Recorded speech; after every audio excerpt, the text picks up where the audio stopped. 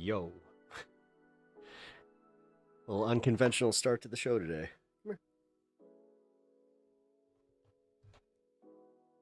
Wow, it's actually working. Heck yeah. Okay, right, now I'm gonna do a proper start.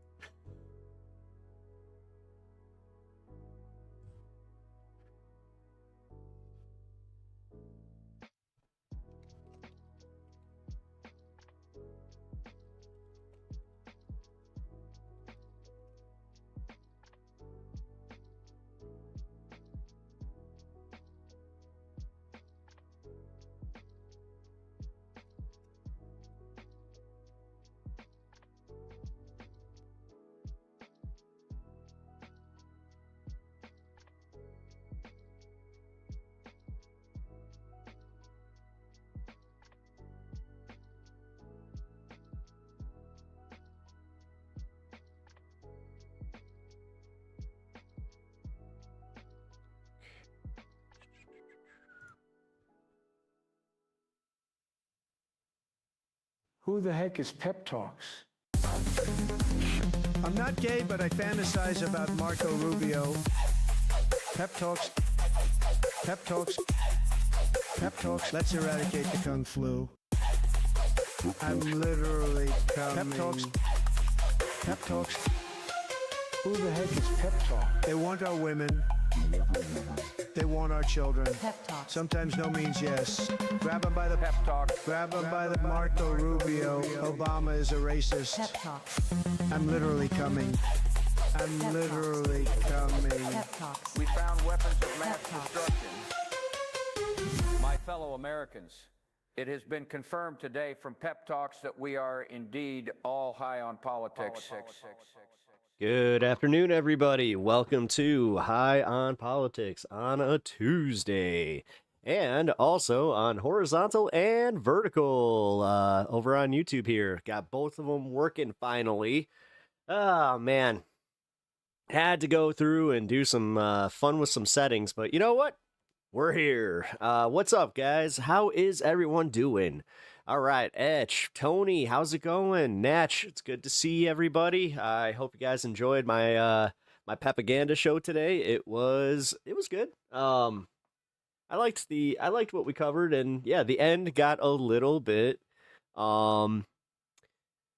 what's the word I'm looking for? Real? Like, it was very real because I've been very open about how I feel about the Cat Abu Ghazaleh situation, and I don't think that I had brought that to the This Space audience yet. So yeah, there was a little bit of spice. But I've been looking at the COLBERT. Okay. After I got off stream yesterday, we were watching that video that kind of brought up the Cobain thing again, and how there's new information. I kind of felt like I didn't get enough info from that video, so I went into a deep dive. That was a problem.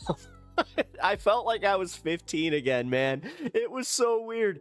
Like, I'm not even kidding. When I was like 15, I had like the biggest obsession with figuring out like the Kurt Cobain and Courtney Love, dynamic, and how there was, the guy that got hired, then all of a sudden he wound up dead, and like there was so much there.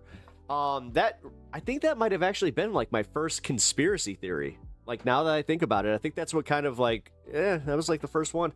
Yeah, man, like, we're back to it. It's so crazy. Get your heart-shaped boxes. Hey, speaking of, still got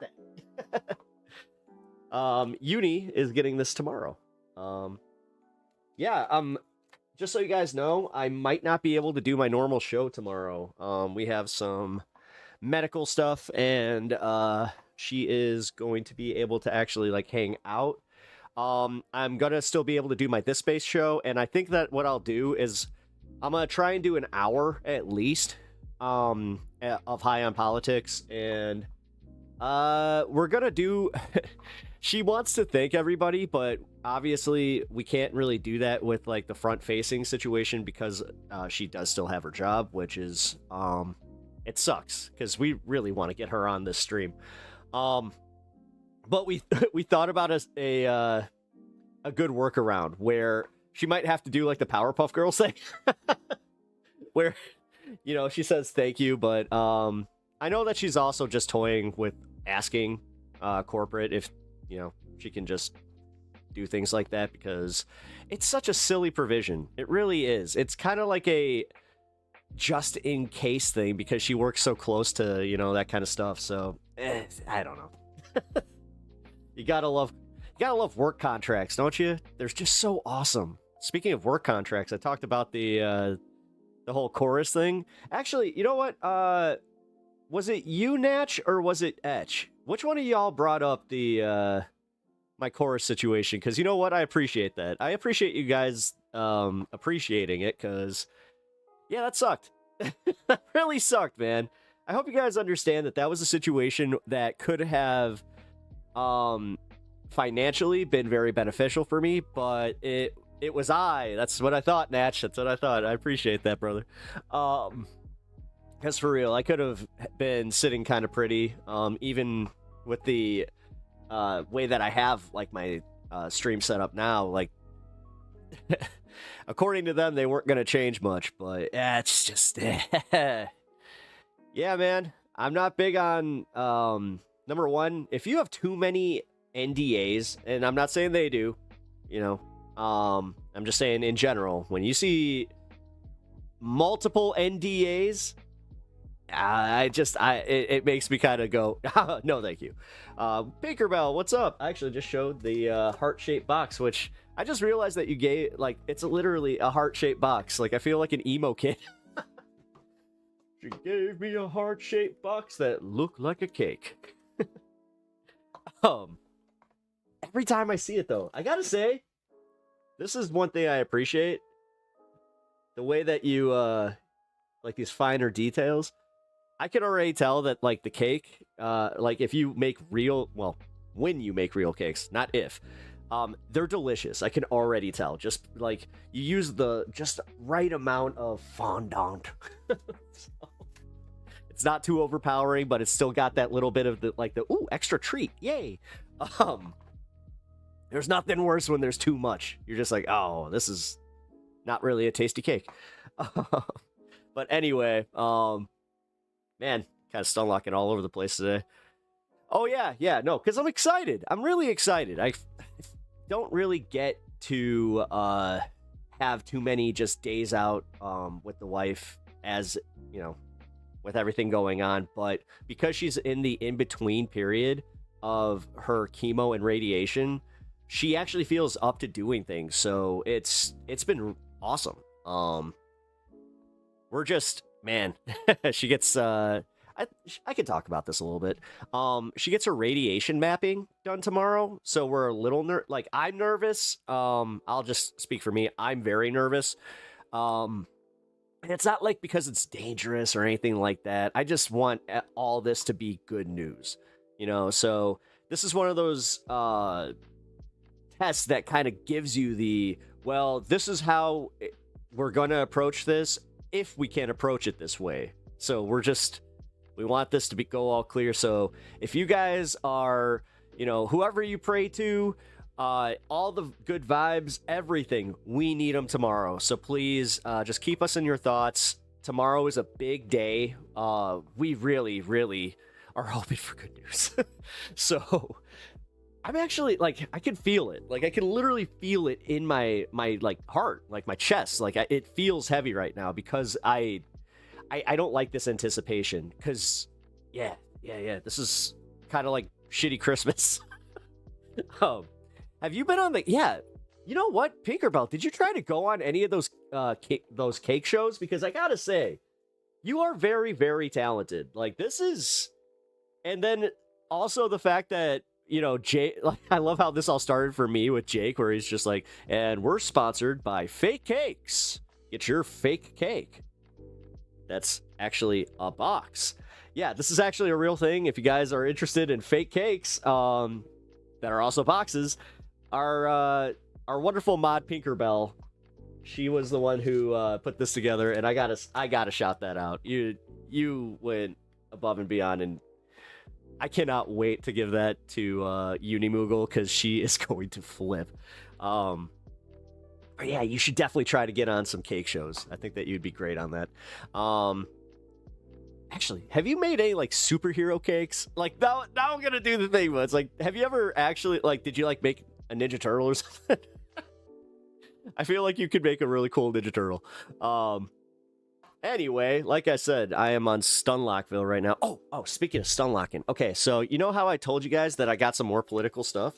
Well, this is the one that I was kind of waiting for. So here it is, the APAC candidate. They finally started getting her stuff out because she was the only one missing from any of this shit. Democrat Laura Fine has won the toughest fights against big insurance, corporate polluters, and anti-abortion extremists. But yes, this is the APAC candidate for the Illinois 9th. So we shall, we're going to make sure that she does not get in office at all. And she's the one that's tied with Kat Abu-Ghazaleh. So, which I talked about at the end of the last stream. Well, not last stream. Propaganda. But I was talking about how, at the risk of beating a dead horse here, how she's not perceived as well as she is nationally. Her national attention and her national popularity is much bigger than it is in the place that she really needs it to be. Because unfortunately, guys like Dan Biss have done just the basic shit of showing up. Like I'm really, really disappointed that she has bailed on multiple campaign events. Now, everything with me aside, like realistically, I'm not that important to this. I'm not. Like, she just needs to earn my vote. Because when I think about it, how many of you guys live in my district? There might be one or two viewers, which surprisingly, small world even. But yeah, those are the ones that she needs to really worry about. And unfortunately, I keep saying this, she's not getting to those accounts. So we can sit here and bitch about how, you know, Laura Fine has APAC money, and that APAC money is being kind of funneled into getting local ads, like local targeted ads to like HBO Max and any of these streaming services, where Kat is focusing too much online. Yes, it's too online, because not only does she have the perception, because she's 26 years old, which I'm not big on the ages thing, especially like in your mid 20s. You're not an idiot. You are an adult. But because she's focusing too much online, and she does have an attitude of, oh, I don't need that. Like to blow off campaign stuff that's in your district to focus on, I don't know, like I'm not saying she did this one specifically. I'm just saying, like, as an example, like going on Hassan's stream instead of focusing on doing your canvassing here or whatever. Like, I'm just saying. And like I was really, really upset about is the fact that she blew off a campaign event that was going to cater to the older crowd. It was going to be a bunch of the older people that are in the district. So this was one of those times that she really needed to do this. But if she's already looking at it like she failed or like she can't gain that vote, then I don't even know what she's doing. Like, I'm sorry. I have to be honest. So my intent is still to vote for her in this primary.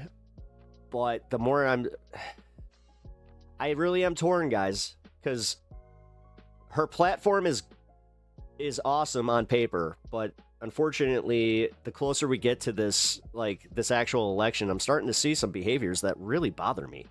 And then I brought up how, for me, and this is where I will bring me into it, I may be I'm obviously a smaller channel. Like, it's not like I was mentioning this. I'm not going to make or break her campaign, which they could even see it as like I'm too, like 420 oriented, all that kind of stuff. So, but if they said that, that'd be great. Instead of just ditching. Because, like, this is the most irresponsible thing that they did, is the fact that they bailed on me when they had already set up interviews. And I gotta say, the most egregious one was the second one, where I had booked time out. Again, dead horse. But it was disrespectful as hell. It was completely disrespectful. And, you know, I brought this up where, how am I supposed to feel like she can represent me if she can't even, like, do the basic, you know, showing up for something that she committed to? Like, I'm really big on integrity and, being there, and part of, like, being a man of your word and a man of integrity is, or a person of integrity is literally, like, being a person of your word. Like, you have, if you say you're gonna show up for something, you show up for that. Unless you are literally fucking dying, you show up for that.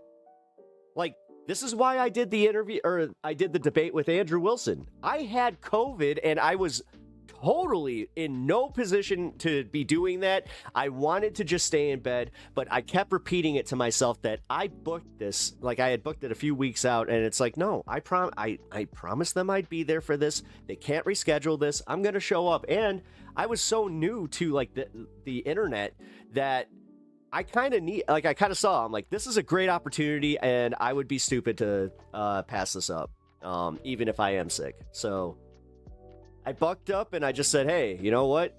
If I gotta puke, I told him that too. I'm like, if I gotta puke, you see me dip down, just make sure that you black out my can for a minute. So, for sure, your word is your bond. It is.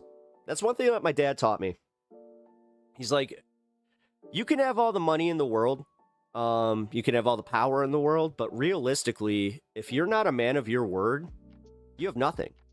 Because like you said, your word is your bond, and people, you know, like, you should strive to be respected, not just, like, powerful. You should strive for respect. That's something that, and like, being an honorable person is, you know, commanding respect. Like, that's something we're totally just abandoning. Like, Donald Trump has made that just, it's a bad thing. It's the same way that they weaponize, you know, God, what's the fucking word I'm looking for? Empathy. I'd be sick if I saw a cake on the table and noticed it was a box.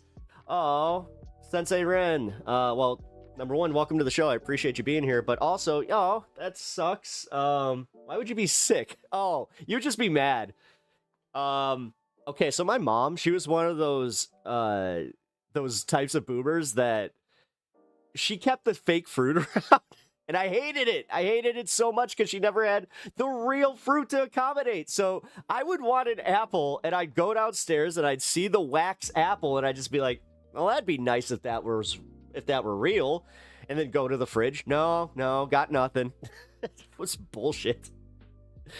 If anything, that's why you should not have wax food. On top of the fact that, yeah, of course, you always got that one person that's always going to try and eat it. Exactly why I hated Trump in the beginning before I knew. Yeah, and that's the thing. Like, anybody who knew Trump, like, as the apprentice guy and just, like, as, you know, the person that he is and the businessman that he was, knows that he's a piece of shit. Like, we just know. You know? Like, that's... Ugh. You'd think that would, you know, actually matter a little bit more, but whatever, man. We're in the post-truth era, but we're also in the post, you know, fucking having just integrity era. Also, just so you guys know, I did not intend on starting the show at 3. I was dicking around with the stream. I wanted to try and go live, but then I thought about it. I'm like, might as well just start the show. So if I seem a little bit lifted, yeah, I am. I had me a nice little garage Mary Jane cigarette. So, God, I need to find the new terms I can use. Because, dude, okay, so we have to call it J's. J's, B's, Bingers are still okay. But, yeah, there's some other stuff that apparently we have to be more careful with. And if they put 420 on there, like TikTok did, I'm going to be pissed.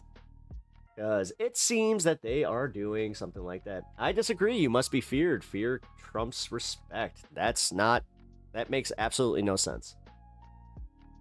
Because if you're feared, you're not respected. Like, no, having respect.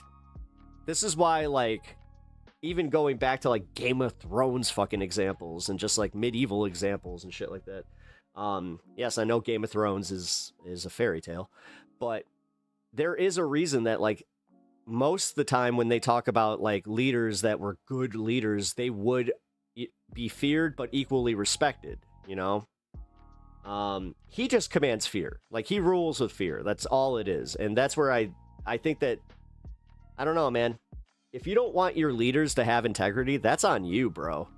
Like, don't be surprised when they just fucking throw you to the wolves. Like, that's part of the problem, man. Also, actually, this is the problem. The fact that you don't want a good person to be your leader, that's fucked up. That's genuinely fucked up. But laughter lettuce, the giggle grass, the funny ferns, the laughter lettuce. There we go. All right. A left-handed cigarette. Well, it's the way that they've been disingenuously using, oh, you are a British cigarette. Kirk, what's up, dude? Like the new profile pic, by the way. How you doing, brother? Hope you're doing well. God. Trump forever. Wow. So you think that, like, do you guys think that these people don't understand what mortality is, and just the fact that eventually he's going to be gone, and that if he does leave it, we're in a, like, an autocracy or any of that shit where it's just like, oh, we keep moving on to the next Trump, then what? what? That's not America, man. Like, this idea that you have, like, a small contingent of America that's more than comfortable with just doing away with elections, having a Republican rule forever. It's fucking crazy to me, man. And then they claim to love America. I just don't get it. Yeah, Obama 2028. Yeah, that's right. I forgot. Yeah, anytime that we see Trump 2028, Obama 2028, because that means that there's no more term limits. So that means that we can just go back to voting for Obama. Woo! Right? That's how that works. Oh, by the way, 420. Oh, yeah, that's right. New York. Or, you know, that East Coast. No! No, not the... It was almost the yellow light of doom. Anytime that this thing flashes yellow, it means that it's having a defect. Oh. Got past it, though. But what up, Josh? How's it going? Also, Sylvie, how's it going? You're at work? Oh, cool. I know what you're doing when you get off. Gonna hit that bus and then...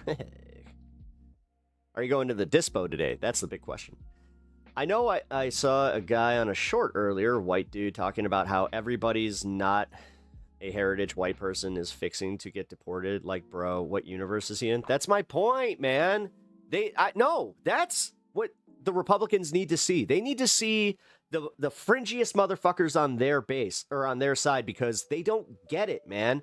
Like, MAGA women do not understand that, like, in MAGA land, they will not have the right to vote. They will not have the right to get divorced, and they're going to probably go have their finances locked down too. So, you are, haha, Bloodstone, hell yeah. Can't believe I called that. You ever tried to clear a clog and accidentally? Yes, that's actually what I did. Yesterday? I think it was yesterday that I had that happen on stream, where, like, it wasn't pulling, and then all of a sudden it hit me. I was just like, whoa. Great place for that to happen, by the way, because that's one of the ones that hit me where it was just like, oh no, it's like it's the brain cavern. It's like, oh, hello. Laughing my ass off, right? We too can spew about MAGA type BS. How about Obama, Clinton, Biden, 2028 through 3026, 1,000-year rule? Hell yeah! Preventing married women from voting is actually going to kneecap the Republicans. Yep, I think I brought that up, didn't I? Like, most the millennial women that I know, they aren't, like, even if they're married, they didn't take their husband's last names, but The ones that I know that did are Republican. So, yeah, take that for what it is. You look poor. Thank you, I guess. I mean, my wife has cancer. We've already gone through all our funds because we live in America. So, yeah, technically I am. So, I'm just a poor boy stuck in the American healthcare system. And I did everything right, by the way. Like, I did everything right. This is why every single one of you should be afraid of getting cancer. Like, for real. And I mean, like, obviously you should be afraid of getting cancer anyway, because cancer sucks, but, no, you live in America. If you live in America, I hope you don't get sick, man. Because guess what? I don't care how much fucking money you make. James Van Der Beek is a perfect example of that. That's why I freaked out when I did. It's because James Van Der Beek, being a multimillionaire, he needed a GoFundMe for $2 million. Well, his family needed the GoFundMe for $2 million because they they had already gone into bankruptcy from just keeping him in his treatment. So I just don't understand the people that don't think it's ever going to happen to them. You guys have, like, the people that think like that, I'm just going to say it. I hope it hits you. Like, fuck you. Like, I'm done protecting the worst people, and I'm done doing, like, and I know I've been saying this, like, I've been an advocate for everybody, but I'm getting to that point where it's just like, no, now I don't want to protect your right to free speech anymore. Like, I don't want to protect your rights to anything anymore, because fuck you. Like, you literally have told us that you want us to disappear, you want to lock us up, you want all that shit.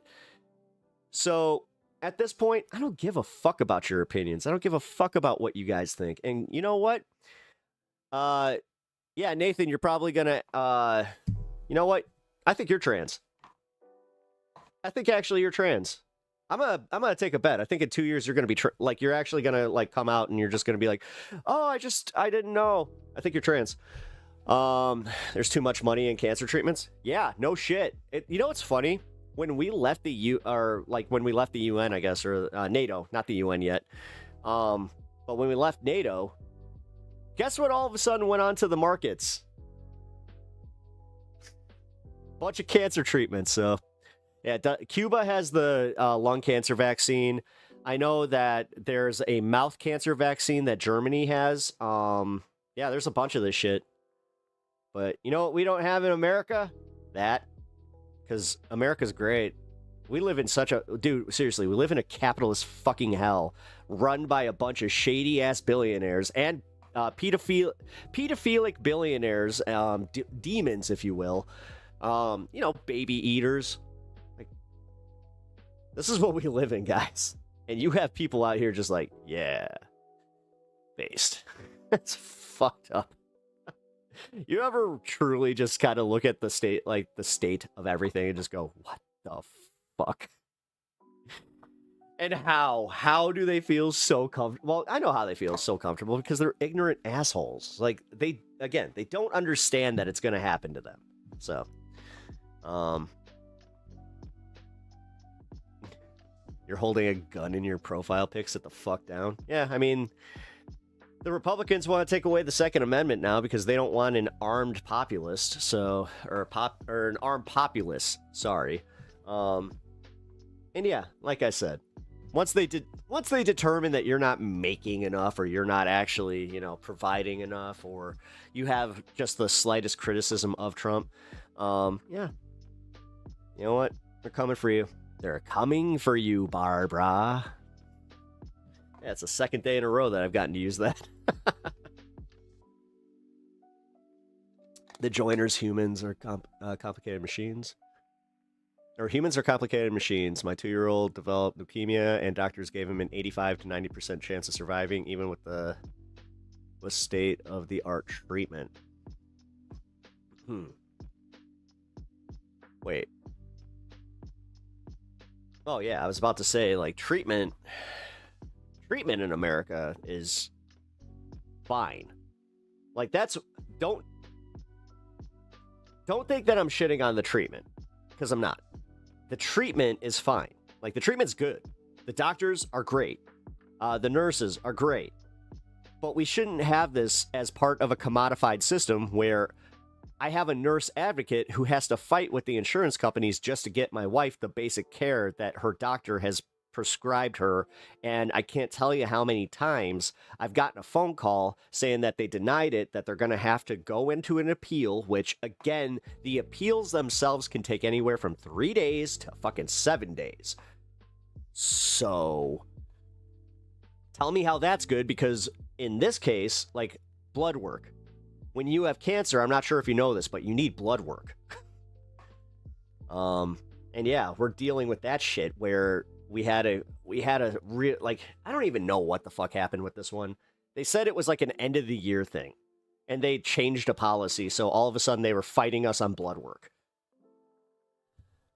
Ethan, Kate, oh, I'm really sorry about that. Cancer's horrible. Thank you, man. Appreciate that. Yeah, no, it's awful.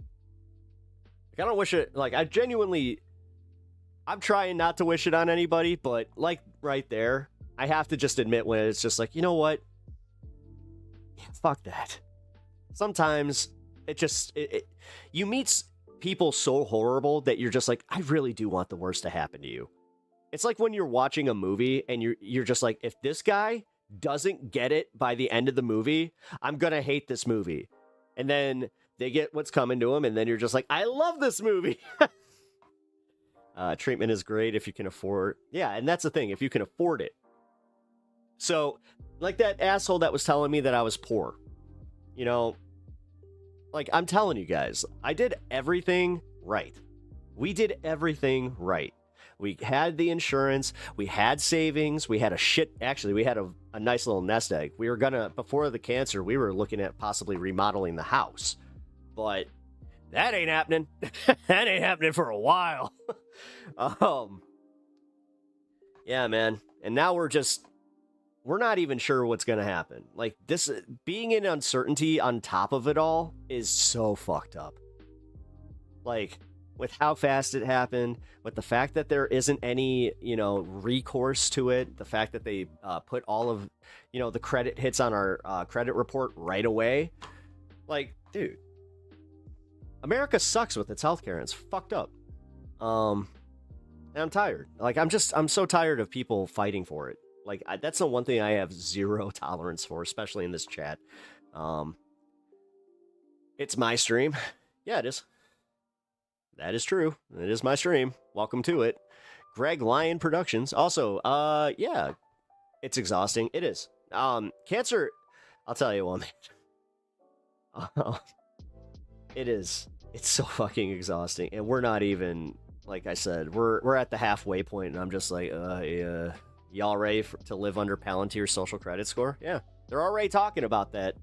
Openly, by the way. That's the craziest part.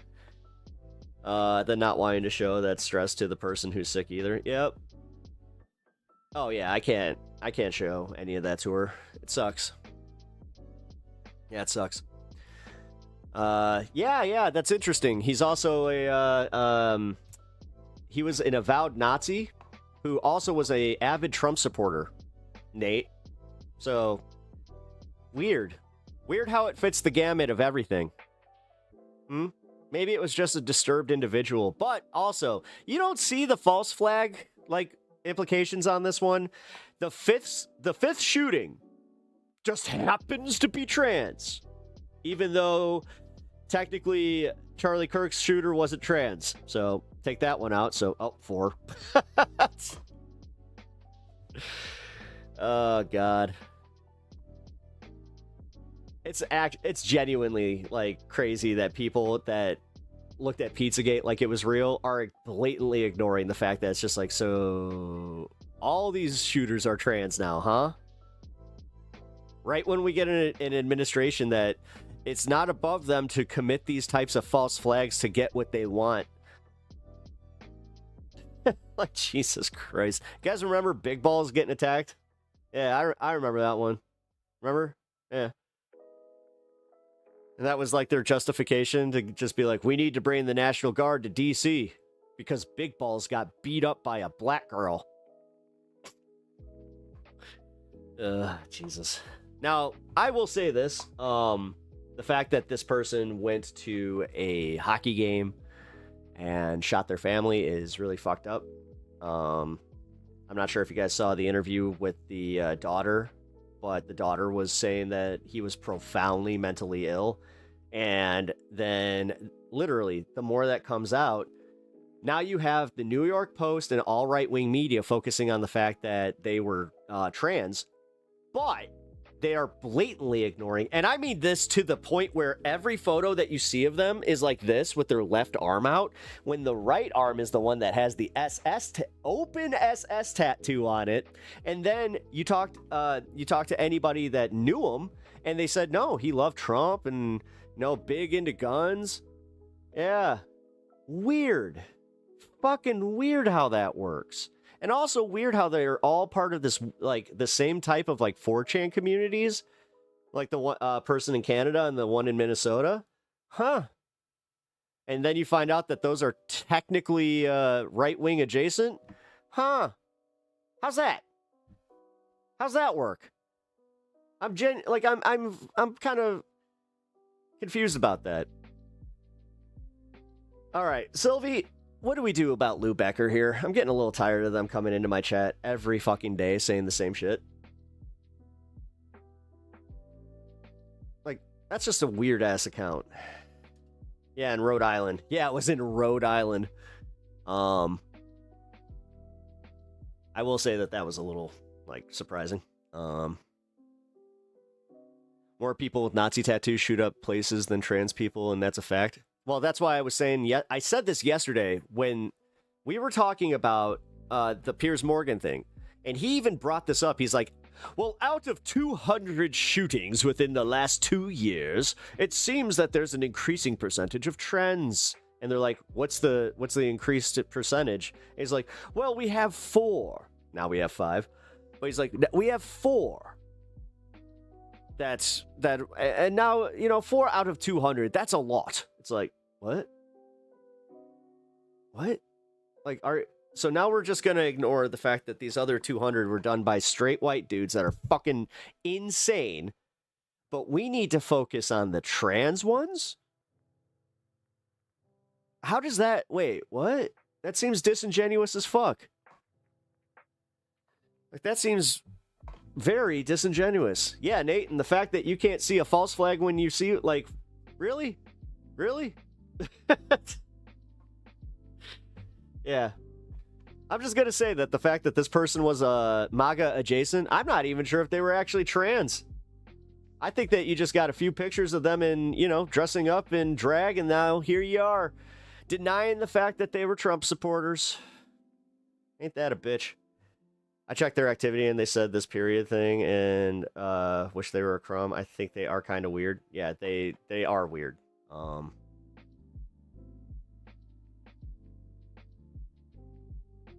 At this point, just, I don't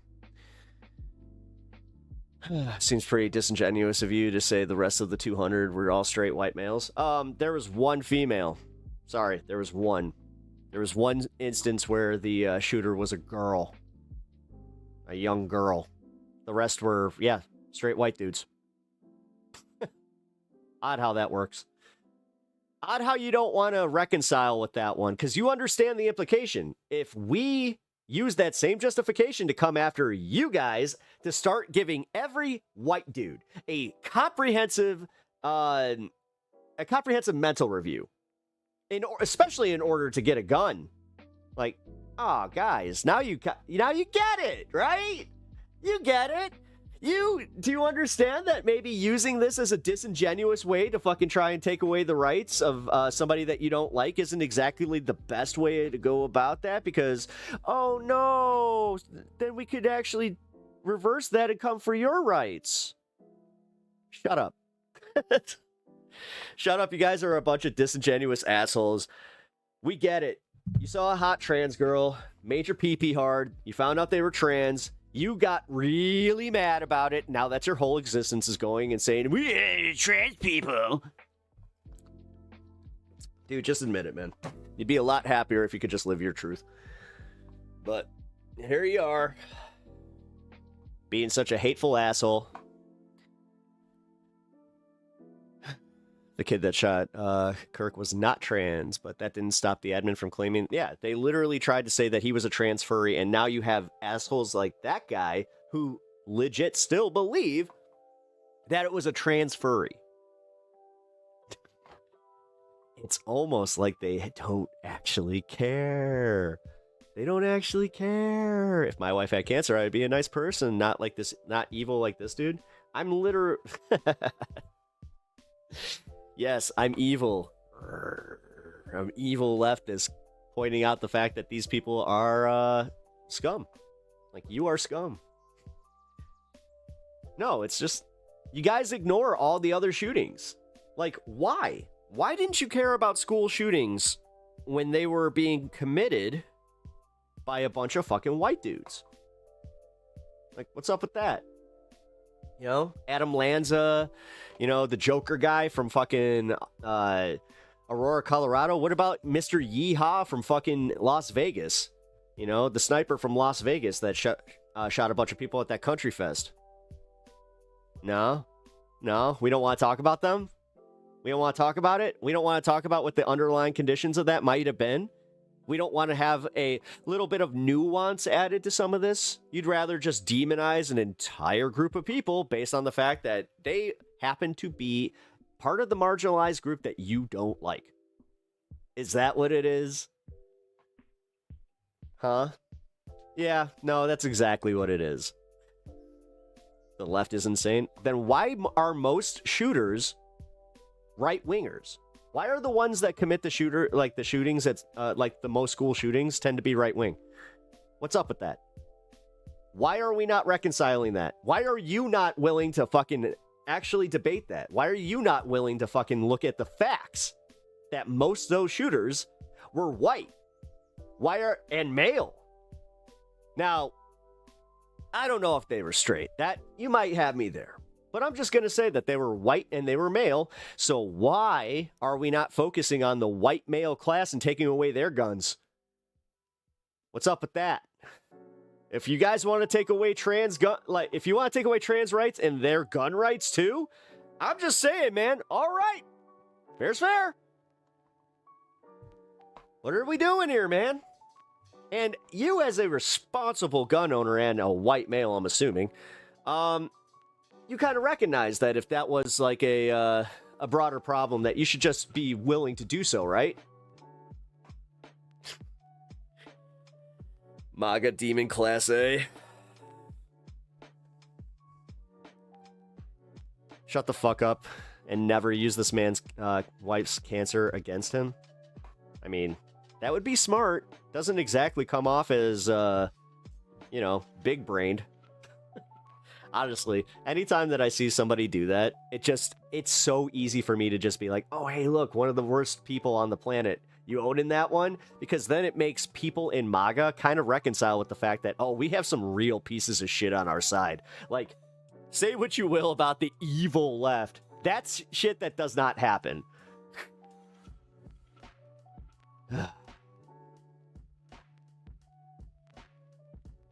Actually, you know what? And I'll also say this. If it does happen, you will watch us fucking disown that person so fucking quickly. Like here, I disown tankies. Fuck tankies. If you're a tanky, fuck you.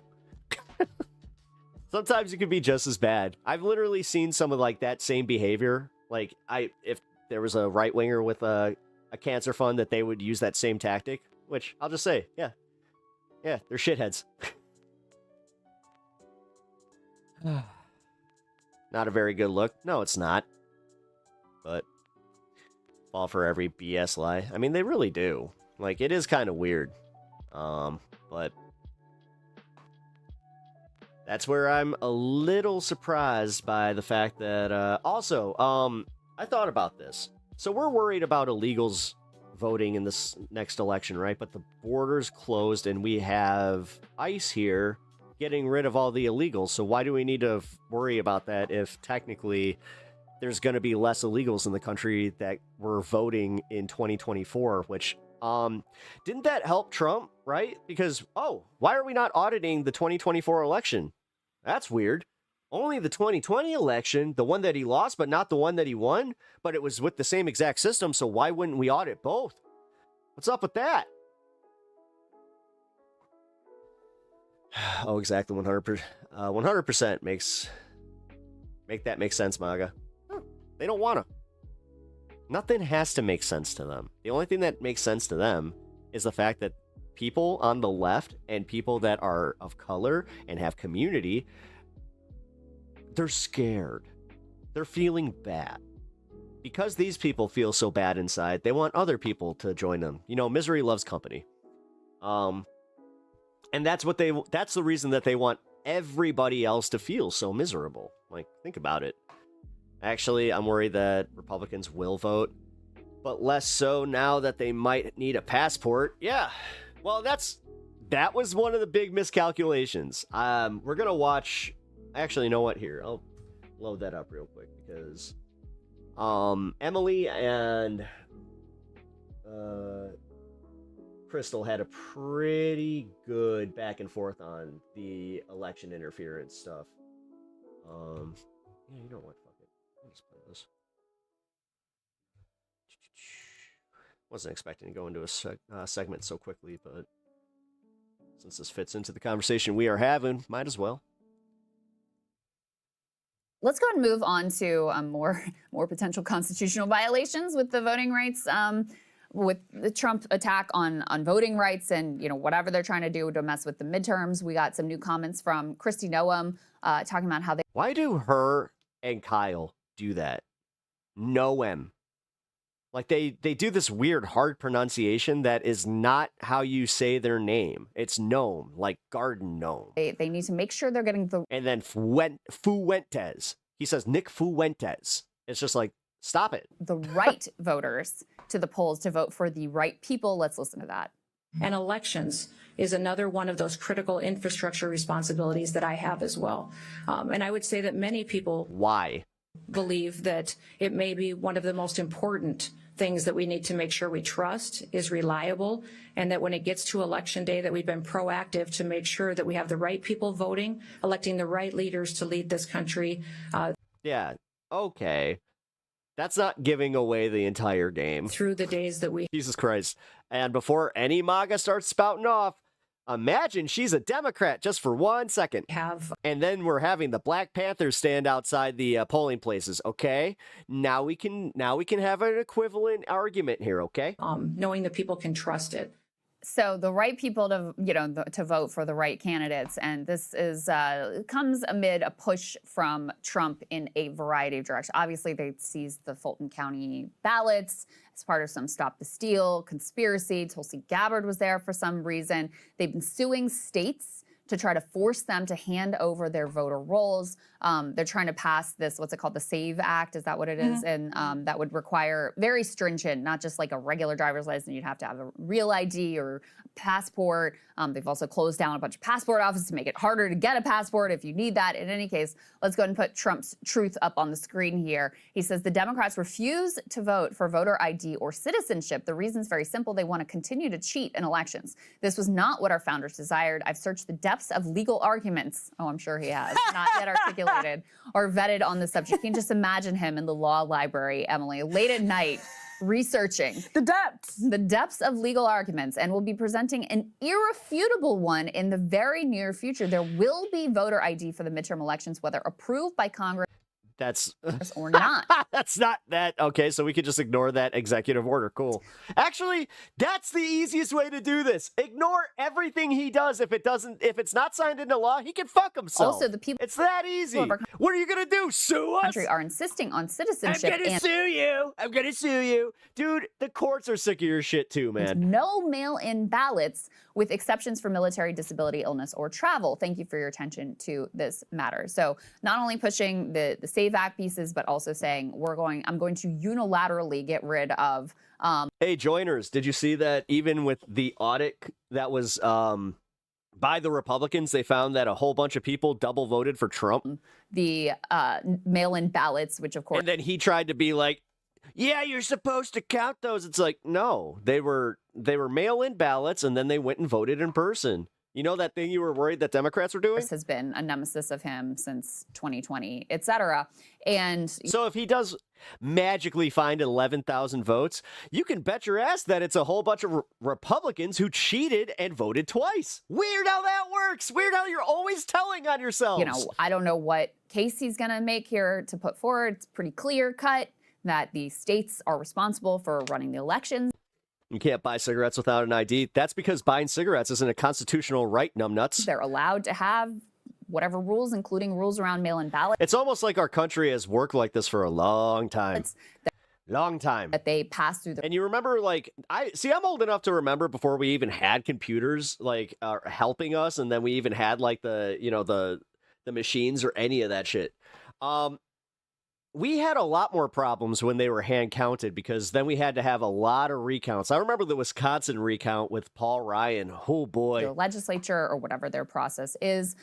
So we'll see here, but this clearly comes as he is engaged in, I think, throwing whatever he can against Trump just trying to steal elections. It's okay. The wall to try to mess with the midterm elections as his approval rating continues to plummet, and he recognizes he's in trouble in terms of, you know, how the population feels about him, how they feel about the Republican Party, and how the midterms are likely to go. Yeah, I mean, because it's pretty easy. Our system has weeded out anybody that's either double voted or citizen, like this whole non-citizen voting thing. Even the non-citizens who have gotten confused, because there are certain states that allow non-citizens to vote in like local elections. I know that Illinois is one of those. And we have had situations where they show up to the federal polls, but then they're denied. I watched this happen at one of my polls where this lady was confused. She was just like, "Oh, I thought I could vote." And they're like, "Are you a citizen of the United States?" She said, "No." And you just watch these poll workers just roll their eyes and go, "No." I hate the way Trump... Also, it can be tied back to your Social Security. It can, like, if you have a Social Security number, then you have the right to vote, period. Talks about elections, and part of that is because of what we were discussing even with ICE, which is that I tend to think they're... No, honestly, if you guys want to have that type of voter ID, then the government needs to fucking provide it for free. There's some real concern. Nothing can fucking impede on it. So if they want us to have a passport, all right. Free passports for everybody in America. I mean, so subsidized by the government. Citizens can vote in Washington, D.C. elections. For example, I live in Washington, D.C. I think that's wrong. Right. There are other laws that allow non-citizens to vote in elections around the country. I don't think that's right. And I think it's also, how many of you guys actually have a passport? In a sense that people should have to show IDs. Everything is real ID now, unfortunately. Real ID is something that most non-citizens can actually get. We do allow them to get driver's license. That's why Trump doesn't want them to have driver's licenses. So that stuff, which is also fucking super dangerous. There's a question of federalism and the power of the states, to be sure. I don't have a problem at all with the SAVE Act. I think actually it could help boost people's trust, and especially... That's almost weird. Like those Democrats that showed up to beat up black people were actually the party that swapped to Republican in the Great Transition. It's almost like you're ignoring one major part of history. MAGA people's trust. That there was a transition between the two parties, and you're still trying to do that thing where you're just like, nope, Lincoln was a Republican. Not your type of Republican. In elections and in a way that's ultimately healthy. On the other hand... Fine. You know what? Fuck it. If that's the case, then no, we're Republicans. You're Democrats. And you see, we could just do this. No, you're right. Your positions are actually the Democratic ones. You're the Democrats. To act as though this is weird, some sort of significant... Say it one more time, 94 Tartar. Threat. Like that there's... Lies. That in the 2026 midterm elections, there could be a significant threat from non-citizens... Triggered. ...flooding... elections and throwing Isn't that what you guys do? Triggered? To Democrats. That I think is irresponsible. And I think it's partially irresponsible because, again, you do have non-citizens who are being able to register to vote. And so then you may have problems where people are registered to vote and vote not just in the local election, the federal election. That stuff does get confusing. So I think partially it's irresponsible because there's a legitimate problem from my perspective, at least. So I hate the way that he talks about elections. I mean, the way Ben Sass put it after January 6th was that Trump had been, quote, playing with fire. in the way that he discussed what happened that November. And I think that's still applies very much so. The impact of the SAVE Act would be that millions of people are unable to vote. And they're just on my horizontal front row.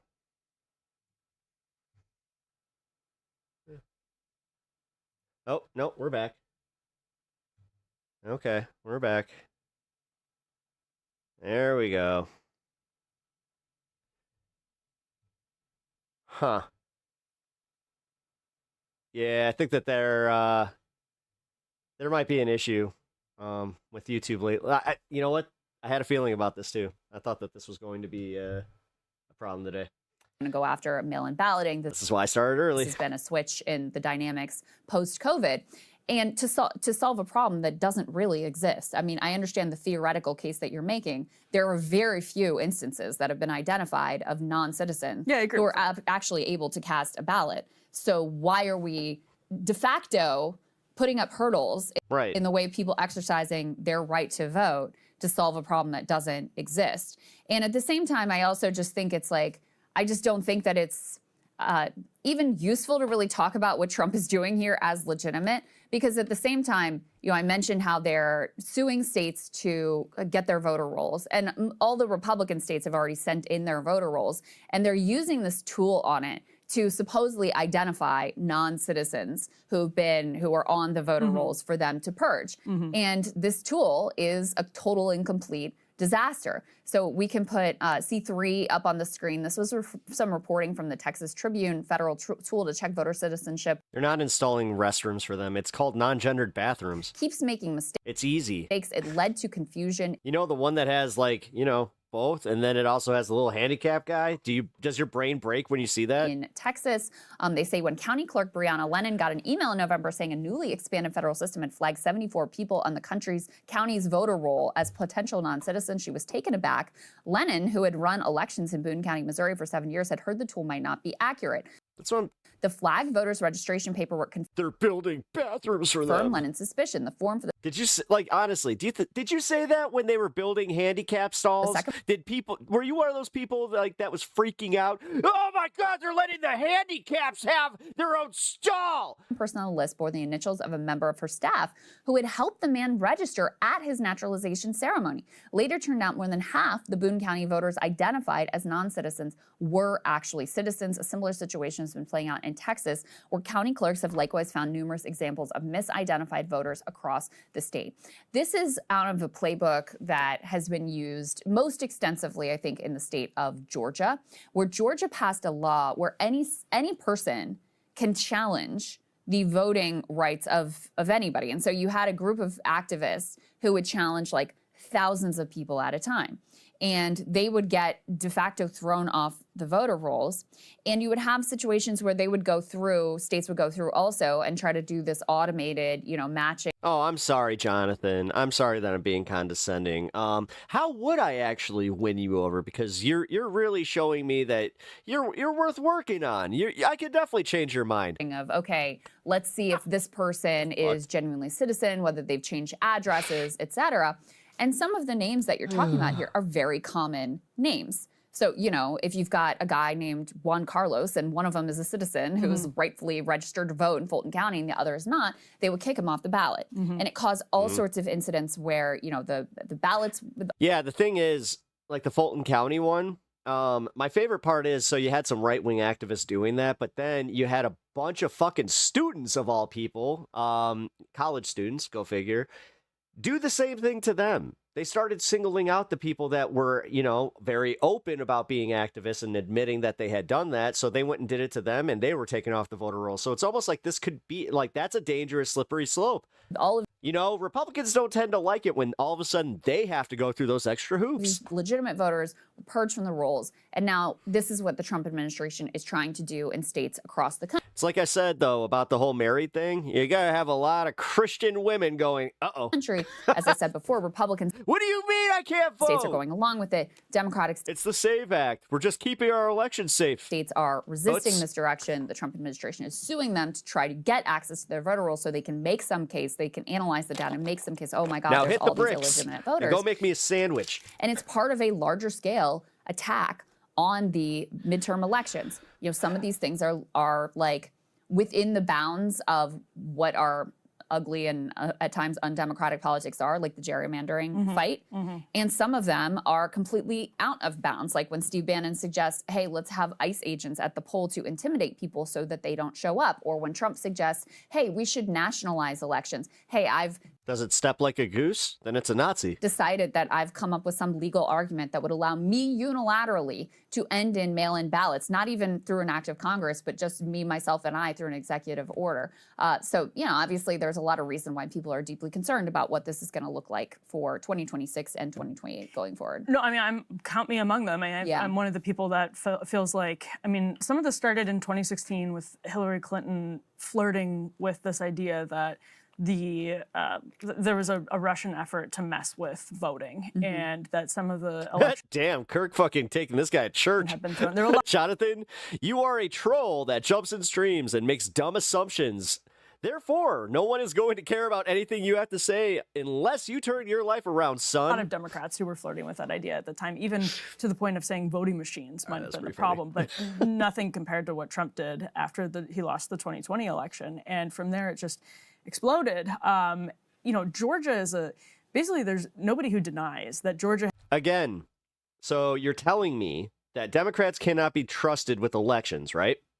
Republicans are in charge of everything right now, and Democrats were in charge of everything when Trump won the election. So if Democrats were in charge of the elections and making sure that Republicans couldn't win, then why would they let Trump win? You make no sense. Had so many people who It's almost like you know you're full of shit. voted in their prior area of residence here we go. incorrectly, that it was more than the margin, which was like 11,000. There were like 15,000 people who voted that. This isn't MSNBC. And- Jesus Christ, you people are very stupid. Doesn't mean Like, you're proving your side is very stupid. that their votes were not. This is called Breaking Points. This is a Republican that we are watching, but you are just one of the dumbest. Legit. Like, there's an example, folks. Oh, here's my chat. Or there. I don't know. Legitimate. Votes, right? They were legitimate votes, but they were Bye, John. done incorrectly, and that's the type of thing that makes people say, "Oh, fraud would be easy to do in Georgia," and so people lose trust in the system, and that's where I actually honestly think there's a case for Who the fuck are you? the SAVE Act from that perspective. You Willy Wonka over here? You lose, sir. Good day. That You get nothing. you have so many people on the right who now distrust elections. So like it's almost like how Ro Khanna talks about his billionaire tax being Oh, did I hurt your feelings? You don't like having your feelings hurt? You don't like having your assertions challenged? anti-revolutionary. Have you seen the way that people are coming into this chat? Get fucked. Start policing your own, and then maybe I'll start being nicer. There's, from my perspective, a case for SAVE where you have, you know, if we allowed everybody to vote on Fun. their phones, that would be mass This is my favorite part, is matching the energies. enfranchisement. It's like you guys don't like it when the liberal side starts pushing back and they meanie bobinis. Of voting. I don't agree with that. I think voting should happen on the same day, but it should be a national holiday. Everybody should get it off and all that kind of thing. That's not Rip that pen, bro. what Trump is In a pushing, minute. of course. So, yeah, it's partisan politics. Well, There's and a reason the that I- distrust doesn't just come out of fidget. nowhere, and it's not just because like, oh, things were messy in Georgia. I mean, every election, because it's run, because it's federalized or it's It's states. Yeah, Yeah. Real IDs won't count because non-citizens can get real IDs, joiners. States. So, not sure if you knew that. it's not run nationally, and so you're always going to have something weird happened here. The line was too long there. It's Now what? Now you're going to have to go and get, what? A passport? Oh, wait. How long are passport waits? Are you going to be able to vote in your primary? etc. Totally. It's the nature of our elections. The reason that Republicans have lost trust is because Weird. Trump told them that 2020 was rigged and spun up an entire election conspiracy Absolutely. and Yeah. tried to Yes, I'm calling them stupid because they are stupid. put fake electors I'm going to call them stupid because they're stupid. forward and, One more time. incited people to, January 6th and all of that. Well, he was So- platforming Sidney Powell and Rudy Giuliani's Dominion voting. insane, which he continues to do. Yeah. And, Yeah, typical right-wing chud troller. and that's the other piece of this Going into a left-wing stream, gotta fucking make your piece. is you've got Maduro What do you think you're accomplishing, by the way? sitting in prison. And I no longer think that it's crazy at all. No. That Do you think that I'm going to change my mind? Do you think anybody in this chat's going to change their mind based on you guys coming in here? And also the fact that you come in here with the demeanor of a fucking toddler. Imagine. Literally a screaming toddler throwing shit on the ground. Won't you listen to me? They're gonna strike some deal with him where he claims, oh yeah, I totally rigged 2020. You're right. That's one thing you guys definitely did is you took the energy from Trump, which you guys failed to realize that he also has the same exact energy as a toddler. Hey, you got me. Me and the ghost of Hugo Chavez rigged it against you, and for Biden. And hurting your feelings is not what radicalism is. That is a pretext to say the whole thing is fraudulent. It's all rigged. I'm declaring some sort of. Don't teach them something too complex. Their head might explode. You ever seen that scene in Scanners? National emergency and trying to seize power. And it's an open question how much he's able to get away with. But that's what he's constantly testing. What can I get away with? Yeah, I think that's right. Can I get away with sending in the Can I get away with the third term? Can I get away with the third term? Can I Obama 2028 get away with seizing, the ballots in Fulton County and spinning up this If he wants to be on the ballot, fine. Thing and sending in Tulsi Gabbard? Can I get away with if that's something that we do not prepare for, then we deserve to fail. With having ICE go to the polls and intimidate people? He's constantly pressing like, where is the limit? Dude, you're not getting liberal tears. You're getting liberal pushback, which is why you're so fucking afraid. Where's the limit? You activated us, you dumbass. The limit, and then he'll have. And he keeps doing it even more and getting more independents to actually rise up too. He'll get checked like he did. Obama 2028 in Minneapolis and have to pull back a little bit, but then he'll just continue pushing forward. Yep. Obama's coming back, guys. We're going to get another Obama as the president. And this term, he only has people around him who were in support of those most maximalist aims or who are actively, like Stephen Miller, in favor of the most maximalist. Guys, it's working. Approach to the I hate the fact that this is working, but it's working. These things. I found it very Hey, Jason. Obama 2028. When he told the New York Times, I regret not sending the National Guard in to seize the ballot boxes. Oh, yeah. There's as much proof that if that Obama's a pedo as Trump, right? So 2020, but I don't know if they'd be up to it. My guess is that I guess that's what he thinks that ICE would be up to. Something like that. And that's why, they've got so much funding. That's why they have DHS secretary talking about it. That's why the DHS secretary is talking about it. Exactly right. Yeah, no, I think that's true. Let's put this ProPublica report up on the screen. Speaking of Georgia, the headline here is the conservative researcher being linked to the FBI seizure of election records in Georgia. Their lead is a conservative researcher whose theories have often been rejected by Georgia election overseers and who once pleaded free thinker, rest in peace, Jesse Jackson. Hell yeah. Guilty to a misdemeanor charge of voyeurism, is emerging as a central figure in the investigation that culminated in the FBI's shocking seizure of 2020 election records from Fulton County, Georgia in late January. That's what Crystal was just referencing with Tulsi Gabbard. Yes. So this is a total crank named Kevin Moncla. He's a lesser known crank than like Sidney Powell or Mike Lindell. Yeah, I didn't even know his name. Some of the well-known cranks from 2020. This is a lesser known crank. Who I think is affiliated with that. Yeah, it's funny. Your Hunter Biden witch hunt actually made him cool. Stop. I would have never even cared about Hunter Biden, but dude's got a fucking massive piece. He's ripping fucking rails off of strippers' butts. Like, dude. Still affiliated organization, the Election Integrity Network, which has been very My guy's living the influential in life. terms of personnel placements within the Trump administration. And here you guys are just like, "Whoa!" And so not only are they relying on this guy whose theories are, of course, completely discredited. He's so corrupt, he's having fun. Oh, by the way, he was found guilty of. Meanwhile, ignoring fucking Don Jr.'s little fucking. This voyeurism charge for putting cameras in his own bathroom to spy on the house guests that were staying with him, including. Airbnb, right, or something? Oh, no, they were in his. Wait a minute. Hunter Biden 2028. What are we doing? In his house, in his own bathroom, including 2 young children.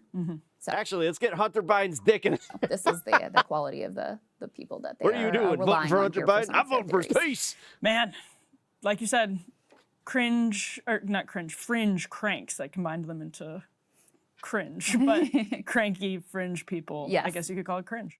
Hey, if you like that video, hit the like button or leave. Ew. Ew. I hate that she thought she came up with something there. That was ew. Okay. All right, let's get into this a little bit. CBS hits back at Colbert over his claim network pulled plug on Tallarico interview. So are they denying it? Like what's happening here? CBS released a statement on Tuesday hitting back at Stephen Colbert, who hosts the Late Show on the network. Colbert claimed on Monday night that CBS's lawyers directly told him he could not air his interview with Texas State Representative James Tallarico, who is running in Texas's U.S. Senate Democratic Party against Jasmine Crockett. Or primary. He was supposed to be here, but we told him but we were told in no uncertain terms by our network's lawyers, who called us directly, that we could not have him on the broadcast, Colbert said during his show, then added, then I was told in some uncertain terms that not only could I not have him on, I could not mention me not having him on. And because my network clearly does not want us to talk about it, let's talk about it. CBS hit back on Colbert's claims in a statement obtained by Mediaite. The Late Show was not prohibited by CBS from broadcasting the interview with Representative James Tallarico. The show was provided legal guidance that the broadcast could trigger the FCC equal time rule for two other candidates, including Representative Jasmine Crockett, and presented options for how the equal time for other candidates could be fulfilled. The Late Show decided to present the interview through its YouTube channel with on-air promotion on the broadcast rather than potentially providing the equal time options. Again, that does not apply to late night hosts, surprisingly. But you know who it does apply to? Right-wing radio, like WLS. So, they might want to be careful with this one. Colbert explained on his show that the FCC's equal time rule was the given reason for the Tallarico interview being yanked off the air. He instead ran the interview on the show's YouTube channel, which is not under the jurisdiction of the FCC.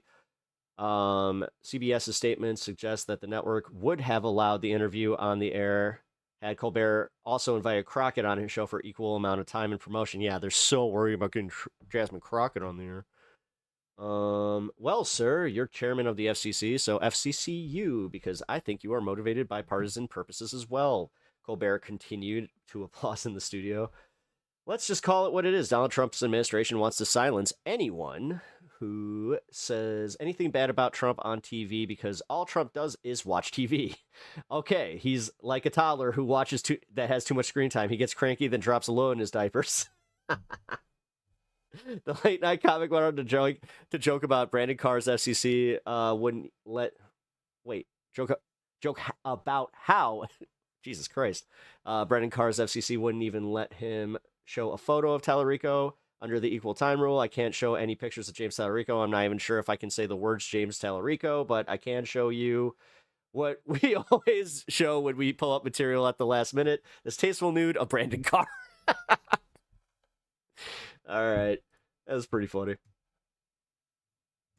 Let's see. Oh, yeah. Sir, Warner reopens talks with Paramount, setting the stage for potential bidding war with Netflix. Yeah, so this isn't over. Pay attention. God, I hope antitrust takes over on this one. Whoa, look at the puppy. All right, I was not planning. But look at him. Look at him. Oh, that's the perfect flight right there. All right, Hakeem Jeffries and Chuck Schumer are not meeting this moment. I could get on. No, all right. So Hakeem Jeffries has been a massive fucking disappointment for the Democratic Party, I got to say. But, man, actually, hold on. I just realized that this isn't the interview that I wanted.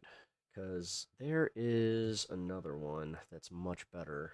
Actually, funny enough, it's another Breaking Points take.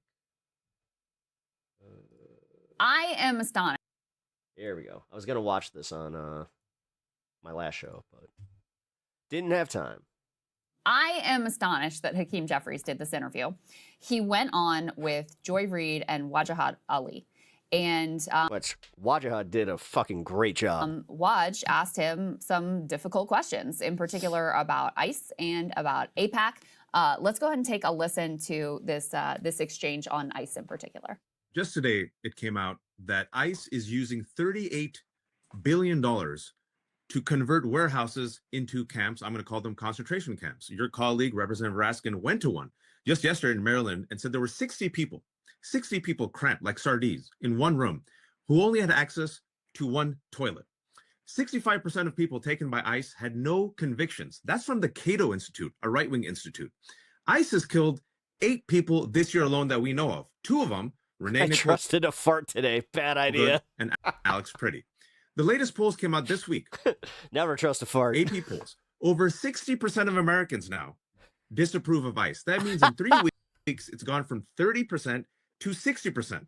Now, David, you got me on that one. I'm going to be a bit blunt here. Leaders lead. And what we've seen is people are impressionable. If you lead on something, people will follow. It seems the wind is behind your back for the first time ever. ICE has a history. CPP has a history of terrorizing Black and brown communities. People are asking themselves, why are we, our taxpayer dollars, paying for masked, lawless men to terrorize our communities, kidnap people, take children, and kill Americans? So I ask you, and I'm doing a following up to Joy, because I want an answer to this. You said you want to rein in ICE. I'm talking about the long term now. Why not lead and say abolish ICE? Because what you're telling us is you want our taxpayer dollars to pay for a lawless masked armed agency to this is a little different than defund the police too. Continue terrorizing our cities. Actually, that would be the way to approach this, is say reallocate funds to local PDs so they can actually, we can do this the way we used to. And I'm trying to figure out how you, as a leader, can be telling Americans that their taxpayer dollars should be going to ICE. I don't understand anything that you just said. When I spoke English. I don't understand anything. I just spoke in English. That you've just said to me. Fucking dude. When I've made clear Hakeem Jeffries is such an ass. Should be used to make life more affordable for the American people, not brutalize or kill them. That's the whole reason we're in this fight right now. That's the whole reason the DHS is getting ready to shut down. That's the whole reason why you agree with me, Joy? Thank you for the sub. Appreciate that. Abolish ICE. That is listen, I'm going to use the language that I want to use. You can use the language that you want to use. I don't understand anything you're saying. And I mean, what Waj is saying there, that is the overwhelming perspective of the Democratic base, by the polls, like overwhelming perspective. And you know what? I would respect it more, frankly, Sagar, if Hakeem Jeffries just came out and said, look, no, I think we need ICE. Here's why. We need immigration enforcement. I believe it should be done differently. That's why we're doing X and Y and Z. But no, I don't think we should. But the fact he tries to not say anything or pretend like he doesn't understand the question is just so utterly embarrassing and disgraceful, and is emblematic of why him and Chuck Schumer have absolutely lost the trust of the Democratic base, and why they don't have influence to push the party any longer in the direction where they want to take it. Yeah, I was very confused by that answer. I don't understand what you just said. I mean, I think he may have been prickly in reacting to the extremely long-winded political speech / question that he was being given. But don't be a freaking baby. Yeah, no, this is the other This is the thing about Josh, I comprehend English. Politicians deal Don't with be it. a baby. Deal with And they're such like, and that's the thing with the Democrats. Thank you. Point, like, Spanish too. They're such baby. They're so afraid to go on somewhere where it's going to be confrontational and someone's going to be mad at them and someone's going to ask them a hard question. Like, shout out to Alyssa Slotkin for wanting to come on here. You know Right, what? yeah, and again, 100%. shout out to Roe, who goes on Yes. anywhere with anyone, anytime, and gets all kinds of shit and the hard questions all the time. Like, don't be such a baby. It's okay for people to disagree with you and argue with you. Like, have a worldview and be willing to stand 10 What he toes should down have on said it. is, I'm not going to fall for a Republican trap and give them the same weapon that they got on defund the police. I am He's already got a better answer. horrified by that's God damn it. It pains me to say this, but fucking Sagar just came up with a good answer. like, why am I able to give a better answer? I'm Seriously, why? No. horrified by ICE taxing. No. I won't fund it. That's why I'm standing up to President Trump right now. Oh and you're my talking out God, here the on- fact that this is the guy that's taking the opinion of the opposition, and he's giving Hakeem Jeffries the right answer here, where it's just like, dude. Yes, boom, done. Okay, end of story. Yeah. We're gonna make sure that none of this ever That's happens again. And infuriating. then when we win the Congress, every one of them will be dragged here before us. Blah blah blah blah blah. I don't even believe any of that. I can't be able to give a coherent answer.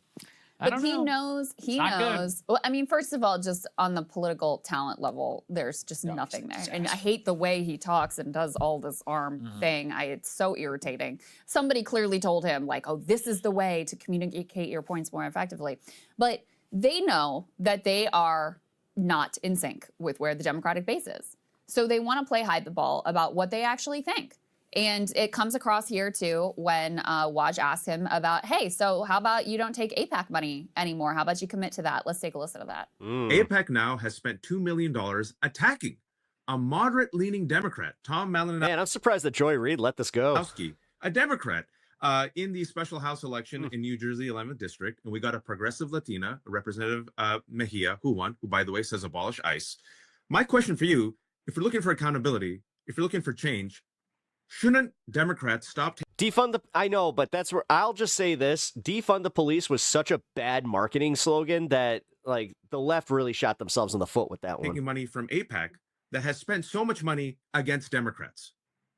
Or the Dems, actually. Listen, everyone's going to have to make their individual decision. My view. Actually, you know what? I truly don't know this. Who started the defund the police stuff? Was that technically like farther left stuff, or was that within the Democratic Party? As it relates to Democrats. Cheers, everybody. 420, my local. Incumbents, first of all, is that I will continue to stand by every single one of them, whether that's Alexandria Ocasio-Cortez on the one hand, or the most conservative, moderate Democrat on the other, who's sitting in the Trump district, and at all points in between, right? It's not all about youth. Technically, he's a young guy. That's what I'm going to do as House Democratic leader. Now, He's just in terms of how people individually fundraise, I'm proud of the fact that my average contribution amongst the millions of dollars that I've been working hard to raise for my own reelection that I use to help elect Democrats in other parts of the country is $27 per contributor. That's my average contribution. That's probably the lowest. The fact that you could break it down to $27, why do I have a feeling that's not exactly small dollar donations? In the Congress. And so now everyone is going to raise money from their own constituents in different ways, and their own constituents are going to have a variety of different. I think defund the police was a right-wing slogan. I kind of feel that way. Perspectives on a variety of different issues. But make no mistake, there's a big difference between Democrats and Republicans, and we're seeing that right now. Will you stop taking money from AIPAC? I'm going to continue to raise money. You snaky fuck. In the same way that I've been raising it, where the average contribution from millions of people across the country. $27 was a Bernie thing? Yeah, I know. Is $27. And Act Blue just took it and ran with it. $7 per contributor.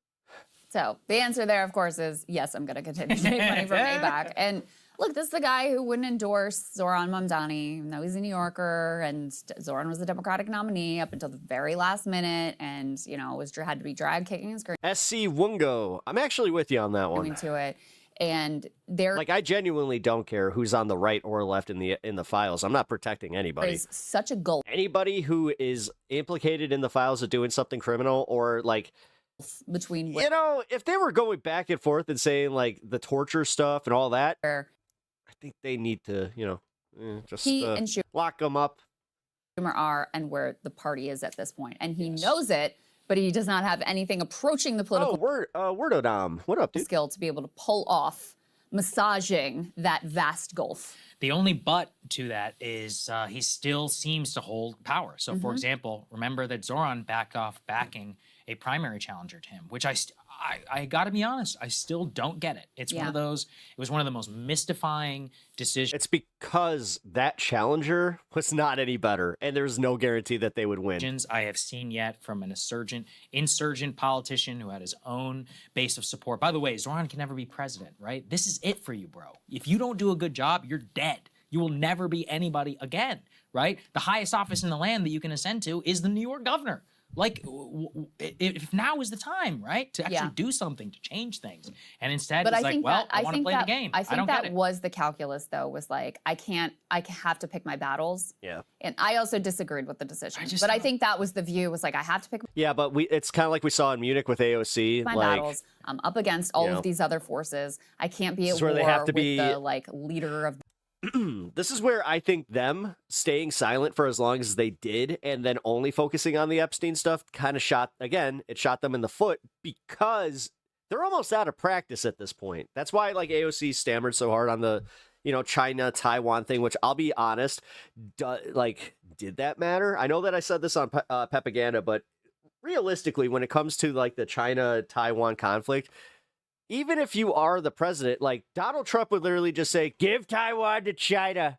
Like, and people would just accept that shit. So that's where I'm not going to play the game of over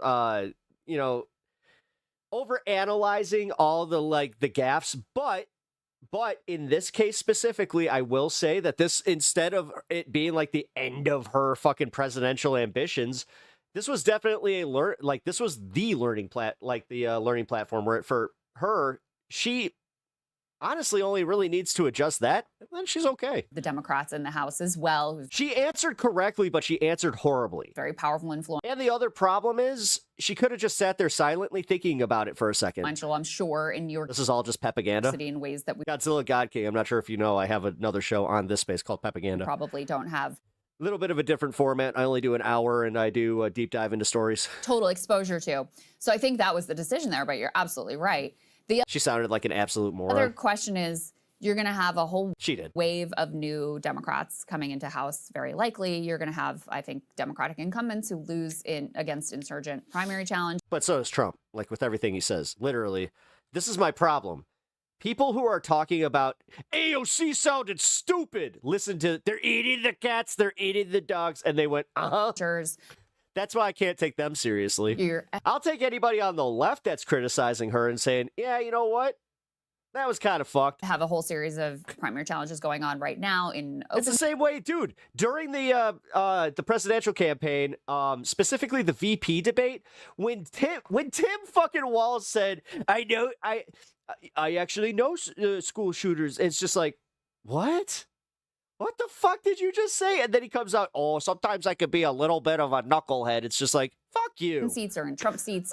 You made J.D. Vance, Little Smokey, who doesn't exactly have great communication skills, look good. Where you've got good job. A lot of wind in the sails of the Zoran or AOC or Bernie style candidates. And so what are they going to do when they decide, who they're picking for leader, especially if it's a narrow margin and he can't afford to lose that many of them. That's a great, look, lay down your marker, because all evidence seems to suggest that they're not going to do anything. They'll probably vote for it, but we'll see. We'll see. Maybe some of them will actually stick to their word. Okay, let's get to Anthropic. I mean, let's hope that they actually do something different. Like, god damn. Unfortunately, with AOC, the problem is, we're kind of waiting. We're just waiting to see if there is a better candidate to come out of any of this. I know that, Ossoff, people were saying maybe Ossoff, AOC, Newsom AOC would actually probably be a winning ticket, but my biggest problem is, can we just elect a woman already? I'm at that point. Fuck this, man. We really we're one of the last nations to do so. And we're hitting our 250th, anniversary or whatever the fuck. In 250 years, not one woman. Okay. Pritzker, I hope not. I hope that he stays as our governor, even though I think he's about to hit his term limit, which that would suck. But, actually, let's see.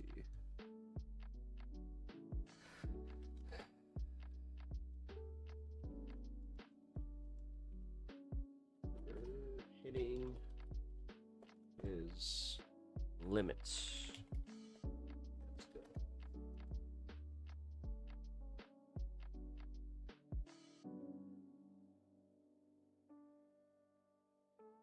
Oh, we don't have term limits. Oh, shit. I didn't know that. I thought that we were one that had a 3-term limit. Well then. I hope he does not run for president. I hope that he continues to be our governor. He's actually pretty effective, I have to be honest. Now, if he could sign some fucking legislation, the nice part would be actually to get somebody in the Illinois House to start, passing some bipartisan, tax cuts for the Illinois constituency, because I'll tell you what, everybody in this state bitches about taxes. If you don't bitch about taxes, then honestly, you are just being a mouthpiece for the Democratic Party, and that's stupid. I'll be right back, catching a guitar stream. Hell yeah, man. Guitar streams are cool. I like the fact that you, watch different shit than just, political news. That's kind of cool. Also was POC veteran that used that logic. It was your shot. Clinton blew it up. I know Vance is the one that told him cats and dogs. Was it? Was it actually Vance that told him they're eating cats, they're eating dogs? JD told me. Oh, man. I used to live in Illinois, or in Indiana. Yeah, Illinois tax rates are crazy. They are. They're stupid. Like, I survive here, but I don't know, man. There are the occasions, like, I'll go to, like, Tennessee, and I'll go to other places, and I'm just like, you know what? That sucks. I went to Minnesota, and they don't have a sales tax there, and I was just like, oh, that's kind of nice. But then I did kind of I found out that their property taxes are insane, and I was like, oh, that makes sense. That makes sense. Oh, Florida. Fuck Florida. You guys get hit with everything else. Like, they add all the extra costs to everything else. Everything, dude. Everything in Florida was so much more expensive. I have to say, that was crazy. Like, they definitely apply it.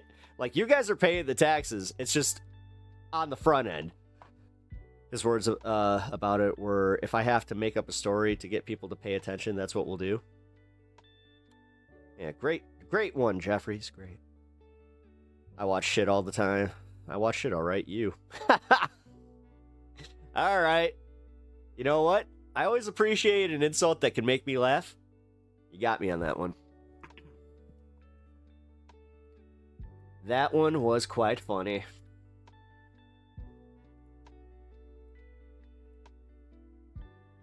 All right, let's see. Where are we going? There we go. Let's go to this. It's time for my favorite segment of this show, Money, Power, Politics. And in case you missed it, the president declared victory. Money, power, politics. Over the affordability crisis. Oh, wait a minute. She's covering for Stephanie Rule. I was about to say, I'm like, wait a minute. Money, power, politics. That's Stephanie Rule's thing. Yeah, it's the 11th hour. Now that might be. I like Stephanie Rule. News to the more than 60% of Americans who are very concerned about the price of healthcare, housing, and food. And normally we spend a lot of time in this segment looking at all the ways Trump's policies are impacting your finances. But I want to take a moment to look at things Trump has promised to do about affordability that aren't hitting your wallet. Like $5,000 Doge dividend checks. There we go. Or $2,000 tariff dividend checks. Oh.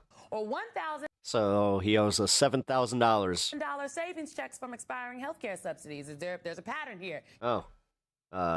Catch on. You remember? So $9,000, huh? Remember those? Uh-oh. Okay, folks, those checks never arrived.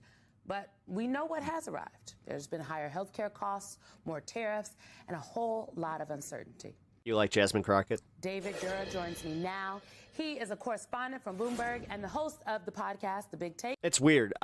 Because I'm in like a contested district that like a lot of people have opinions on, I kind of feel the same way, like with the Tallarico and Crockett thing, where I'm just like, oh, wow. And John Harwood, a veteran Washington correspondent, distinguished fellow at Duke University, and columnist for Zatea on Substack.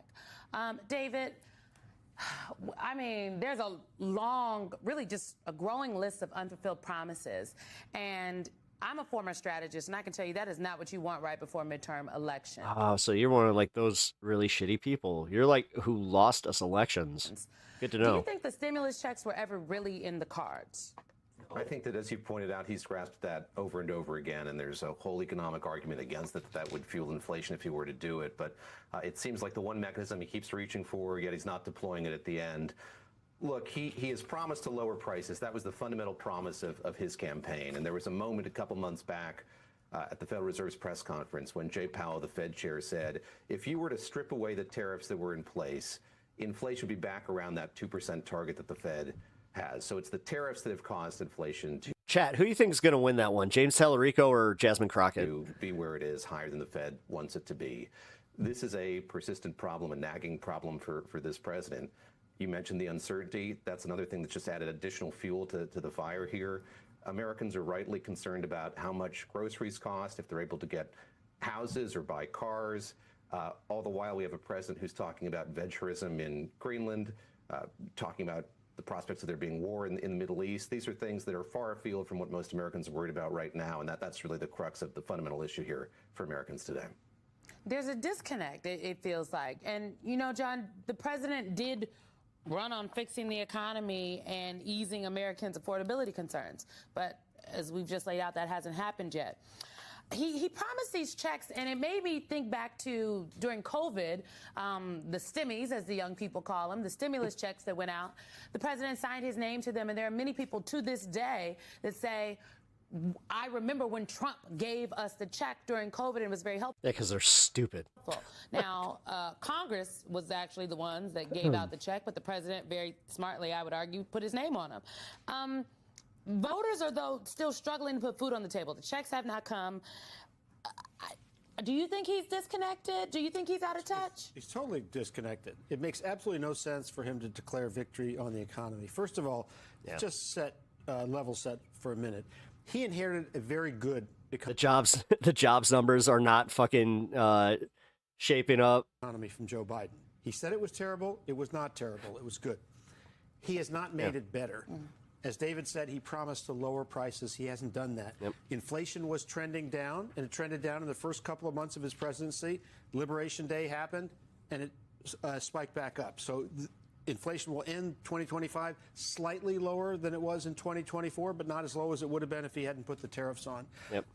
That has injected uncertainty into the economy. Yeah, if he actually allowed them to get to like 1.9%, I'll tell you what, man, he'd be in a very, very successful position. 2.4% is a little bit better, though. I will give him that. The job market has... Not that it's really his fucking fault. ...dramatically cooled down. It's not as easy to get a job as it was before. It's not a terrible economy. We're growing. We're not in recession. Unemployment remains relatively low. But the point is, it wasn't bad when he got it, and it's not better after a year of his presidency. And that is not the story that he told. You just better hope that the fucking AI bubble doesn't burst while it's in the middle of an election year. Well, people are not feeling it in their wallets at the grocery store. I mean, beef is up about 15% right now. David, Philip Bump has a piece for MS Now, and this is what he wrote. That elderly Americans are the ones propping up this economy. There's growing demand for health care aides and nursing home and retirement care, but basically everywhere else, hiring is stalled. So what is happening here? Because health care is key, and I mean, it is expensive, not to mention the fact that there are so many people right now that, because of the changes last year, they can't afford their health care. There are many people that are going without. As you know, few people are better with charts than Philip Bump, and it's a great piece because he looks at the decline that we've seen in public sector jobs as a result of the president and DOJ cutting all of the federal jobs that we've seen him cut over the last couple of years. He talks a lot about there being a renaissance in manufacturing this country that has not come to pass. And so when he drills into the data there so well, he sees that there has been this growth among healthcare workers, home health aides, and it tells this story of demographics in this country, that's where the growth is. That's important. I don't mean to diminish that people need that kind of help as they get older, but really what he has promised, and we've talked about the promise of lowering prices, another promise here is kind of wider gains in the job market. And what you see there in stark relief is that's not happening. We're not seeing a whole lot of growth, certainly not in the public sector. No, we're at major risk of just being in stagflation for the next 3 years. In other parts of the private sector, it really is confined to this one space here of healthcare and home health workers and to an extent some education jobs as well. And Simone, there are two ways in which this underscores, what Philip wrote about underscores the ways in which Donald Trump's mass deportation agenda is unwise, not just on a moral basis, but on an economic basis. Where do those home health workers come from? Many, many of them are immigrants. And we need that labor force to take care of the growing number of boomers who are retiring. The second thing is, fuck them. All those boomers who are retiring, let them take care of themselves. I thought they had kids to take care of them. Wait a minute. I thought that the whole reason to have kids was to have them take care of you when you get old. So why the fuck are we talking about like, oh, we need all these home health care people? Or getting Social Security and Medicare. No, I thought that they had kids. Why the fuck aren't they taking care of them? How do we finance those programs? We need taxpayers to finance those programs. The generations behind America, us, me, the baby boomers, are not numerous enough to continue funding those benefits. We need those immigrant workers, and the president seems to be acting on the basis of a belief that if the country becomes less white, it's a less satisfactory country. But economically, that is not at all the case. David, I mean, I just don't understand. The numbers are Read the First Amendment there, Lexi. very clear here, right? You can like Jesus all you want, but I'm just telling you right now, a Christian nation is a myth. Sometimes, There's a reason that our founding fathers were pretty adamant that we didn't have a national religion. you know, when you work at the White House, you kind of get mired up in the data from the NEC and the meetings and whatnot. It's almost like some of us actually do care about the Constitution, but yeah. But literally, if you just go outside and talk to any You're a freshman? regular Jesus person, Christ. even people that seem to be doing very well in this country, they will Fuck, man, you're about 2 years away from your political reckoning, but if you're already at the point where you have political opinions, I actually genuinely worry about your generation. tell you they feel Like, you guys didn't have the ability to just not think about this shit? That's squeezed crazy. and they are struggling. So I am actually struggling to understand how they could be so disconnected from what is going on. Makes me wonder if your parents are that way. And if they are, if you're one of like those types of kids that like follows what your parents are, We're ugh. hitting at the heart of the matter, and that is consumer sentiment. The way Gross. that people feel about this economy isn't good, and that's got to flummox people who are in the jobs that you had previously, those who are Nah, I just like to talk. I understand in the that. White House. Otherwise, I wouldn't be here.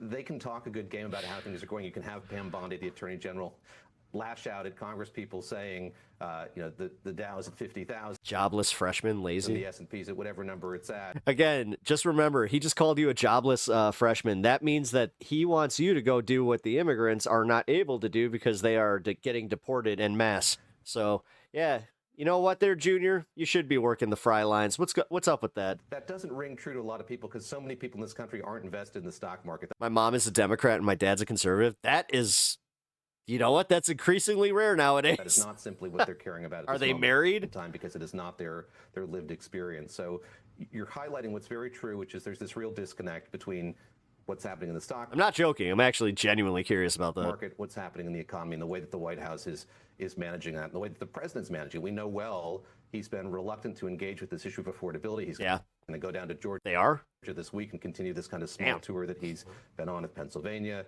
Wisconsin, and other states. But again, it's not a term that he's eager to embrace. You had a job when you were 13? That's technically illegal, dipshit. Because simply put, the number. Let me guess, you worked for a family business. The data don't. That's usually how that works. Trust me. My parents had a family business that I was also working for at a very young age. To match up. It's almost like, you should never. That's my top advice. Never work for your family. I don't care how old you are. Never work for your family. With what he's saying on the campaign trail. And Simone, the Cancer fund, huh? Imagine that. I'm gonna have to look into this one. Go ahead. Narcissism prevents him from being connected with ordinary Americans. It's very well documented all over. So They're not happy with the state of the economy. They're not happy with him. But he has this sense of grandiosity about himself that he is producing the greatest economy in the world, that he's the greatest president in the world. He wants to slap his name on everything. Meanwhile, our dollar keeps losing value. That is a function of his mental state, and it completely cuts him off from ordinary Americans. He cocked up. All right, now that was pretty funny. I have to say. I always appreciate people that come to my defense, where it's just like, oh wow, I didn't even have to say anything. That was nice.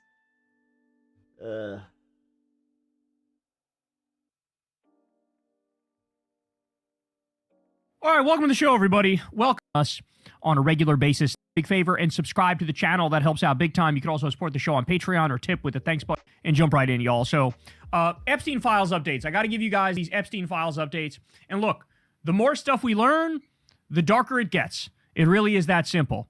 Every time you thought like, hey, we got to the bottom of this, no, you didn't. It gets deeper, it gets darker, it gets worse, it gets just soul-crushing. Hey, Rebecca. When you learn the reality of how this world is run. So let's take a look at this here. Framed photos of little girls, a line drawn between a little girl with a rattle and a skull and bones, and Epstein Reddit is debating whether the last photo hanging on Epstein's wall, maybe Donald Trump. So they put the exact file here. I actually did go to make sure I verified that this is actually true. It's a file that has like 300 pictures in it, but these are some of the pictures. So first of all, can somebody please give me a benign interpretation of what we're looking at here? Is there any possible way to spin this to make this seem less disgusting and less atrocious? But they just say that Trump was the whistleblower, so therefore... I don't think there is. Jesus. So it's literally a picture. I can't believe we live in this era where it's like there's still over 3 million documents that weren't released in this tranche. And then we find out that this was only 2% of all the documents. Like, guys, again, if you want to fucking play the, oh, I don't care what side you're on, I'll do that. But the fact is, too many people on the right are trying to protect Donald Trump. Like they have this cognitive dissonance where they need to make sure that he isn't implicated. So instead of looking at it objectively and just going, yeah, you know what? This doesn't look great for him. Like, he is listed a lot. They'll just be like, no, he's not listed at all. He was actually the whistleblower. It's like, where does it say that? This one document that kind of says it because you talked to a cop. It's like, of a baby holding a rattle, and then there's a line drawn where clearly it's trying to indicate the baby is dead because it becomes like a baby face and with crossbones, like a skull and bones, basically. I think this says exactly what we all think it says. And I think you now understand why there are some files that openly discuss burying 2 little girls in the desert by Zorro Ranch, the evil ranch where, Jeffrey Epstein would run his eugenics. That now New Mexico, in a very surprise turn, fucking, they went over the feds' heads and they just were like, oh yeah, we're investigating the shit out of this. And you guys don't need to be part of this. We have jurisdiction here. Experiments and try to spread his seed and use... Watch the FBI show up and fucking start doing some fuckery over there, though. And then... you guys will probably just be like, oh, yeah, you know what? The feds need to be involved. It's like, young girls as incubators. I'm not kidding. All this stuff is out there. All this stuff. I don't know, man. The Charlie Kirk conspiracy shit that's still going on. Like, I can't believe that more right-wingers are just every day they look at the conspiracy world that we live in. It's like proven that these people are doing this shit. And they're just like, Democrats it. Stuff is available in the file. So the fact that, many people haven't, and shout out to Trump File for finding this, but a lot of people did not stumble across this in the Epstein files, but here's further evidence of potentially murdering babies. We also have this one. Now, I must admit, guys, the first time I saw this picture, I was like, nah, that can't be real. There's no way that's real. Come on. And look, to be fair to me, every now and then, there will be a fake picture of Trump or Epstein and Trump. And, I'm always like, why would you make a fake one when there's like 1,000 disgusting real ones? If anything, you're just helping the other side cast doubt on it by doing fake pictures. So when I first saw this one, I was like, nah, there's no way. There's no way that shit is real. There's no way. Really? There's a picture that Epstein framed of him biting the ass of a child. And then, like I said, we looked it up. It's real. He had it framed. It's in, the picture itself is not, it actually is. There is a file where it's alone, but there's also one where it's zoomed out, and this one is like sitting on like a bookshelf or something, and you can see like. What the fuck? He had that framed? By the way, this is gonna get worse. What the fuck, man? This is gonna get worse. Jesus Christ! Ready? How about this one? Giggling as a child clearly lifts up. I guess it's a girl, and this is the girl lifting her dress and exposing her. This makes me feel physically ill. Like, this is fucked up, guys. Like, what the fuck? Every time. And this is going to be for a while because of the way that they're doing this. Herself. Another thing that Jeffrey Epstein had. You picked a bad day to stop framed. jerking. That's great. And then there's this. Yeah, I picked a bad day to stop sniffing glue, That's how the cards fall. This one, and people are saying they're speculating whether or not that's Trump. It certainly is the body shape of Trump. That looks like It certainly is the body shape of Trump. It's possible that it's not, because this guy seems like to have Trump's almost his current body shape, whereas no, it's the hair too. Back in the day, he was a little thinner than he is now. So I don't know. I'll leave it up to you, but it does look like Trump. It's giving me Trump vibes, and the reason why it's so blurry is because, again, this is like on a bookshelf and taken from a distance in a low light room, so people had to zoom in to try to take a look at it. But again, day after day, there's so many Epstein files. You have millions of files, so people are still combing through it and still coming. Deanna Fisher, hello. Up with welcome to stream. I appreciate you being here. New horror shows. And remember, with all this stuff going on, Kash Patel was the guy who said, oh, there's nothing. If you guys are new here, by the way, can you do me the favor and hit the like button and sub to the channel if you haven't already and are enjoying the content? And we could do, bro. There's really, really helps me nothing. out. So. We can't prosecute anybody. We can't indict anybody. We can't, like, open investigations. Like, but you guys should be doing that for any content that you like, okay? What more would you need? We have people Spread the talking love. about rape. We have people talking about torture. We have people talking about murder. We have just countless examples of, like, open discussions among pedophiles. And there's nothing you can do. Yes, it is. New sub. Hey, thank you. Jesus Christ. The fact of the matter is, it's what Marjorie Taylor Greene said. Trump said to Marjorie Taylor Greene. Yeah, but this is one of the good ones. You're coming out. This is one of the ones that will not give me the popcorn love. It's going to hurt my friends. To which our reaction is, we don't care, bitch. We want if your friends are pedophiles, if your friends are rapists and torturers and murderers, we want them to come down. Oh, it's going to take down the global governance structure. Good, the system fucking sucks anyway. We can build something better. Right now, we're governed by a bunch of sadistic pedophile rapists. Are you kidding me? They honestly look at us like we're... Laxy Gamer, you're believing a bunch of propaganda. He didn't actually call Epstein the most evil person in the world. He said that about Ghislaine, and he said that in 2019 when talking to a cop that had prosecuted the case in 2006. We're subhuman. The billionaire elites look at us like we're subhuman. There's way more evidence to support the fact that him and Jeffrey Epstein were best friends. Meanwhile... Actually, you know what? Fuck this. Because I swear to God, you guys do not see this shit because they don't show it to you. Tell me who's really subhuman if they're the ones who are fucking murdering babies and raping children. All right, how about this one? I just found a smoking gun email exchange between Epstein and a victim that he was grooming that appears to prove that he was faking the ages of girls he trafficked into the States. Quote, you are going to be 22, not 14 years old. He pressures her to watch porn, to take online ESL classes, to send him nudes, and to send him her 3 favorite porno links. I have no idea how else you could read this exchange besides Epstein clearly... Very much did not know him, huh? Just, yeah, pictured with him a couple hundred times. In various states of, of age. So this is definitely, year after year. Kind of weird. Kind of weird that you would hang out with somebody so evil for so long, isn't it? Like, isn't that kind of weird? Where the fuck is that video? I forgot where I put it. There it is. Programming this poor child in preparation of her passing through customs and immigration. And I can tell you... Cyber Demon 1 and James Irwin, thank you for the subs. I appreciate that. This picture of underage girls disguised as adults, likely with counterfeit or fudged papers, is supported by other communiques I've found. So here, let me click on this here. And you can see the underlined portion. Send me your 3 favorite porno links so I can see what you like. Don't be shy. Then take the TOEFL test. You are going to be 22, not 14 years old. So it's almost like he's coaching a 14-year-old. He's coaching a 14-year-old. And you might say, well, Kyle, hold on now. Why would a 14-year-old even casually be emailing with Jeffrey Epstein? That seems like a super bizarre scenario. But you have to understand, in other parts of the Epstein files, there are basically Epstein recruiters where they go to these poor countries, these developing countries, and they find young girls, and in some cases, young boys, too. And they basically, there's a structure here where the recruiters get paid, and then they take the passports of the girl. They promise them, hey, you're going to be a model. You're going to go to New York, and you're going to be a model. You're going to make it big. That's what... Again, this has been, what they've done forever. They do. They hold these, dreams over their heads, and if you're from some impoverished country, from some family that has no money, and somebody comes and they're promising you the sun and the stars, what are you going to do?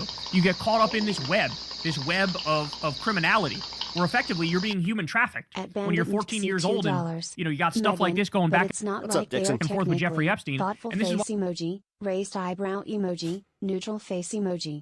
why Epstein had, as I always tell you guys, in Megyn Kelly, in the emails, I believe it was actually, there was about a dozen passports of underage girls, or mostly underage girls, from the post-Soviet bloc countries.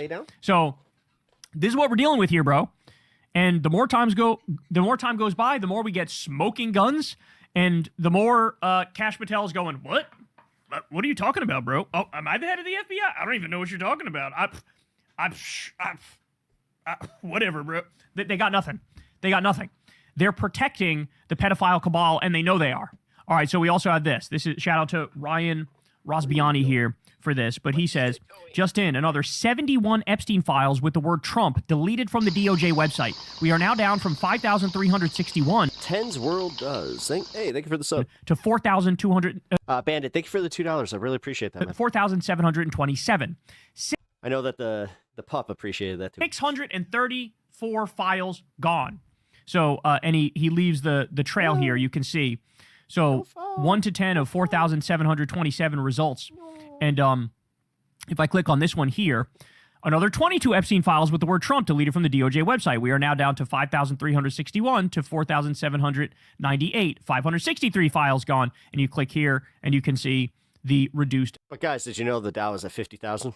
Number. And he just has a whole, you click on this. It just keeps going, where every day it's like they're deleting more and they're deleting more and they're deleting more. And this is something, I mean, we caught them red-handed the very first time they did it, where the FBI released an image that had an Epstein's drawer, and in the drawer there was a picture of Trump and another picture of Trump, and it looked like a bunch of documents related to Trump. Like he had a Trump-specific drawer. And you guys know, you've seen the picture of, like, he has this desk and he's got all of his pictures with very famous, influential political people, billionaires, etc., like celebrities. There was one with him with Mohammed bin Salman, for example. There was Bill Gates. He had pictures with all these people, these high-profile people. He had a literal drawer that was dedicated to Trump. They posted this file. The White House, of course, flipped the fuck out. I'm sure Trump himself reached out to Kash Patel or Dan Bongino at the time, or Pam Bondi was like, "What the fuck is? You better get rid of this. This is making me look guilty. You better get rid of that." And then they pulled it down.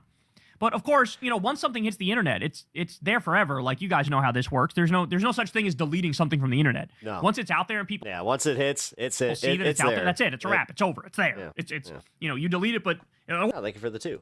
Appreciate that, man. Almost makes it worse in some respect. And that's what happened here. At Bandit MTXI $2. Technically, Trump could be a victim of Bubba. Is they keep Embarrassed smiley face emoji. Deleting more and more Trump files. Like, bro, you're not fooling anybody. We already know how guilty you are. God. Well, Diaper Don, he likes his MAGA cult uneducated. The smart people don't like me. Mar-a-Lago. The educated, the poorly educated, they rule. You know what? They're all they all love Trump. Was invested. I love the poorly educated. Because I can rob them blind and they will take it. They'll give me, I will be robbing them blind and they'll still give me all their money for something stupid, like a Trump Bible. Part of the, I sold them a fucking Trump Bible. These giant marks. Ghislaine Maxwell investigation. They subpoenaed Mar-a-Lago. Oh, dude, MAGA is a cult through and through. Because they said this was like the core the of fact the human is they never criticized the guy. trafficking hub. Like, this is where they and were JD doesn't stand a chance without fucking Trump, dude. doing it from. Bro, I think he's one of the 10 co-conspirators. I'll just say it. I think he's one of the 10 co-conspirators. I think so too. And remember, according to Ghislaine, there were 29 deals made with people, individuals, as part of the Epstein files, where they said, under no circumstances will we come after you. 29 people. Who are those 29 people? Who's our cult leader then? Guarantee. Democrats are the cult. You can't deny. Yeah, okay. You. Who's what's the cult then?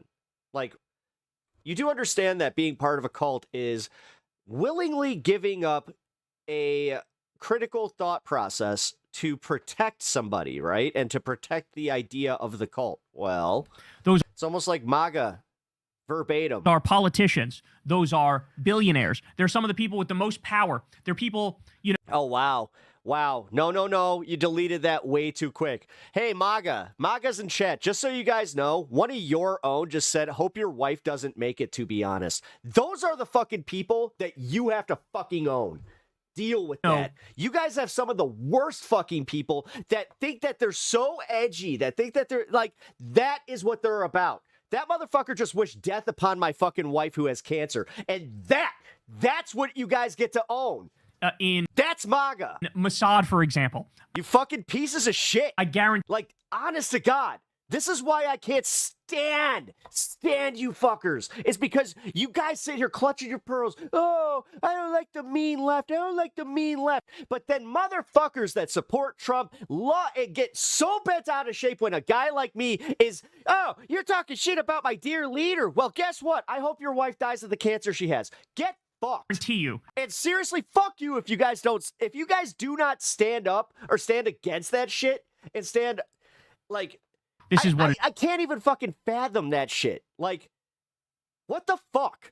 it is. All right, I'm still not done though, because we have this. But good job. Good job, MAGA. That's what you cultivated. So sloppy Steve Bannon, nobody has come fuck Trump. out of this thing looking more pathetic and disgraceful than sloppy Steve Bannon. And you guys know he would text fucking tangerine tyrant with Jeffrey Epstein like a giddy schoolgirl, like they were in. Oh, what's gonna come next? Hey, what's gonna come next? Are you guys gonna come and lock up the left? Are you guys actually like talking about doing blatantly anti-American things? You know, they were smitten and in love with each other, and every day they would go back and forth 1,000 times. And so this one just came out. This one is super, super sad. Steve Bannon referred to Jeffrey Epstein as a, quote, god. I'm sorry about your wife, brother. We probably don't agree on some views, but I'm sorry. You both have to go through it. Thank you. Turkey currency buckwheat getting clobbered. Perfect. Okay. Bannon says, Bannon hammers, God shorts. But yeah, the fact that there was a guy in here that said, honestly, I hope your wife doesn't make it. I'm making every one of you MAGAs in chat fucking own that shit. And then Epstein says, that's who you have in your fucking contingent. You get to look out for that shit. Because you do know that people that wish that shit upon like other people they don't like, they're just not good people. So you are standing up for not good people. Weird how that's a pretty consistent thorough way. I don't think of myself that way, but in other words, maybe I am a guy. It's like literally, I would not be surprised if MAGA all of a sudden turns around and says, you know what? I don't think Epstein was that bad of a guy. God, huh? I guess I am a god. And then Steve Bannon says, I do think of you as a god. No. To be fair, dude, you're a freshman in high school that has been indoctrinated by some of the dumbest people on the planet, and you can't get off your phone for long enough to think for yourself. So realistically, I think you're already cooked there, lazy gamer, and it sucks. Like, I'm literally engaging with you because I was like, maybe you're worth it, but I don't know, man. I think that if you might as well just go watch Nick Fuentes. Pedophile, human trafficker. I think of you as a god, Mr. Freelancer. Like, if you've already made your mind up with Russian intelligence and Mossad and the CIA, I think of you as just realize that if you're getting butthurt about getting like banned from a Reddit thread as a god, just realize that the more that you're actually out and out MAGA in real life, you're gonna have to deal with this a lot.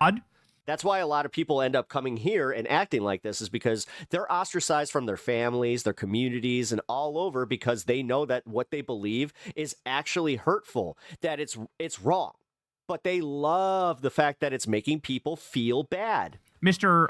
Works for Saudi intelligence. By the way, this guy has the nerve to pretend like I'm hot on the trail. I'm studying the Epstein files and I'm going after the deep state and I represent the real forgotten man and woman. Sloppy Steve has the nerve to try to present himself as the future of MAGA after Trump. You didn't get banned? Didn't you just say that you got banned from a Reddit thing in MAGA? I mean, I'm not gonna look too hard. He has the nerve to do that. But... Like, bro, are you kidding me? You're just as guilty as Trump in these files. You're all over them. You debate your classmates in school. Bitches. You were. Oh, are you like that one kid that was holding the pro-ICE sign and that fucking absolute Chad, just went mega viral for hauling off on him? Direct emails and text messages of Sloppy Steve. I love that the Chad that did it too, he looks like that Derek kid from Stranger Things. Well, I have a plan to clear your name here, good sir. You have a plan to clear the name of the world's most notorious pedophile? What do I think of Alex Jones? He's a clown now. And child trafficker? He may have been onto something, but that motherfucker is such a clown. He's just a CIA mouthpiece at this point. Like, I swear to God that I wouldn't be surprised to find out that he was actually just a CIA plant this entire time. And you want to be... Because now that we're actually finding out about this pedophile cabal, he has a lot, like, very little to say about President. It's always, well, we knew about these Democrat elites. The fact that he's playing politics with it, that's why you guys should just know you can't listen to him anymore. Which, by the way, he does. He wants to be president. He wants to run for president. Jesus, what a fucking charlatan. I said this before, I'll say it again. There is no such thing as an anti-establishment right-winger. It doesn't exist. There is no such thing as the... I did not get banned. I deleted my account because people were harassing me with spam accounts. Populist right. Oh. It doesn't exist. If you're a right-winger... So you're telling me that because of your unpopular beliefs that you are getting harassed? By definition, You are supporting hierarchy. You're supporting. It's also like, yeah, your generation's cooked, bro. The power. I'm sorry, your generation's literally cooked. You know what? After this, I'm gonna watch a video about Generation Brain Rot. Or structure. Like because like they've talked about like the generational brain rot and how like my generation. This is where I'm gonna sit here on my high horse. It ended right before my. You're supporting the. It's almost like this little black box here started making us really stupid. Cabal of financial interests, the pedophile billionaire sadists who run the world. That's what you're doing, dude. You do understand that, like, you guys are just playing troll games with each other. And it's time. Like, you don't even believe what you believe. You're literally a freshman in high school. Like I said, I mostly feel bad for you because if you're thinking this hard about politics in your freshman year of high school, you can't even vote for another, what, 2-3 years? What are you doing? For people to wake up. It's time for people to finally realize that. Like, what the fuck are you doing? Go play tennis. All right, how about this one? Think about tennis. Description of redacted image. I was playing hockey when I was your age, bro, and I was very, very happy doing so. Found in the latest Epstein files, okay? You know what I wasn't doing? Having political debates. So I guess here's the image right here is what it looks like. This big redacted area. And then let me read this for you. The photo shows a girl, her face visible. Not saying that there isn't any utility to this. I enjoy this. The problem is, I think that you are doing it too soon, man. It's like losing your virginity. Like, dude, no, just wait. Like, what are you doing? Who looks like losing your virginity too soon? It really does warp your perception of like sex and relationships. Like, so prepubescent. Like, just with medium length dark hair. Several same with politics. Just Caucasian men are holding the girl's legs spread open. Her vagina is visible and gashed, and there is blood coming out. Jesus Christ. In the photo's foreground, a man with a white shirt appears to be inserting his hand or something into her vagina. Oh my God. Oh my God. MAGA can't say one bad thing about their God. No, they can't. That's the problem. And they don't recognize that they're the ones in the cult. When you cannot think for yourself and then also criticize the power structure, you are in a cult. A round imprinted symbol of some kind is visible on the girl's leg on the underside of her left thigh. Again, you hating a president when you can't even vote. Like, bro, I appreciate the fact that you're getting passionate for politics. I was about in 8th grade. So I was like about a year older or younger than you. When I started getting into current events and started like just being interested in the news of the day. But yeah, man, the photo's right. Like, this is one of those things where I legitimately, I'm not even trying to like pander or anything, but I'm just saying, I think that your generation it's unfortunate you have to deal with this all the time and that you guys are adopting this so early. Right-hand corner. But then again, it is also leading to those school walkouts that I think are based as fuck. There is an arm with a green shirt visible. An arm holds the girl's knee in the air in the photo's left foreground. Ugh. Jesus Christ. And remember, guys, we talked about last week, Leon Black, big-time CEO. He was outed as allegedly... Oh, I wasn't talking about me. Biting the vaginas of underage girls. And I was talking about specifically, my friends that I was hanging out with. Like, dude, we had like the American Pie existence. So by the time we were like 13, 14, we were talking about scoring with chicks. There's some girl who wrote. And then we had, the friend we had the one guy that was actually doing it, and then everybody else was lying about it. Some very disturbing thing about him biting her. But you know what happened to that guy? He died of a heroin overdose. She bled. So, yeah, it does fuck you up. I'm 38 years old. He was also a known woman beater. Old? Okay, I just turned 38. It's this year that I'm learning about some of the dark, disgusting perversions that exist in this world. I never in a million years would have thought there's a perversion of biting an underage girl's vagina until she bleeds. I didn't think that existed. I didn't think that was a thing. I didn't think anybody would be that depraved. I didn't think anybody would be that disgusting. But not only does it exist, some of the world's most powerful CEOs are the ones who do it. And it's Jeffrey Epstein who facilitated. No, I don't fucking support ICE. Getting these underage girls and having them abused, and in some cases... Again, dude, the fact that you're of the age that... ICE was created in 2003. I'm pretty sure that ICE was created before you, but we lived a very, okay existence without them. Raped, tortured, and murdered. Getting them... Because they are Gestapo, dude. To this And it's literally because they are using tactics that any local law enforcement could never do. Like just the wearing of the mask, not producing badges. Like, I know you guys are like, oh, well, that might lead to doxing. Then how come your average cop doesn't get doxed all the time? Cabal of pedophiles. Huh? You think about that one? Cannibals. You also think about how it's good to have some rights. But no, I'll be honest. It is kind of sad. You guys are being coerced into just not thinking that you have rights, which, holy shit. Like I said, your generation's cooked, bro. So God. And by the way, they are fucking counting on that. That's why the Department of Education, like, that's why they're just like, the Department of Education, we have the highest test scores ever, and somehow the dumbest generation ever coming from I think it. that there's some people out there still pretending like, the Epstein hoax, like the president does that. There's nothing to see here. I don't know what you're talking. Nothing to see here. Bro, okay, if you go back, look at every single one of the Epstein segments that we've done, back from when just the emails came out to batch 1 and batch 2 with the Epstein files coming out, all the way up until today. If you just take the past 3 months and look at all the Epstein segments that we did on this channel, there's not a single person who can watch all of that and come out going, yeah, there's nothing to see here. Like, you honestly have, like... There's a lot of people that I'm starting to see in these comments, though, where it's like... fucking... Yeah, they might. Putting in your head where your brain is supposed to They be. might. If you think, like, oh yeah, there's nothing at all to see here. Nothing? Nothing. There's not a single investigation, not a single indictment, In not 1920s, what's your favorite food? a single thing that piques your interest. Law enforcement officials, nothing. And it just goes to show you, it's one big club, and you ain't in it. All right, so Tom Barrack is the U.S. ambassador to Turkey at the moment. He was a big Trump supporter. He's a big Trump friend. And he even spoke for him at the RNC in, I forget what year it was. I don't know if it was 2016 or sometime around then. If anything, you're... And... kidney disease? This guy...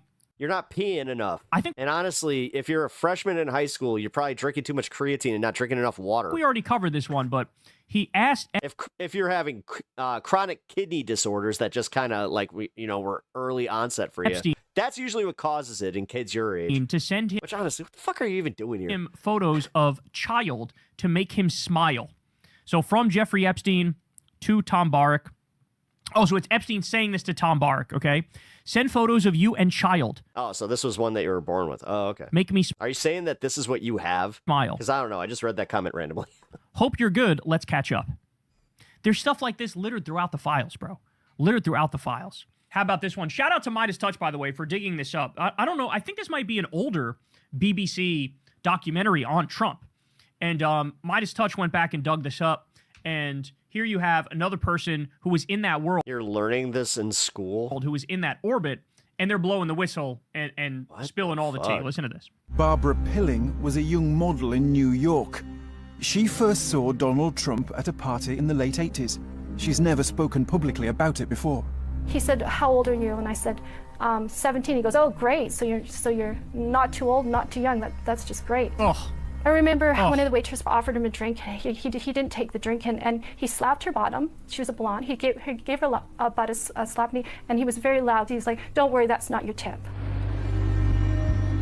Just remember, guys, this is your president. But Joe Biden sniffed hair. Heather Braden also... But, nah! All these women are apparently lying.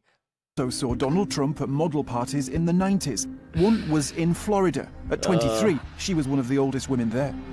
I remember particularly seeing him at a party at a house in Miami. This particular party, there were 4 men and probably 50 models. 4 men and 50 models? That's approximately what I would remember, and I was one of the models. I mean, I felt like I was in some, I could have been very well being auctioned off in some sort of a sex slave ring. That's how I felt. I felt like a piece of meat in a meat market. Wait, Biden showered with his daughter, and Trump apparently was very jealous of that. Why didn't I think of that? What else could I feel like? Yeah, Trump is literally on tape talking about how hot his daughter is. Careful, bud. Jesus Christ. Or wait, did you not hear that? Actually, you know what? Fuck it. Fuck it. Let's get the Howard Stern tapes. Trump on Stern talking about Ivanka.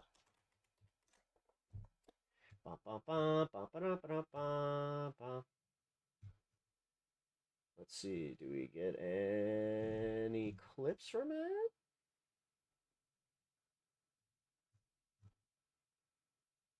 I want an audio clip. No, audio clip. Audio clip, no, fucking, hold on.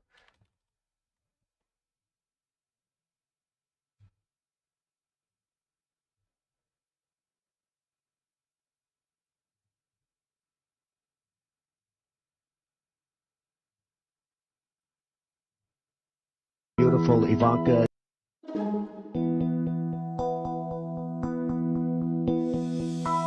My daughter is beautiful, Ivanka.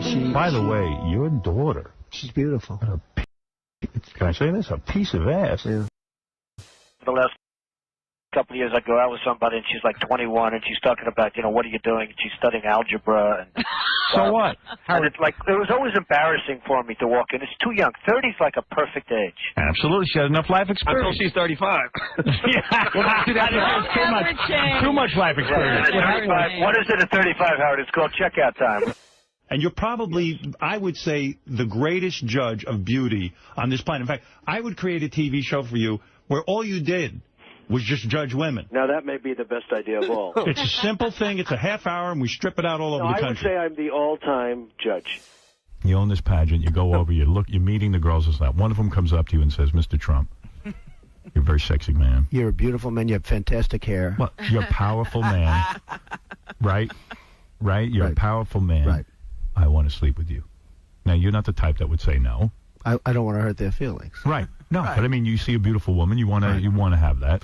You're Also, ill Stern. Yeah, I know. you're a guy who likes to have everything. Trust me, there's a reason that I've kind of separated from even listening to that guy, because it seems like he's implicated in some of this shit. Right. He didn't blow the whistle on the Diddy parties or the Trump stuff and like the Epstein stuff when it seems like he knew this was going on. That be construed, however, as Conflict? yes. Well, I don't see it as a conflict. It could be a conflict of interest, but, it's the kind of thing you worry about later. Oh, I see. You tend to think about the conflict a little bit later on. The question is, how can it not be construed? No, I mean, fucking Artie. I mean, some of these foreign girls, Mr. Trump, in my country, we say hello with the vagina. Oh, yeah, sorry.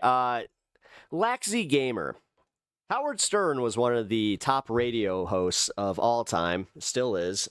He is what you would call the original podcaster. Like, there used to be this thing on public radio where we would do this. We would talk into a microphone and we would be on the radio. Well, he was the godfather of this, and he used to do something called shock jock, humor. So this was interviews from when he was interviewing Mr. Trump before he was even running for president.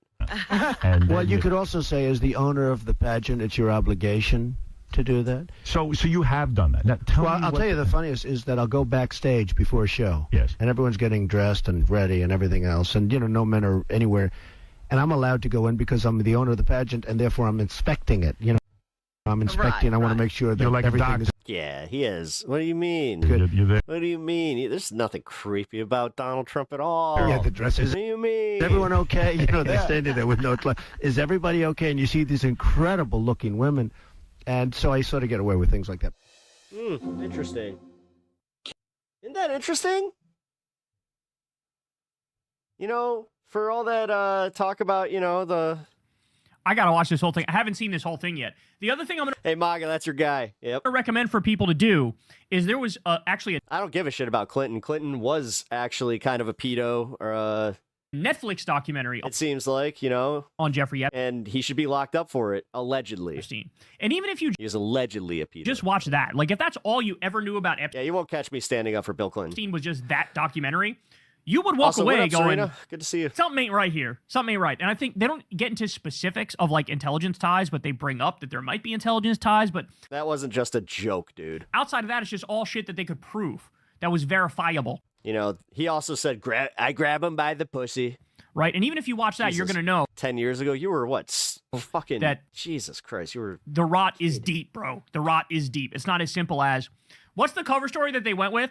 The covers, and this is what like fucking Ezra Klein believed this and said this publicly that, do I think he was a pedophile? Yes. But was he really well... What about Prince Charles? He probably is. Connected to a lot of powerful people? Yes. But I think those worlds were separate. It's like when they say... Oh, thank you for the 100 jewels. Bamba PC. Like, he was a pedophile, but all of the girls that were trafficked from Ghislaine Maxwell to Jeffrey Epstein only. This fucking baby brain shit. How does anybody believe that? Now, to be fair to Ezra, that was before we got the Epstein emails and all the Epstein files. I mean, to be fair, Ezra still needs to be held to account for that one. It's like, bro, that was one of the worst takes you could have. But the fact that anybody was naive enough and Pollyanna-ish enough to think like, I'm sure that's how it is. Just one bad guy. Like, what the fuck is that? Like, what is that? All right, I'm still not done yet with this, though. According to the Epstein documents, the FBI interviewed a victim who accused Trump of sexual assault. The victim was considered credible, and the FBI entered it into its case files. Epstein was found dead the next day. Seems like a big deal and worth They never get held to account for their takes? Nope. Looking into, says Pedro Gonzalez. Jesus Christ. This is also like when we learned Epstein was beginning to leak little things here and there about his relationship with Trump. He was beginning to leak little things here and there. And that's when he was arrested, and that's when he wound up dead. In federal custody, when the federal government was run by Donald J. Trump. He was just beginning to let some of the spicy stuff out, and then boom, that's when he's dead. It is just astonishing to me that all this is happening in plain sight. It's all happening in plain sight, right in front of our eyes. So how about this one? Want to know how evil the FBI is? In 2000, Jeffrey Epstein's house manager, Alfredo Rodriguez, made a list of Epstein victims. He went to a lawyer with the list. He told him about the rapes and trafficking. Yeah, Epstein died, and the PDFs are basically like, well, I guess my Connect died, so I guess I'll never do that again. The lawyer contacted the FBI. The FBI set up a sting operation. No pedophile was arrested. No victims were interviewed. Guess what happened? Rodriguez was the only one who ended up in jail. He went to jail for trying to sell stolen property. Oh my God. This coincides perfectly with what we just saw in the committee hearing with Pam Bondi, where we had a bunch of Epstein survivors there, and Pramila Jayapal said, Epstein survivors, please raise your hand. They raised their hand. Sorry, gotta go. Well, it was all right talking. So, were any of I hope that you chill a little bit and don't think about politics too much, dude. You got a lot of experiencing life to go through before you start taking this shit too seriously. Contacted by the FBI. None of them were contacted by the FBI. None of them were contacted by the Trump regime to give a statement, to give evidence, to fucking go through any particulars. God, let's see. Freshman year, I was obsessed with Dragon Ball Z. Nothing. All the victims, they had no time for them whatsoever. When your whole thing is supposed to be doing an Epstein investigation, releasing the Epstein files, you don't even talk to the victims. In fact, some of the victims reached out to the FBI, reached out to the DOJ, and they didn't fucking hear back from them.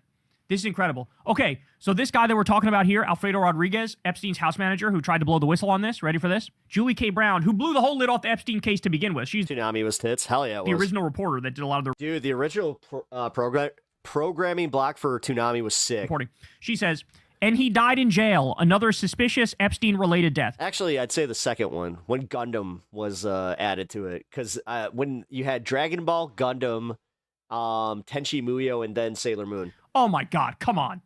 Come on, bro. This is so crazy. Arc. By the way, who else? Jean-Luc Brunel, famous pedophile, ran in the same circles as Jeffrey Epstein. John Casablancas, the guy who ran the teenage modeling Erica Kirk was in Trump's pageants as well, who Trump tried to give Ivanka Erica Kirk has been getting cooked online, man. Right? Jean-Luc Brunel wound up dead too, in prison in a very similar circumstance to how Epstein died. Turns out these guys, again... All three of those animes were pretty cool. I'm a pretty big Dragon Ball Z fan. Nice. They had immense... Brian Gore, then we could be friends. Dirt. They had immense dirt on every wealthy, famous, powerful person. All of the billionaires, a lot of the politicians. They had so much dirt on all of them. They were not going to let these guys stay alive. They were not going to let that happen. John Brockman sending an email to Epstein about attending a party with a dozen one-year-olds? What? Re-Thanksgiving news, John Brockman, Jeffrey Epstein, from Brockman to Epstein. You well, better than well. Things are going well. But no, Jeffrey, when am I going to see you? Give me a call tomorrow if you're bored at home. Happy Hanukkah. P.S. You missed the big event on Saturday, a party with a dozen beautiful East Side girls. Well, a dozen one-year-olds.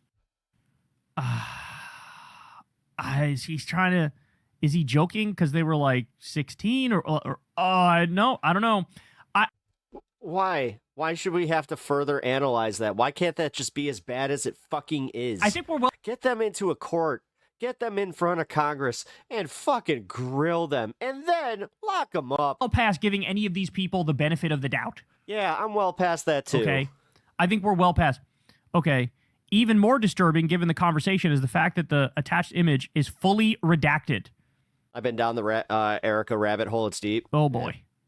Okay. Did you watch the girl that got fired? All right. Yeah. We covered that yesterday. And then here, by the way, if you can see on the bottom right, you can see the exact file number that's there. By the way, this has happened so many times where like I see a file on Twitter and I'm going, okay, I think that one is fake, right? And then I'd say like 60 to 70% of the time there will be like, you know, here's the file number, or they'll send the link to the justice.gov thing. And like, I'll see one and go, nah, this one seems fake. It's a little too extreme. So you just go and look it up. I'll go search. That's the nice part is you can at least go to the justice.gov site to see the ones that are true. I've already caught a whole bunch of Trumpers trying to fucking play some games with the files and be like, look at this one. This is the one that exonerates Trump. Turns out to be completely false. The one file that exonerates him. Again, the cop that gave an interview in 29 or he talked to Trump in 2019 and then was just like, oh, in 2006, you know, he kind of mentioned that these people were evil. And it's real. And I'm like, motherfucker. Like, I'm going to have to adjust my worldview in the sense that when you see Epstein stuff, default to thinking it's real, because most of the time it's real. It's true. I guess you could believe all that shit about Biden, but then conveniently ignore all these things that Trump has been implicated in. That's kind of wild.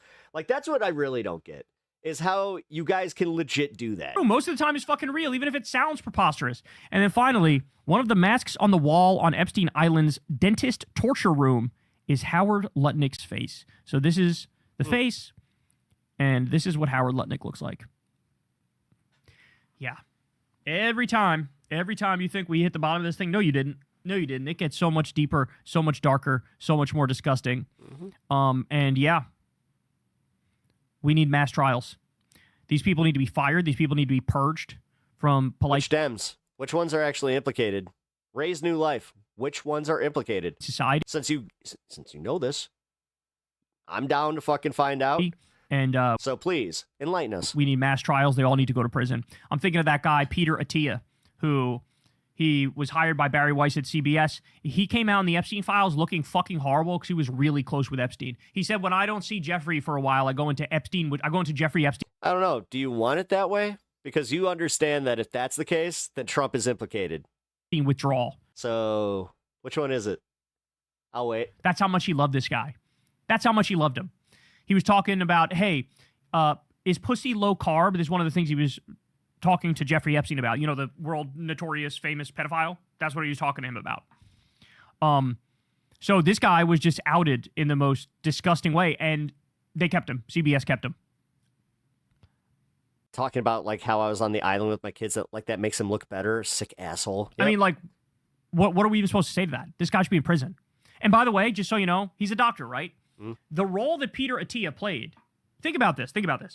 The role that Peter Attia played was the exact same role of Tom Cruise in the movie Eyes Wide Shut, where Tom Cruise was the doctor and he like wound up in this elite social circle and they got that like pedophile club that they do, and it's like almost like a cult Satanist type shit. Peter Attia is a doctor. He was a doctor to Jeffrey Epstein. He was a doctor to Joe Rogan, by the way. Like wealthy, famous people, he's their special doctor. And so the difference is Tom Cruise is uncomfortable with his role in Eyes Wide Shut. Peter Attia was perfectly comfortable. He was perfectly comfortable. He thought nothing of it. He famously said to Epstein, like, you know what the craziest thing about being friends with you is? I can't tell a soul what you do. Well, why is he saying that? Because he knows he's a child sex trafficker. That's why he said that. Fire this motherfucker. They should all be fired. And whoever can be investigated and can be indicted. Then Hillary needs to testify in front of Congress and let us know exactly what's going on TV. And can be brought up on charges and convicted. They should do that ASAP. That's weird. So you should actually be pressuring for the Clintons to be investigated. Hey, y'all, do me... Huh. Wonder why Trump doesn't want that to happen. What's up with that?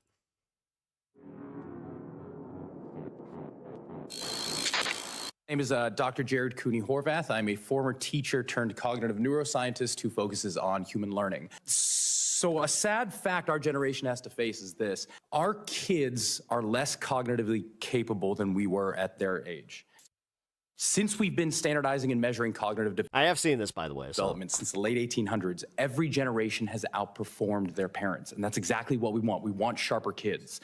And the reason for this Trump was friends with Epstein. You got to be dumb to, well, I'm going to just add this, to believe otherwise, like, question mark? Has been school. Each generation spends more time in school. We use school to develop left that very open-ended. our cognition. Congratulations, you see your correlation.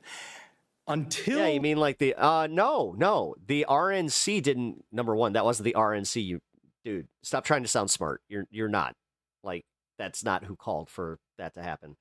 No, they testified for the Clintons to testify in Congress. They called for them to do it behind closed doors, and they said no, which they have the right to do. That's a negotiation, and that doesn't mean that they didn't honor the subpoena. Then, when they said, we want to do this in front of everybody, don't you want maximum transparency? Then all of a sudden, surprisingly, Comer was just like, yeah, we don't need it. Gen Z. Gen Z is the first generation in modern history to underperform us on basically every cognitive measure we have, from basic attention to memory.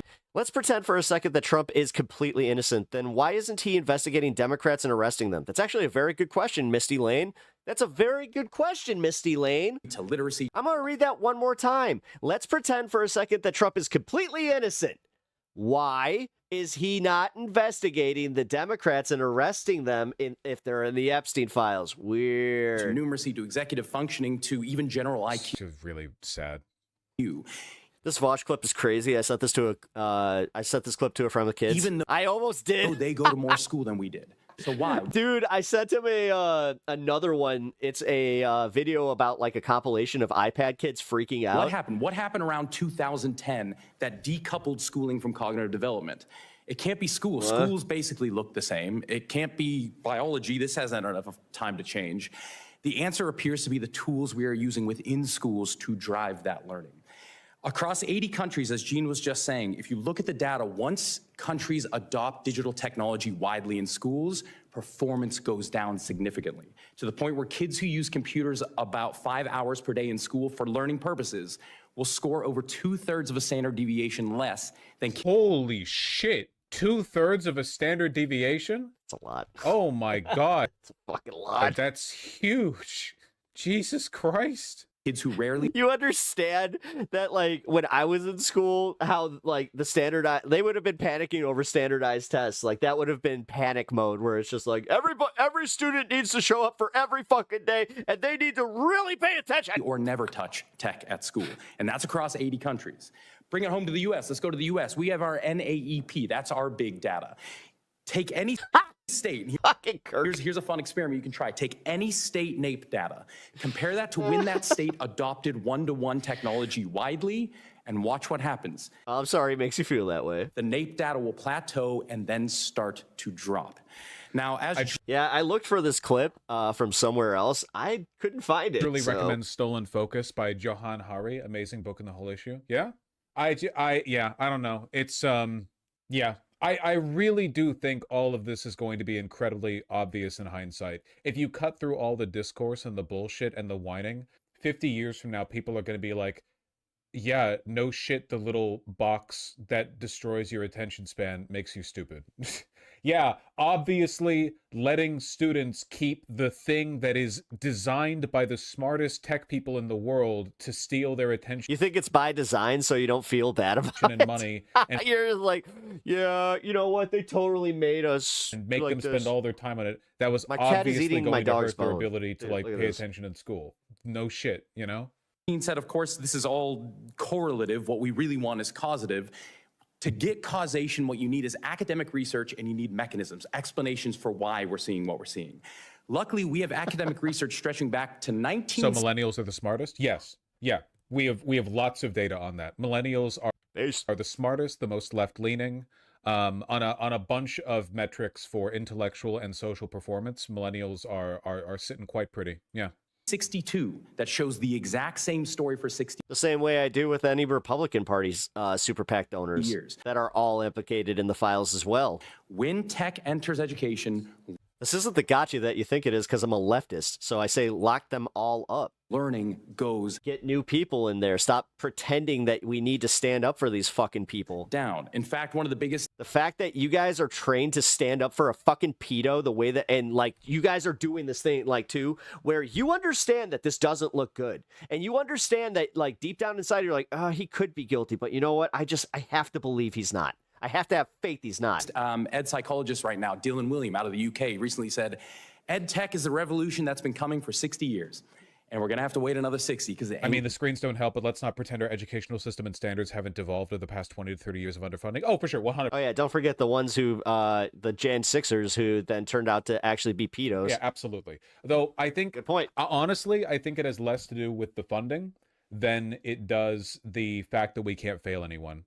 The No Child Left Behind stuff. Yeah, it was literally that. I genuinely... Yeah, we lowered the standards. I continually do not understand what the point of education is if when you fail, you go ahead anyway. What is the point of the grades? I don't get it.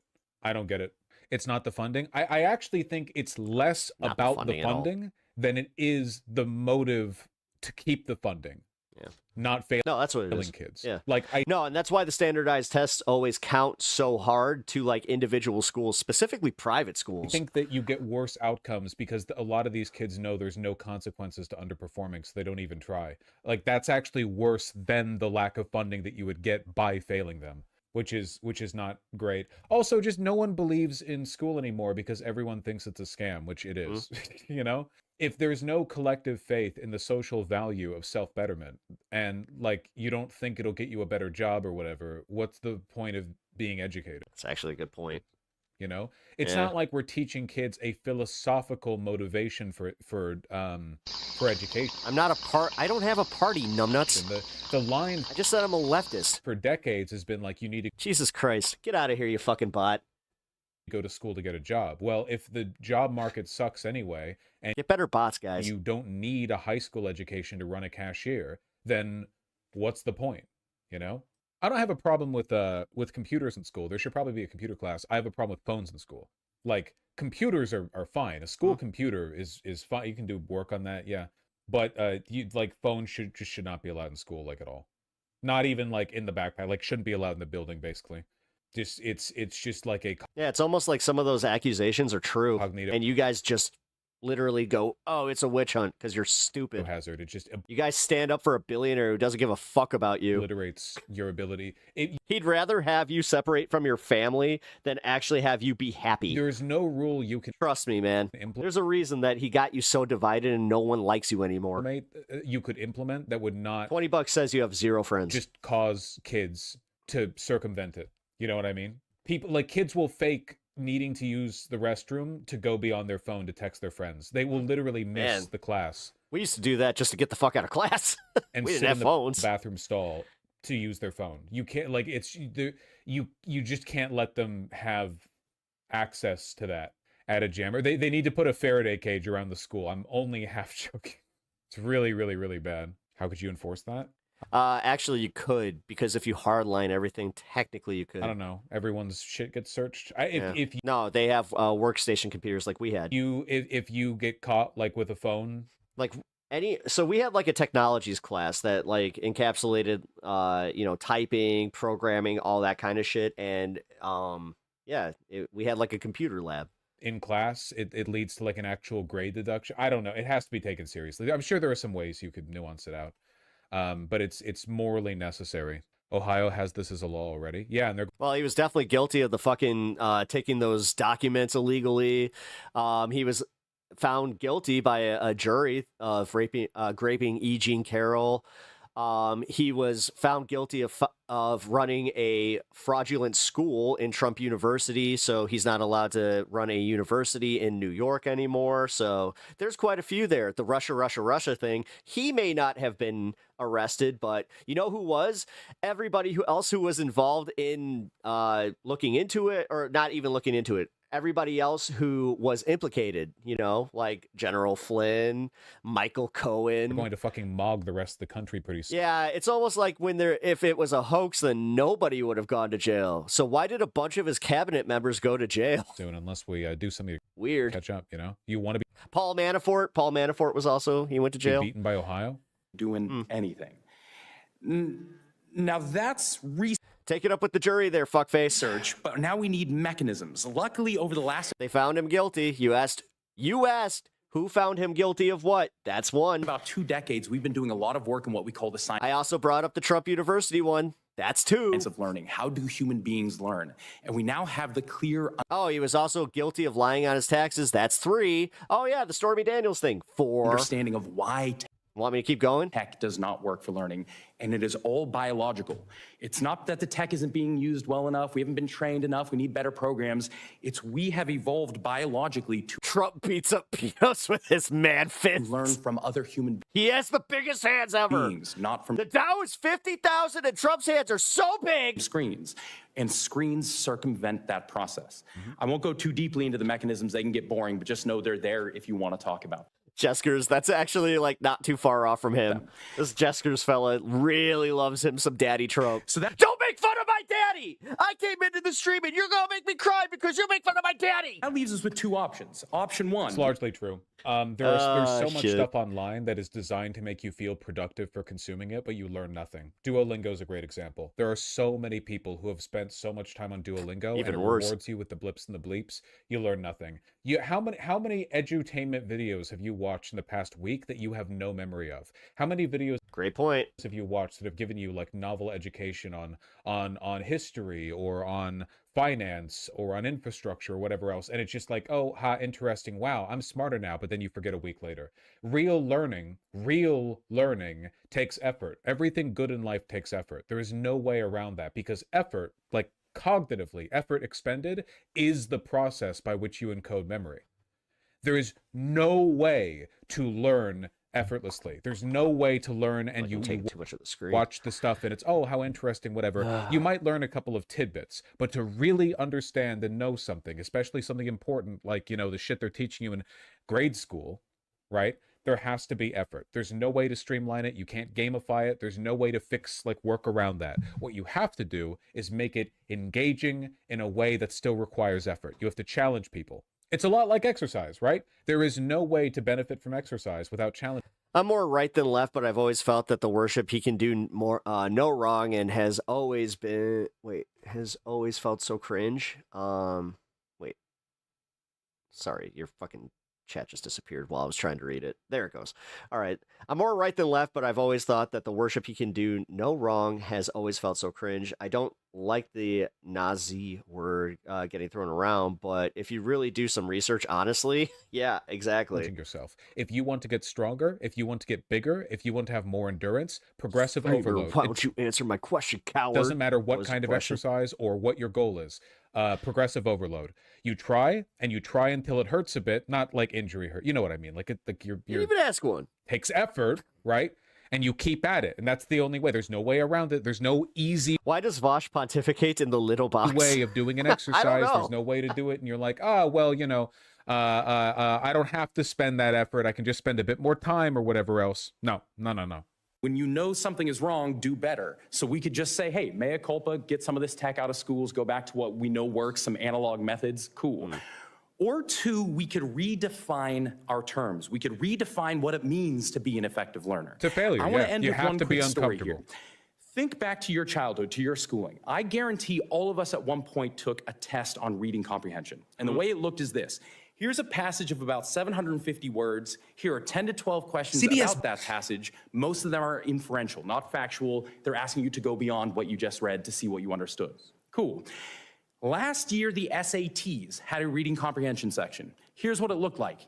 Here is a single sentence of 75 words. Here is one question, fact-based, about that sentence. Next. Here is another sentence of 75 words. Here is one question about that sentence. Next. Last year, they redefined reading comprehension to mean 54 short sentences with one question about each. See, that is skimming. That's not reading. Yeah, why would we ever do that? Because what do kids... That's fucking insane, dude. Yeah, dude. Even the SATs? 10 this years makes from now, so much kids sense. are going to be like, yeah, I This got makes so much sense with the way that people engage here too. 1600 on the SATs. God, now I really can kind of look into like some of the comments and just be like, oh, you're under the age of 25, aren't you? The round peg went in the round hole, the square peg went in the square hole. Didn't mix them up once. Kids do on computers. They skim. So rather than determining what do we want our children to do, to be fair, their parents do the same thing with news articles. They read the header and then they're like, I learned something. And gearing education towards that, we are redefining education to better suit the tool. I recently became my 16-year-old nephew's learning coach for online high school. It is astonishing how few critical thinking skills he has. Any answer where he has to actually reply in his own words to a question, he just rephrases the question for an answer. He had a meltdown. He was supposed to do a project where he had to make 2 to 3 slides at any Renaissance painter. He didn't even know how to start, despite just doing an entire until on the fucking Renaissance. Something until the entire Renaissance. Yeah, I understand the gist of what you're saying. Because I can read. Dude, maybe... Well, you're either 25 or 82. Unit. Gotcha, unit. I probably, I don't know. I probably shouldn't have made so many jokes about me being illiterate now that the widespread literacy crisis is a big deal. And anytime I say anything about it, people are going to say like, well, you're illiterate, you know? I don't know. It's pretty... Yeah, I'm mogging the youth for sure. Gen Alpha has nothing on me. Whew. Bro, I had a coworker mop a goddamn table. It's really... Oh no, the kids aren't all right. rough. Oh no, this is so sad. Yeah, again, it's one of those things you take for granted. You know, it's kind of like I don't know. It's like recommending an exercise routine to people where you assume that everyone has basic motor cognition and can walk, and then realizing one day, like, oh my God, 60% of my class actually can't walk, like they have to crawl, and then you're like, well, what the fuck? I don't even know how to teach that. How do you, like, I don't even know how to do that. That's not progress, that is surrender. So as we go through our discussion today, there's going to be a lot of talk about smartphones and By the way, like this made me less mad at people online because it's occurred to me, and it didn't occur to me before. A lot of the people online who get mad at you genuinely don't know what you said. Yeah. Like if I have a take, text or verbal, and then people get mad at me, and I'm like, wait, so this is legitimately one of those things where, like, you get accused of gaslighting with it, where it's just like, I didn't say that. It's just like, yeah, you did. It's just like, you're gaslighting me. Do they not, like, the way they're mad at me doesn't... But is it just that they truly don't hear it that way? Even, like, correspond to the thing that I said. Now, I know, like, there is a very real, especially if they're young, like, if they're like a, I don't know, just a young internet user, I don't know how, whatever, just like less than 20 or whatever, there's like a 50-50 chance they actually do not understand what I said, and they're engaging with it the only way they know how. Like they're doing a surface level reading, which is largely inaccurate, and they're responding to that. I agree. CBS banned Stephen Colbert from interviewing a Democratic Senate candidate and then told him he couldn't even mention the ban. But Colbert, he used what I think a lot of people have misplaced these days, his backbone, and he mentioned it anyway. And now that interview, which was really supposed to air to maybe a few 100,000 people, has been seen by millions and millions of people because the FCC and CBS just Streisand affected themselves. And we first learned about this because Colbert opened his show last night saying, You know, they really did. Who is not one of my guests tonight? That's Texas State Representative James Talleyrand.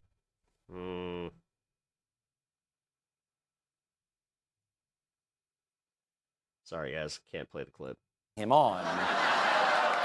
And they've been CBS. And over the last year, CBS and its parent company, Paramount Skydance, they've been bending over backwards to appease Trump ever since David Ellison took ownership. Among other things, CBS News has been accused of morphing into Fox News Light. Its chief pulled a 60-minute story critical of an immigration detention center used under the Trump administration. And last year, they announced that they were pulling the plug on Colbert's show. And that was a move that many viewed as currying favor with Donald Trump. And CBS's rightward shift, it's been really well documented. And all of that brings us to the Democrat running to unseat Republican John Cornyn in a major Senate race, James Talleyrand. Right in Texas, you have Cornyn facing a James Talleyrand, my biggest question is that a toupee? Primary challenge from AG Ken Paxton, and Talleyrand is facing off against Jasmine Crockett in the Democratic primary. And while Democrats in Texas have not won a statewide election in Texas for decades, this race has become very chaotic, and Democrats are hoping that they can actually pave a path forward. And as far as this ban, as far as this controversy, you had Colbert explaining that it deals with the FCC's equal time rule, which says that if a broadcast network gives airtime to one candidate, then their opponent is entitled to equal airtime. And while news and talk show interviews have long been considered exceptions to the rule, earlier this year you had Trump's FCC chairman Brendan Carr releasing a letter suggesting suggesting that talk show interviews should maybe not be exempt from the equal time rule, especially if they're, quote, motivated by partisan purposes. And for those unfamiliar with Brendan Carr, maybe you haven't seen us talk about him in the past, one of his favorite pastimes is to lick the bottom of Trump's filthy boots.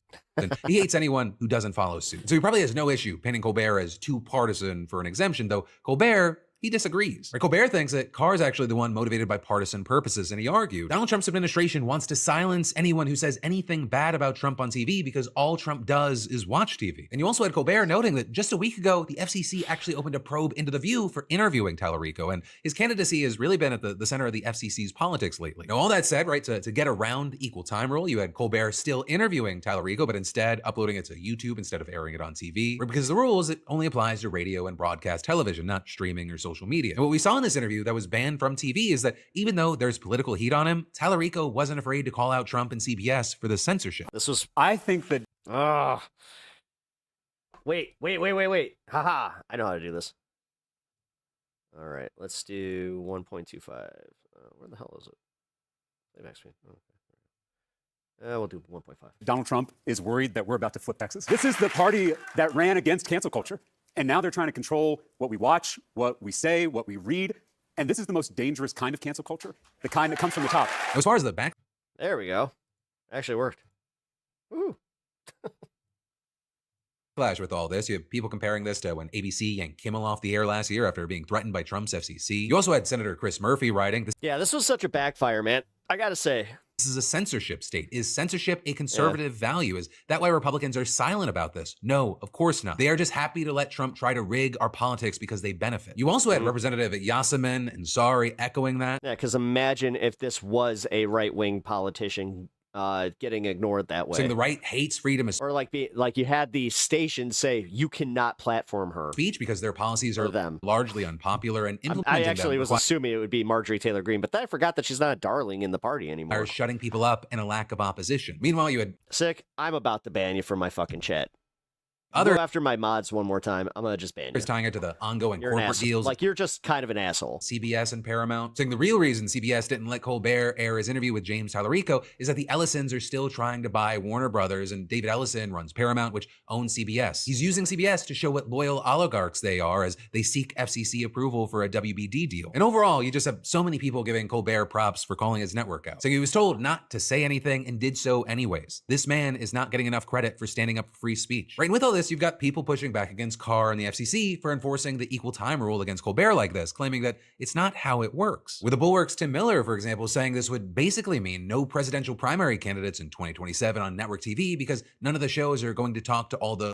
Get fucked. You talk shit about my mods, you're out. Loser also rans. But also, you've got some people, and I include myself in this camp, that you're already being an asshole to them, but now you just want to be you want to double down on being an asshole, and then you want to go quiet about, these meanie popey lefties. This is really one of the best things that could have happened to Tallarico's campaign. It's the same shit over and over with these assholes. But he's making national headlines because you essentially have the Trump administration and Sorry, guys. I should have done that sooner. Big corporation trying to censor him. And while the views are still going up on YouTube and all these other platforms, we're talking 7-figure views. It is another case of the Streisand effect. In attempting to mute Colbert and Tallarico, the FCC and CBS actually ensured that even more people would be watching. And, well, yes, that is a win. This still is something you need to be concerned about because, watching the FCC get weaponized in real time to chill political speech on broadcast TV, it's scary and it matters. Right? The equal time rule exists to prevent networks from giving unfair advantages to candidates, but talk shows have been exempt from this rule for decades because news and interview programs serve a different function than campaign advertisements. Johnny Carson interviewed candidates, Letterman interviewed candidates, Stewart, Colbert, Fallon, Kimmel. All of them have interviewed candidates for years without triggering equal time requirements. But then you get partisan figures like Carr, you get corporations, whether they are complicit or they're scared, bending the knee. And that's a big part of this because the interview does not violate any clear rule right now. What we are seeing is a chilling effect in action. And understand, self-censorship, it is just a stop on the way to explicit government censorship. This is not a new playbook. It is just new to us. And while Tallarico's interview getting millions of more views on YouTube than it would have gotten on CBS, yes, it is satisfying. It does not solve the underlying problem. Because if and when this becomes more and more of the norm, most candidates aren't going to get that Streisand effect into virality. Most late night hosts, they do not have Colbert's platform or a willingness to defy their network's lawyers. And while you can do things like contacting CBS yourself and telling them this is unacceptable and, CBS's public contact information is available out there, you can also support and praise those in the mainstream that fight back. You can support independence and you can support organizations fighting for for press freedom. Or you've got groups like the Committee to Protect Journalists, the Freedom of the Press Foundation, and PEN America tracking threats to independent journalism and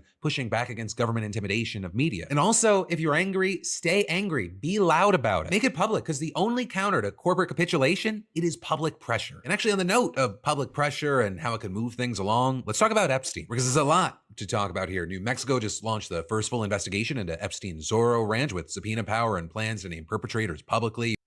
Okay. We are Alrighty. We're going to play something that is a little less politically relevant, just more societal. This is more of a societal thing. family of 6, and we are raising a bunch of iPad kids. I commend all parents that are going out of their way to not raise iPad children. These iPad kids get I got yelled at by my sister-in-law for bringing up that my nephew was actually showing signs of being a iPad kid, and she told me to mind my business. And she's just like, when you have children, or if you just because you don't have children, don't tell me that I'm somehow creating a short attention span child. It's like, but you are getting out of control.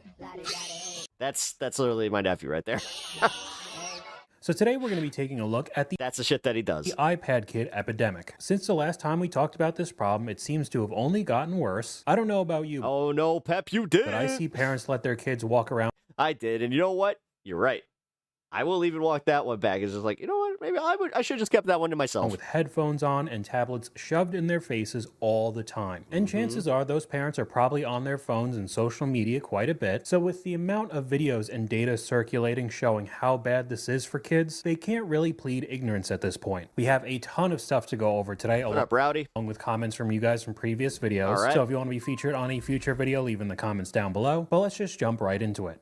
I commend all parents that are going out of their way to not raise iPad children. I know for a fact it can't be easy at all times, but the payoff is just so worth it. I was a babysitter for last year for a while, and I want to tell you about the worst case of iPad kid syndrome I've ever seen in my life, to the point where I felt bad for the child, because as a result of his parents' decisions to not really ever keep him from his iPad, it was going to affect him socially in the future. I know for a fact it's going to make it difficult for him to make friends and things like that, because I already saw it. So boom, this family, I was babysitting for them. Mind you, they ran through nannies and babies. Yeah, like the way that my nephew talks about having friends too. So he wants to be the popular kid, and his dad is put it into his mind that he is the popular kid because generally kids want to play with him, but he's also an asshole. He is. He's told me just in general, yeah, this one boy, he always wants to play with me, but he annoys me, and I don't really like him. What's he do? He's just he always just wants to play. I'm like, okay. And do you not want do you just want alone time? I understand that. He's like, no, I just don't want him to be around. I'm like, babysitters all the time because of this one little boy. They had 2 other children, but it was just one little boy that he was so bad. When he would have fits, whenever you take his iPad, whenever you tell him no, anything like that, he immediately, whatever he could pick up, he's throwing it. It doesn't matter if he's inside or outside. He's throwing vases. Dude, I was at a restaurant once and I saw a kid have a temper tantrum where he was throwing shit off random tables. I was like, breaking things at all times. He's getting knives.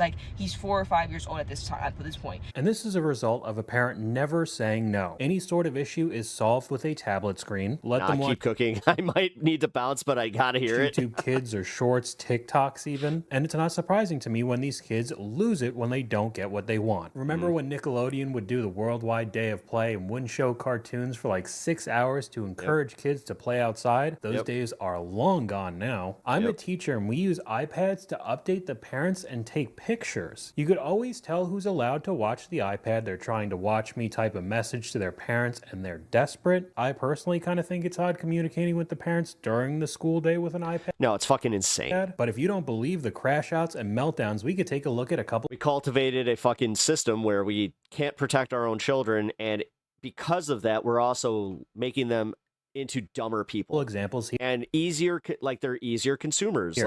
Honestly, guys, Wall-E, I could see it happening in the next 2 generations. These iPad maybe even Gen A is going to be the one to sit their fat asses in the seats and never get out. kids getting out of control.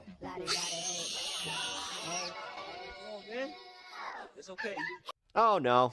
No, this is one of the rare times where I can sit here in my superiority as a millennial and be like, wow, the boomers fucked us, but because they fucked us, we became more hard, like, hard, what's the word I'm looking for? Like, steadfast. We're more steadfast. We also didn't grow up with iPads, phones, and all this shit, so we maintained our attention. You want me to take your iPad away? And we also recognized, like, our parents, they lost their attention spans to this shit, so we were just like, maybe we should limit our time. No! But then again, this is where I'm going to say we are responsible for this.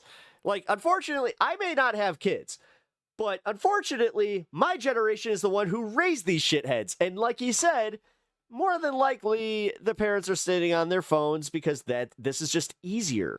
Okay, well, it's time for bed. No, not going to bed. Come on. Come on.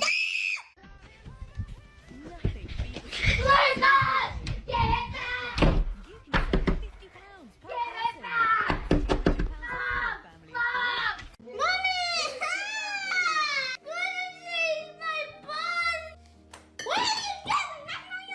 All right, so we're cutting Jesus. it there. We could go through a lot more examples, but you guys get the gist. Watching boomers get addicted to phones with something. Oh, dude, every time I go out in public, now I'm just watching everybody on their phones, and I always feel like the weird dude because I'm just like, nah, I'm gonna enjoy this. Like, and people look at me weird because I am just observing my space around me. You guys in an older video, do you know someone who's an iPad kid? Yep, the poor kid couldn't read or properly speak until 8 years old. Dude, that is more common, man. He was raised on Marvel movies. We'll talk about that a little bit later, the speech problems. Yes, but not an iPad, a phone instead. If the kid was yelling, the mother was giving them her phone. When it was time to get her phone back, there goes the hysteria. My daughter was gifted a tablet at 2 years old. Oh, God. And has been attached to a screen ever since. Who gifts a 2-year-old a tablet? That's crazy. Even though, funny enough, we have another example of that we're going to take a look at. Don't be rude. Look at your phone. Pretty soon. I didn't know an addiction was possible. Over time, I started restrictions, no iPad in the car, restaurants, vacation, or outside in general. 7 years later, she has great social skills. I'm glad that they realized how detrimental this could be to a kid, but still, 7 years it took. And there are a lot of parents now regretting giving their kids a tablet in the first place. Listen, I used to be an iPad parent, okay? I have 5 kids, and about 4 years ago, I was an iPad parent. I was the type of parent who literally had the TV running all the time. Kids had iPads. There was unlimited screen time. I'm telling you that I was that parent. And I can tell you the reason that I did is because I was struggling so bad. You know what's awesome? Not having kids. My kids were little. I'm just going to be honest. We had just... I know that you guys probably love your kids and all that, and I'm proud of you guys for raising good kids and being good parents, but... I'm so much fucking happier. Adopted 2 boys, and I had 5 kids. So I had 4 kids under the age of 6, 2 of which came from trauma backgrounds because they were adopted, and it was so hard. But let me tell you something. Whenever I decided to bite the bullet and take all of the screens away, everything got so much better. Yeah, now, of course, playing. For a week, maybe even 2, it was awful. I mean, there was legitimate withdrawals. I mean, they're literally addicted to the screens. They're addicted to the dopamine hit that they're getting. So there's going to be withdrawals, and it was awful. There was fit throwing and everything else. Going to the store was hard. Going out to restaurants was hard. Everything was hard. But once we got over that hard hump, oh my gosh, I can't even express to you how much more regulated everyone is. We got a comment from you guys right here. This is because the parents before kids, I was in the same camp. Their toddlers and even babies screens to keep them distracted when they themselves are on their own screens. And we got a clip that goes perfectly with that comment. We are a family of 6, and we are raising a bunch of iPad kids. So I'm gonna go ahead and show you all of our electronic devices in our house to make you feel a little bit better about yours. My 2-year-old's iPad, my 5-year-old's iPad and his AAC, my 7-year-old's iPad, my 10-year-old's iPad and his iPhone. And we'll just go straight over to the comments, basically everybody's saying the same thing. Why does a 2-year-old need his own iPad? My 2-year-old's iPad. You didn't even give that kid a chance. As a Title I teacher, we know. Please stop normalizing this. It's so hard to teach your kids. But it's okay. I could use it as content for my 4.4 million followers on TikTok. Just not taking this seriously whatsoever. And in a good amount of cases, these people end up getting pretty defensive about it as well. We're iPad parents. If you try to give us some kind of advice and you don't have kids... there it is. I don't have kids, but I get to work with yours. And let me there it is too. tell you, I know exactly which students in my classroom have an fucking iPad at iPads. home and which ones don't. And which ones Your don't. child may be able to sing the ABCs and recite it perfectly, or count to 10 or 20 or more than that, but do they have fine motor skills? Are they able to use a pincer grasp in day-to-day tasks? Not to mention, more than often, children who have unlimited screen time at home The pincer grasp. Oh, that was my favorite. I'd always have behavioral issues in the classroom that you We're so cooked. Oh yeah, we are. don't see at home Thank God AI is going to be taking care of me when I'm older. because there's more students and less attention on them in a class. Oh yeah, by the way, I do like busting the myth that most people think that their kids are going to be taking care of them. Classroom environment Why do you think that the fastest growing sector is literally in elderly care? than there is at home. Just ask yourself that one. Exactly. Are you guys taking care of your parents? Along with simultaneously not having many consequences when you are at home, it basically gives them free reign to do whatever they want during school, which eventually turns into misbehaving like this. I think the craziest thing about teaching nowadays is like I'll be passing out papers, I'll be like getting ready to do the work. There are multiple kids in one of my classes that like I'll hand them work and they'll be like, they'll call me back over, they're like, oh, Miss B, like, what's up? You can take this back because I'm not doing it. We could go over to the comments. Cool, writes a 0. Refused on the paper. Yeah, cool, write 0. Hand it back to them and I'll call your parents and let them know you refused work in my class today. However, another problem in The problem is the parents don't want a parent. today's world is that their parents will come to the defense. Yeah, literally defend the kid instead of defending the teacher. That's the main difference that I've seen, and holy fuck, man, that's a huge difference. My parents, they got a call from my teacher, I was in huge trouble. That kid not doing work and start arguing with the teacher. And you're surprised a ton of teachers are quitting and going into another You know what? Shout out to my parents. field of Fucking A, Mom. You might have had some issues, but fucking A, you crushed it. It's because there's no consequences for kids anymore. They don't fail grades and get left behind, no Saturday detention, no consequences. Had the full Ralphie treatment when I said the F word in front of my mom, had the soap in my At mouth. home either. Hit the nail right on the head. Absolutely all of them are completely computer illiterate. They only understand how things work through apps. As a Gen Z who worked in childcare for about 8 or 9 As I said, I don't have to hire yours. years, I nannied, I tutored, I worked That's a nice part about AI. AI is literally making your useless kids even more useless. very Sorry, that was rude. closely with kids. I'm glad I'm not the only one finally noticing that not only are Gen Alpha and younger Even that one made me uncomfortable. I was just like, damn. Gen Z genuinely testing worse for reading. Like, a lot of them are actually illiterate. There's a lot of them that are also computer and kind of internet illiterate almost. I want to take a quick pause to say I'm reposting this video here in Yeah, it's because the algorithm curates everything for them, so they can't actually go look for anything with, like a critical mind. 2026, 3 years later, specifically, not only because I have the flu today. If you Savage. look up the 2025 stats and data reports on all this, it has actually only gotten Yeah, welcome to Pep Talks. worse since. I want to be clear, it is entirely the parents and the educational system and society's fault here at these failings. Because a lot of parents just think oh, I buy these iPads I can't believe I just... and I give them to the kids and then they'll teach themselves on it, right? These I don't think your kids are useless, okay? are magical tablets. They'll go on these reading apps and learn how to That was read, but we mean. can see that's not happening. This becomes really concerning because things like critical reading and credible sources aren't being taught much in school anymore either when this is happening. A study was done a few years back by Stanford that said most students don't know when news is fake or not because they just don't know reputable sources. So imagine what that's going to be like now with the AI boom. The seemingly unlimited amount of content being uploaded every single day on all platforms that are completely AI generated videos. They are not real. But with younger kids not being able... Actually, do you think that talking to AI is going to teach people how to talk to their kids because their kids are going to speak like AI? Oh God, we're not going to be able to tell the difference. We're so cooked. To distinguish what's real or not, and the advantage. I already watched one content creator that people, we watched him yesterday. People were like, he seems like he's AI. I'm like, I know he's Valhalla. Advancement of technology with those videos making it look even more realistic. This Valhalla VHT or whatever. Only going to get worse. Yeah, so how can I tell if a kid is an iPad kid within like 5 minutes, right? Some of these things are based off of like empirical studies. Some of these are just things that I've known from working with kids and clues that I can pick up on. Also, take all of this with a grain of salt considering age. Some of these that are going to be super obvious. For example, they can't handle the word wait. Wait is a big trigger word. It usually gets the same response for me that it does for no. So they're automatically seeing wait as a no to the right now thing. And immediately the clock is ticking. When can you get to it? Those things are like easy. You can imagine.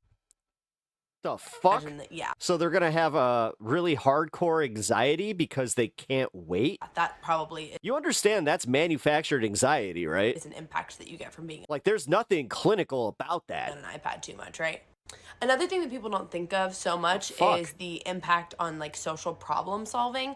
A lot of times kids don't have the capacity to actually solve a problem because they're so used to things being automated. Yep. And this is their first Like I said, welcome to the Wall-E world. time on Earth, right? So they're like just Wall-E. learning how the world works, how social skills work, how relationships are reciprocal. And a lot of times when you have an online life that is such a large majority of your life, you're not getting that human interaction, the ability to like read people's faces. What happens to patience being a virtue? This is their social cues. I don't think do you guys say that to your kids now? And if you are watching people on TV, I know, I was taught like, we that. don't interact like people do on TV. Going over to the comments, then the Wall-E generation. Actually, that's not bad. why are public schools giving Cyberdemon, what them up? tablets at 5? By the way, if you I guys don't are know just what's happening in joining us, hit public the like schools button. nowadays. And, I've been out of that for quite a while now. But that's the second example we've seen talking about having iPads in the classroom. I've also noticed that iPad kids don't enunciate. You could tell by how they talk that they learned how to speak through YouTube. And we can go on a little side tangent here with completely unregulated iPad use. These kids end up finding videos that they definitely should not be watching. This lady's son. Like I said, like the fact that we had a guy in here that was saying, I'm a freshman, but they cared that much about like the Trump stuff.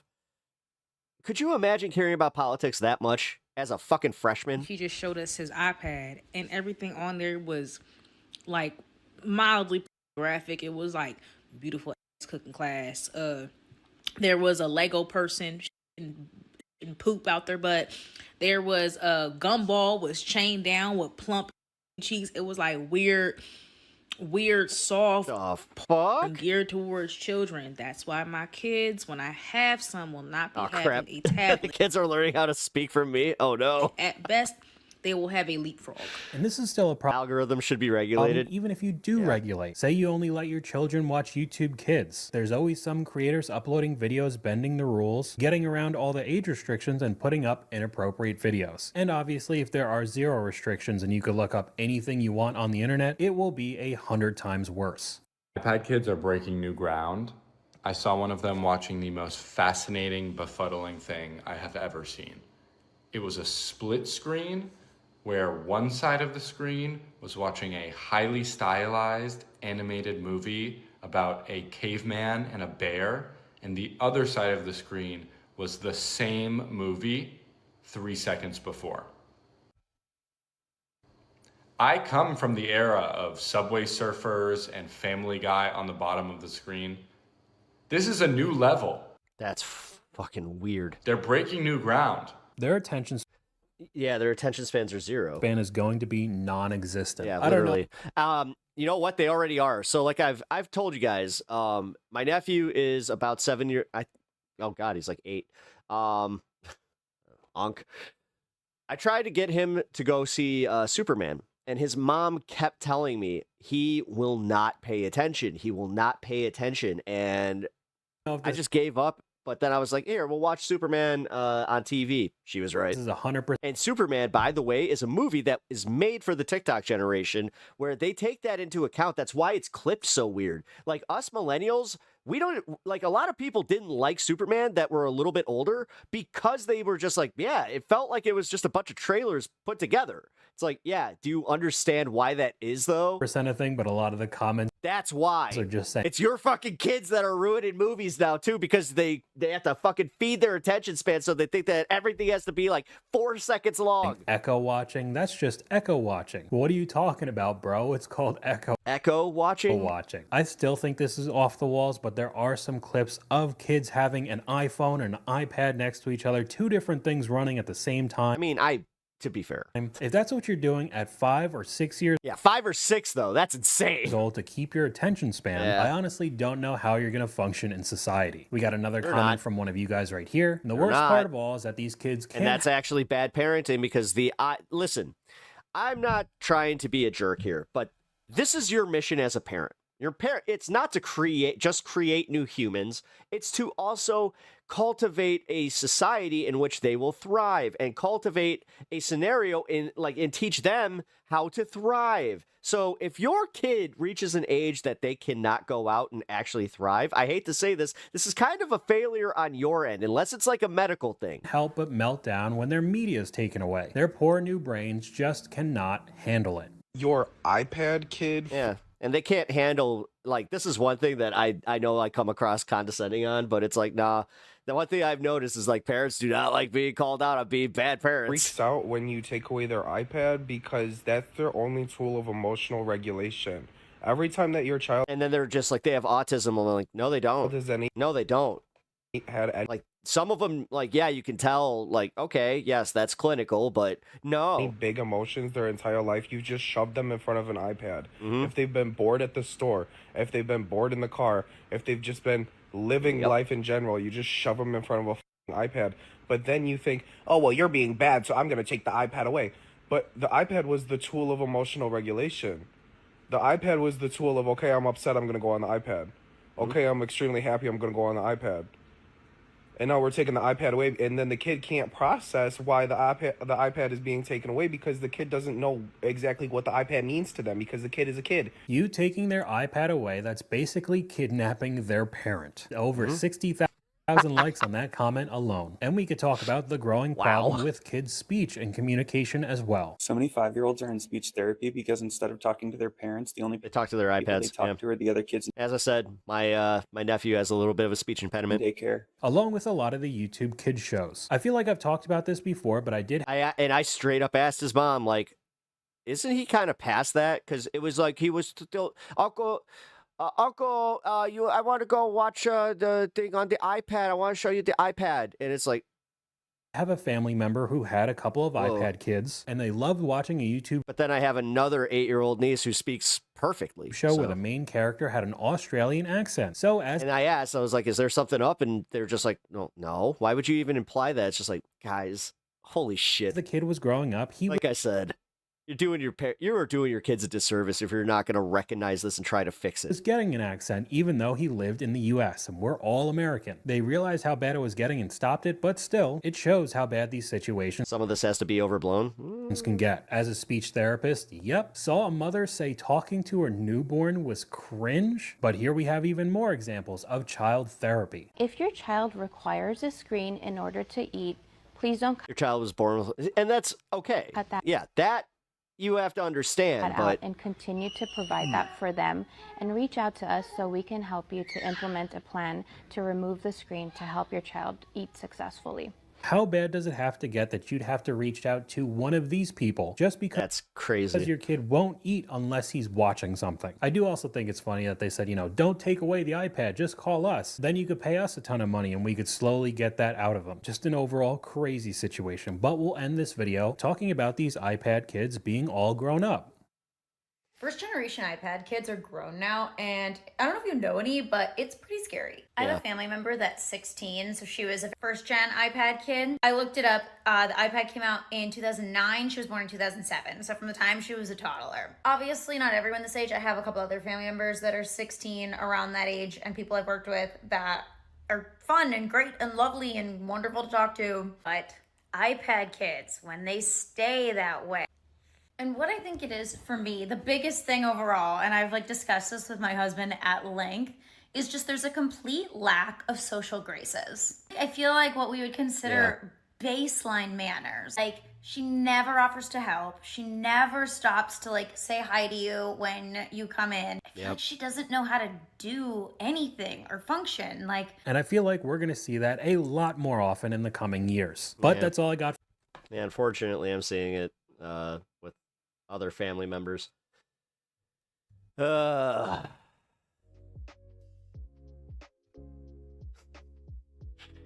was fun. As I said, that was a nice little break from the politics. All right, so I got 2 debates lined up here that I want to watch. Let's see. Do I have any of this that I want to cover first, though? Oh, yeah. There was this. Got a good clip from Breaking Points with Emily and Crystal talking about the how we only got 2% of the Epstein files. We're bouncing around today. Good morning, everybody. Welcome to Breaking Points. Emily, great to see you. House show. Yep, that's right. We're both Here we into go. gardening. That's what it's about, though. People think sometimes it's another thing. It's not. Oh, really? Yeah. No. Get your minds out of the gutters, people. I'm just the messenger. Don't take it out on me. Sagar is recording an Epstein episode with Andrew Schultz. So that is why I get to have the lovely Emily here with me on Great. The arbiter of fucking everything. Tuesday. And there's a lot to talk about, including we are starting with a bunch of Epstein revelations. Bannon talking 25th Amendment. Could you imagine spending your whole life doing like political commentary and then you get fucking outshined by a bunch of idiots that do comedy? Jeffrey Epstein. Bannon, I feel like, has escaped a little bit of scrutiny in this. I gotta say. But we've also got all kinds of other crazy revelations. Tom Barack, who continues to be, he's in this administration, longtime friend of Trump. He is all over the Epstein files. He and Trump were buddies with Epstein. Parents are too entitled to be open-minded in their parenting techniques. They think that that now that they are parents, they know what's best, but they don't. No, oh my God. Thank you for saying that. That is a great fucking way of putting that, Bloodstone. You guys, all right, when you have kids, just because you felt that thing, you felt like the connection where you're like, I would die for this being. And apparently that's what we're lacking. I think that thing also breaks something in you where you don't look at things objectively anymore. Like, it's all through, like, parental love, which is great. Parental love is great, but if it's blinding you to the fact that you're a shithead that is also making mistakes, and if you just close your mind off to getting any advice, especially from people that don't have kids, because one thing that people that don't have kids still have is the clear mindset and clear memory of being that age. Epstein, at sort of the peak of Epstein's whatever. We've got 100% it's evolution. We've got new revelations that the government may be lying about how many of the files exist and what they have released. We've also got a bunch of DHS news.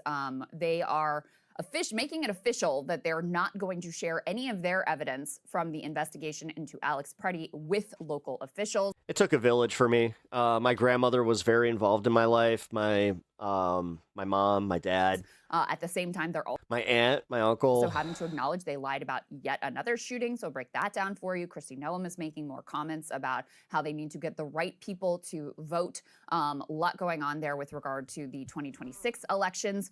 Randy Fine doing Randy Fine things, posting just the most disgusting comments you can imagine. And Emily getting a little bit of a back and forth here with the parents are also blinded by their fear of failing their children, often leading them to doing just that. Yep. Babylon Bee folks. Yeah, and we'll have an interesting discussion about the backlash, or relative lack thereof backlash to what Randy Fine said.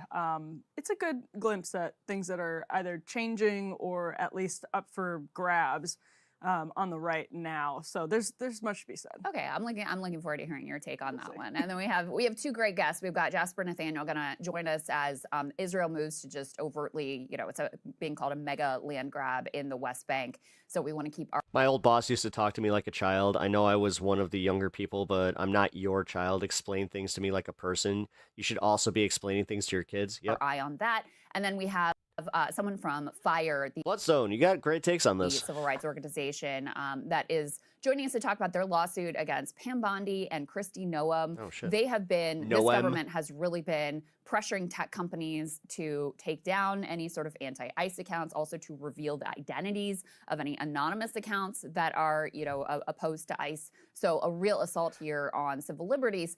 And just breaking last night, we're going to see if we can ask them about this as well. Stephen Colbert revealed that the FCC, Brendan Carr's Guys, I hate to say this. I might have to actually like focus on the vertical stream for a bit. FCC, which was the one that previously I'm noticing that there's definitely a difference. like came down on Jimmy Kimmel, told them they cannot interview James Tallarico, or at least CBS felt I'm wondering if it's like they don't know how to split the audience for me. pressured that they should not interview James Tallarico, candidate for Senate in Texas.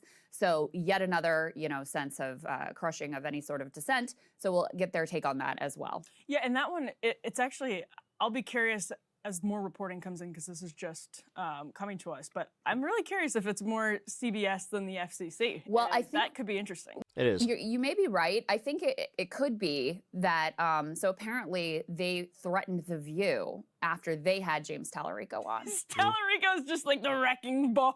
I don't Well, it's because he is literally the most dangerous Democrat to them. know. They're very It could flip a Texas seat, and the thing is, Texans love him. And the other guy, I forgot his name already, but he already had a scandal. very sensitive about this man. And like, they don't like him. I mean, it is kind of telling that they feel like Texas may be in jeopardy. If they didn't see him as any sort of a threat, then I think they wouldn't care what shows he appeared on. So in any case, I think it probably does come out of his appearance on The View, the government action that was taken there. And those government actions, that's exactly what they're intended to do, They're is saying to you make should have others think twice. Equal time to his, whether it's John Cornyn or whatever, that's the line that the FCC is pushing. I wonder in this case if CBS is scapegoating, if they're like trying to mess. But the weird part is to do it during the primary, because like they gave their statement and said, well, we believe in equal time, so Jasmine Crockett should be given a platform too. It's like, okay. With Colbert. We'll get into it. Really? That's the problem? But if they're trying to mess with Colbert and they're like, well, listen, the FCC pressured ABC, so we got to be careful. Yeah. It's hilarious that Tallarico is at the center. Ends up at the center. I mean, it's great for him, honestly. Oh, because fantastic. Colbert Yeah, it's made a a whole freaking thing primary. of it on his show. I mean, it's a Tallarico, huge I think, primary. posted the interview that should have aired, etc. So, I mean, great publicity for him. If you were looking to, to quash this guy's prospects, congratulations. You've just absolutely elevated him. Before we get into the Epstein news, want to thank everybody so much for your support. I think people have been really interested in the Epstein coverage. As you guys know, this is very, very fraught politically in terms of YouTube monetization. We're able to do this kind of coverage and not really have to worry about those things because of your support. If you can become a premium subscriber, breakingpoints.com.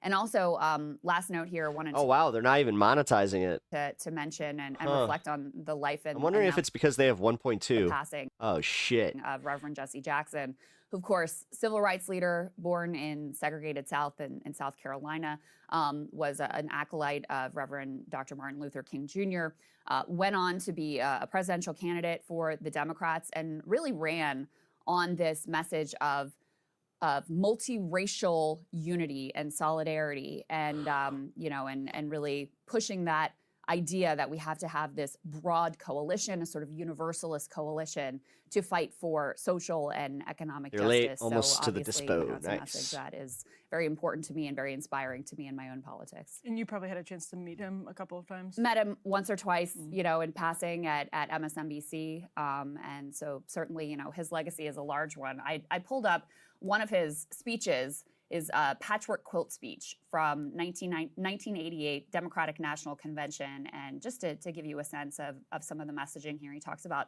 seeking common ground, and this is in the context of trying to pull Democrats together to fight alongside one another. And he said that we need to build a quilt like the one that his grandmother would patch together. He says, farmers, you seek fair prices and you are right, but you cannot stand alone. Your patch is not big enough. Workers. Man, see, that's why they're worried about him. He's a good speaker, man. You fight for He speaks to like the middle Americans. fair wages. Like I have a feeling that he could totally sway a whole bunch of Republican voters in Texas because he's a pastor. You are right, but your and he knows how to speak with that concern and all that. Patch labor is not big enough. Women, you seek comparable worth and pay equity. You are right, but your patch is not big enough. Women, mothers who seek Head Start and daycare and Funny how we find a pastor that's not grifting in Now they're really worried about him Needle care on because the he doesn't work for a mega church. front side of life, relevant jail care and welfare on the back side of life. You are right, but your patch is not big enough. Students, you seek scholarships. You are right, but your patch is not big enough. Blacks and Hispanics, when we fight for civil rights, we are right, but our patch is not big enough. Gays and lesbians, when you fight against discrimination. I watched a clip from his town hall where someone said they feel like their voice matters. For AIDS, you oh, are because right, of him? but your patch is not big enough. Conservatives and progressives. Do you know where that was? Or like who covered that town hall? When you fight for what you believe, right wing, left wing, hawk dove, you are right from your point of view, but your point of view is not enough. But don't despair. Be as wise as my grandmama. Pull the patches and the pieces together, bound by a common thread. When we form a great quilt of unity and common ground, we'll have the power to bring about healthcare and housing and jobs and education and hope to our nation. Reverend Jesse Jackson, may he rest in peace. Also was on the balcony when Martin Luther King Jr. was dying. That's right, he was killed. there. Yeah, so a piece of history for sure that now has passed away, and that's a tether from one generation to the next, especially on the left, which is an interesting point because I know Jesse Jackson mentored many young, especially young Black leftists. His impact is, and Ryan could probably speak to this better than many. His impact continues to be felt on the left of the party in particular. Yeah. Well, rest in peace, Reverend Jesse Jackson.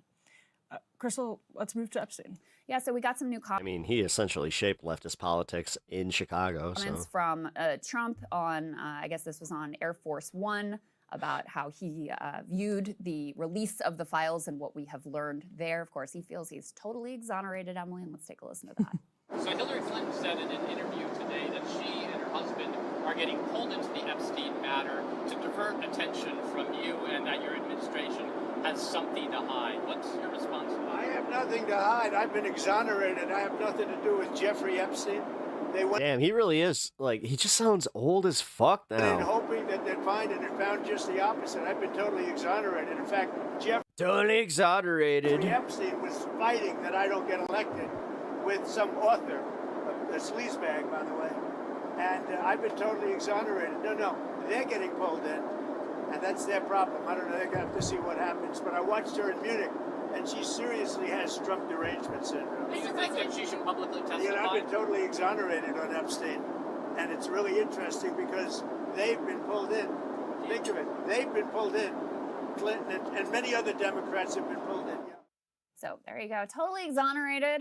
Let's talk a little bit more about that. This was an His dentures are always falling out. Yeah. important investigation, I think, from Channel 4 News, and something that I've been wondering as well. I can put this up on the screen.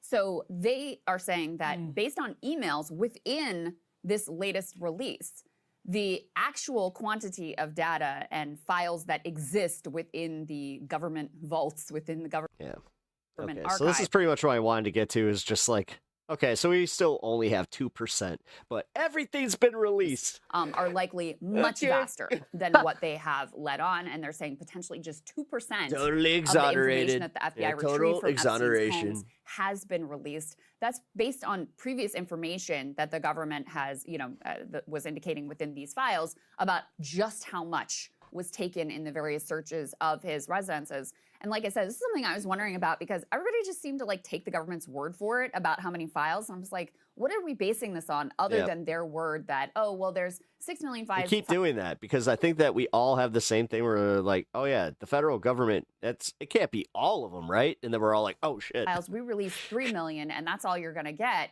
And I've always wondered, okay, that 6 million number, first of all, you should be releasing all of that because that is what you're legally required to do. But also, are we just supposed to take your word for it that that is actually all that there is? And this raises significant questions about that. Yeah, this is interesting because even by their own word, they said there are some 6 million documents, files. What constitutes a file or a document, by the way, nobody has ever defined to my knowledge. So that's interesting, meaning is each email a document? Because there are threads. So is each thread a document or is it each email? That could completely change our concept of actually what's out there. Because if, per the Channel 4 investigation, for example, you have all of these other emails on the thread, sometimes when you're going through the files, the threads stop. They have more emails in the thread? Do they just have sometimes the Epstein side? Do they have more? There's just a lot of questions that we don't have answers to. And at least even by even by what they've said, there's 6 million files. That means we're supposed to believe 3 million fit the national security designation or the victim designation, meaning that they, like I said, they think you're very stupid. Can't even be released on a redacted basis. So that's a big question, because when Thomas Massey was here, Crystal, he told Ryan and me actually that, and he's gotten flack for the act that enabled this recent file release, but he was saying you actually can, in a different administration, come in and potentially prosecute Trump officials if they are out of compliance with the law. It allows for that.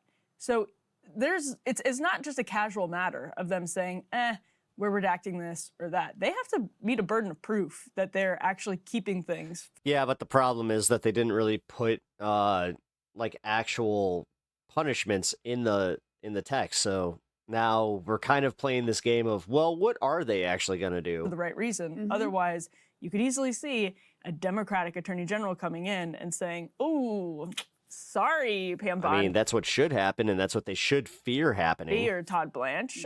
Looks like you were out of compliance on this Epstein Transparency Act. Yeah, it's almost weird that we're just like, we are very comfortable with them breaking the law just openly. Yeah, and it wouldn't. And then again, anytime that a Democrat gets accused of anything, we're all just like, oh, we gotta do something about this. Just be them either.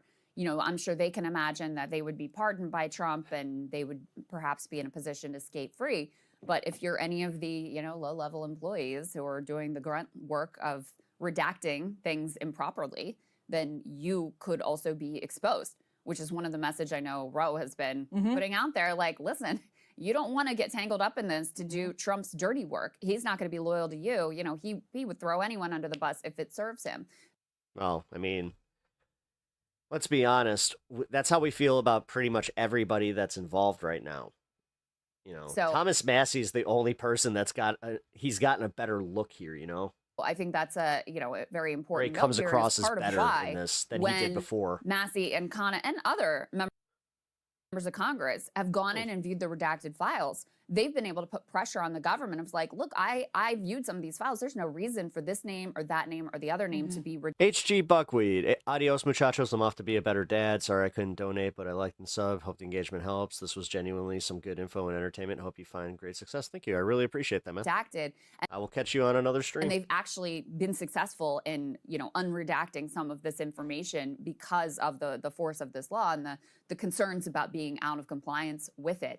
Speaking of Trump and the entanglements here, you know, we've obviously covered extensively the various allegations against him that are contained within these files, all of the various mentions and entanglements, et cetera. But some of his top aides also very, you know, very prevalent throughout this entire document. Yeah, we got frickin' Howard Lutnick, all that.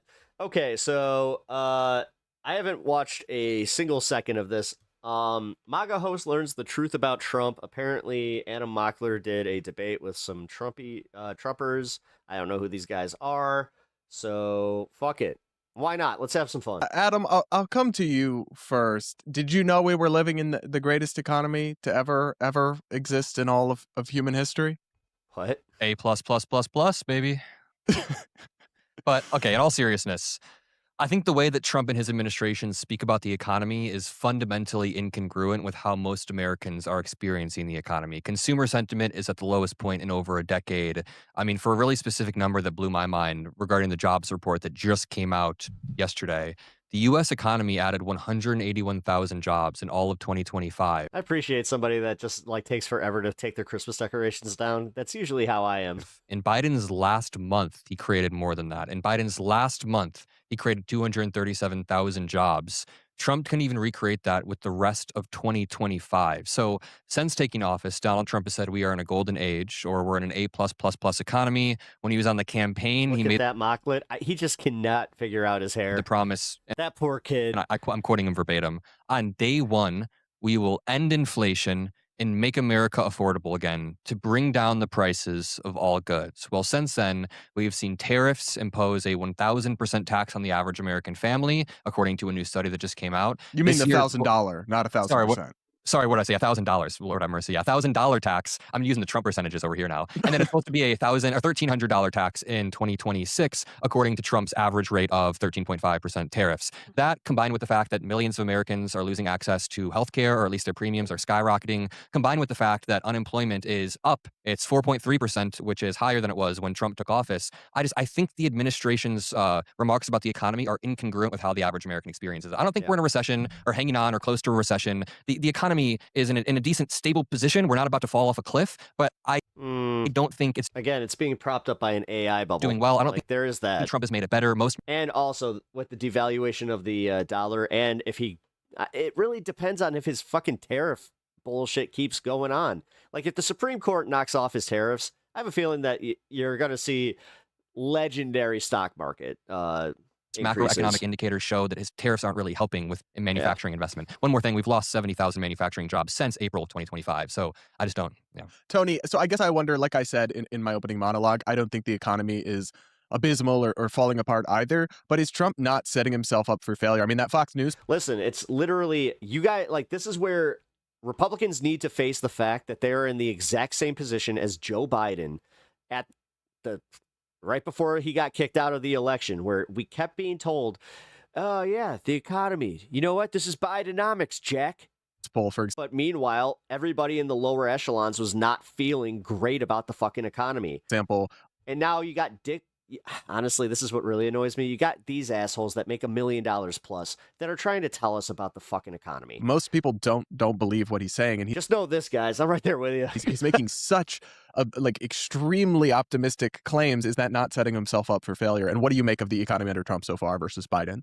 So he's setting it up. This guy looks like this guy looks like a fusion between Vosh and J.D. Vance. For sure. But the question is, we don't yet actually know whether it's... And he kind of sounds like him, too. ...for success or failure. I heard, again, from kind of the populist wing of the right that, the rivers were going to be flowing with milk and honey, and it was going to be solid gold bars jutting out of trees. Manufacturing was going to be building factories right in everyone's backyard. My backyard, maybe it's going to be a Honda plant yesterday, today a Ford plant. Who knows? That's what I was told. The left told me that we were all going to be dead by now. Like the 856th time we were all going to be dead, lying in the grave, holding, I don't know, equable daisies. And neither of those things has come true. What has come out of it is...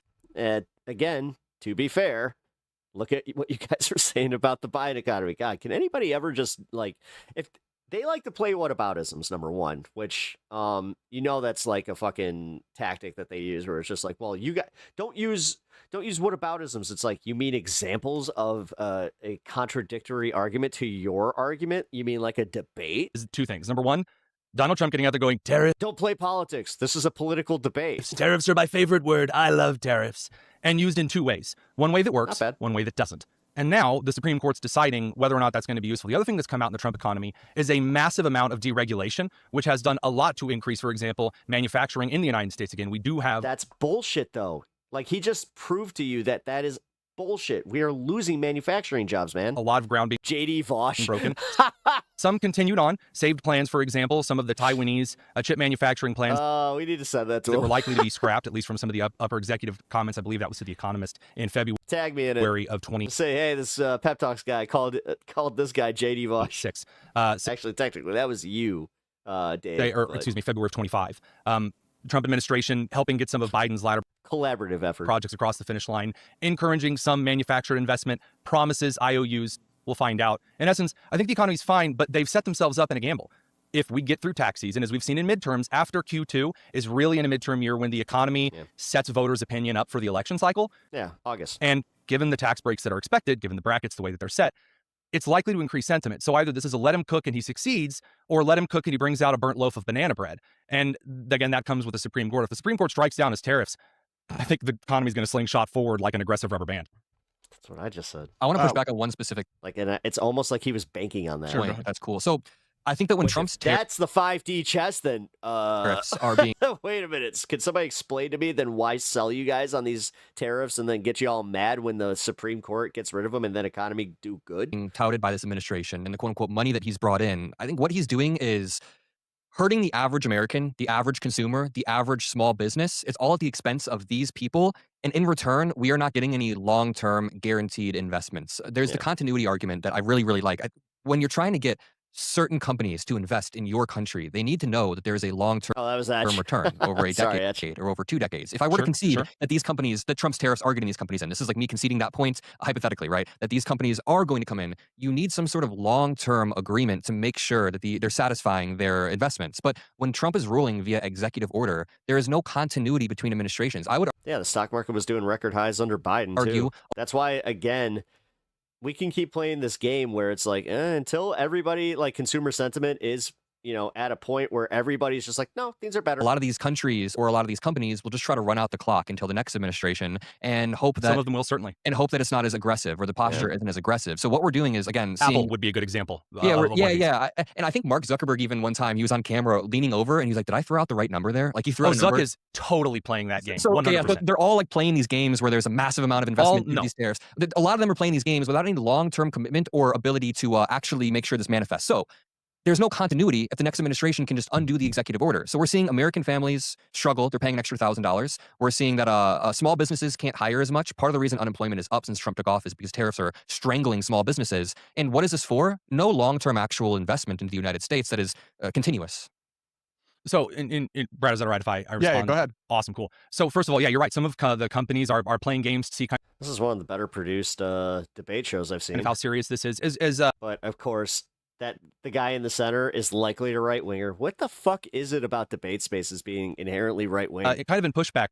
That is, like, does anybody know? To I'm genuinely asking here. What the fuck is up with this? Concept of each administration flipping things. There has been a historical precedent in the United States to leave prior... Because I can't think of one debate space that's run by a left-winger. Contracts that are established under previous administrations. Dylan Burns, he used to be the only guy, like, with the hippy-dippy roundtable. Especially in manufacturing, shipping, other import-export, international business groups. To leave those alone. Again, I mentioned at the beginning that the Trump administration came in and tried to help some of Biden's last projects across the finish line. That's a known thing. Obama did some of those with Bush. Trump 1 did that with Obama's team. And Biden did some of that, carrying through some of Trump's last, I believe, projects with one of the medical manufacturers. It might have been Eli Lilly. Don't quote me on that one. I don't have that one written down, but Eli Lilly's in Indianapolis. I believe that might be the company. If not, then probably AstraZeneca.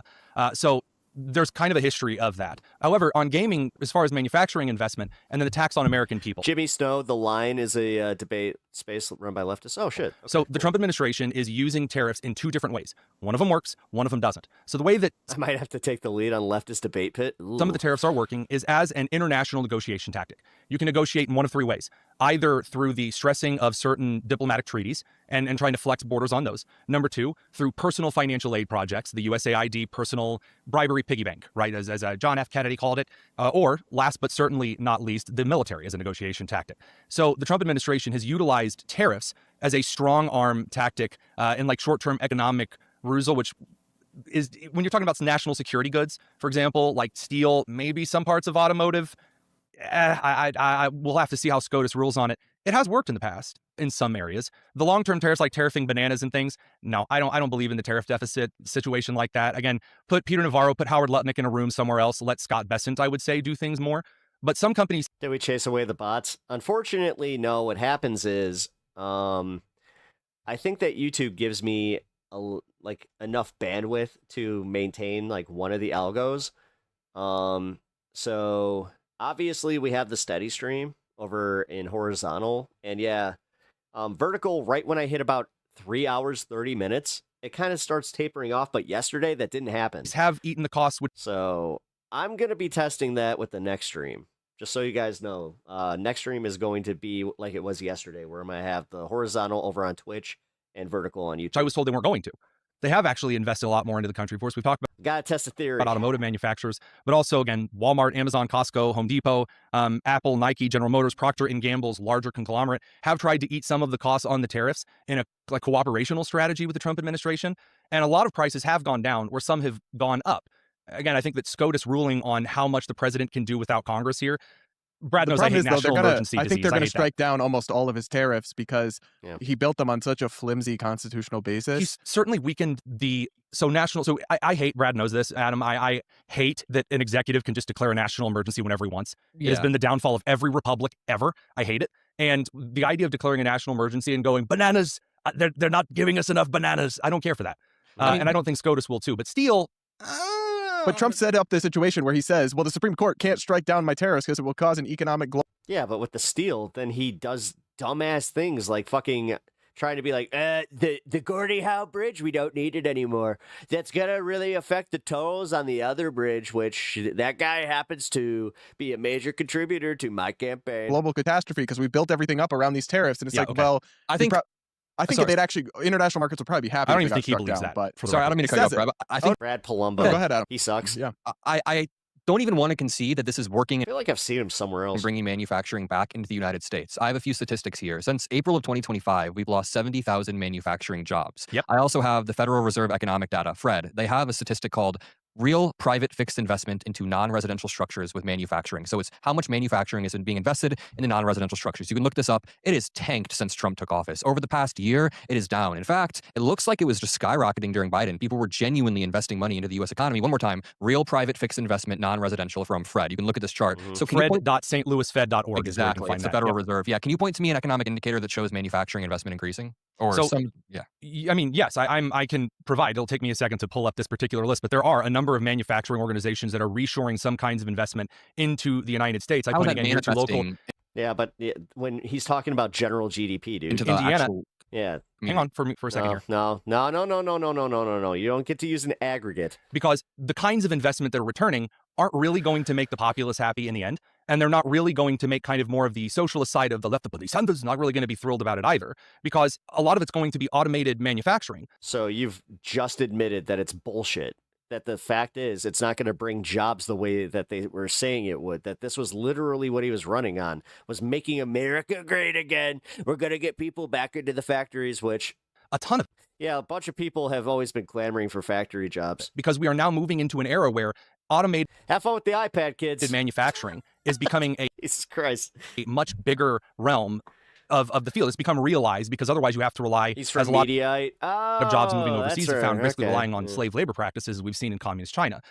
I use Mediaite. So in this particular context, there have been a lot of automotive manufacturers, a lot of. I like Mediaite because they actually came out and said straight up that they would never go after a creator for using their stuff on any of their videos. I was like, I like that. Semiconductor manufacturers. That was a good way to get me to just be like, hey, I don't care. I don't care if what your bias is. If you just said I can use your stuff, I'm going to use your stuff. That have started operating, going through the permit process, going through the investment, purchasing materials from various countries and places, not places. I legit, I did that thing where I looked off and then I looked back and I thought it was Vosh. Looking for here. Building cooperatives around the world to provide certain levels of resources is why you hear Trump talking about country. Like from here, JD, here, Vosh. But then he's got the voice. And for particular building resources all the time.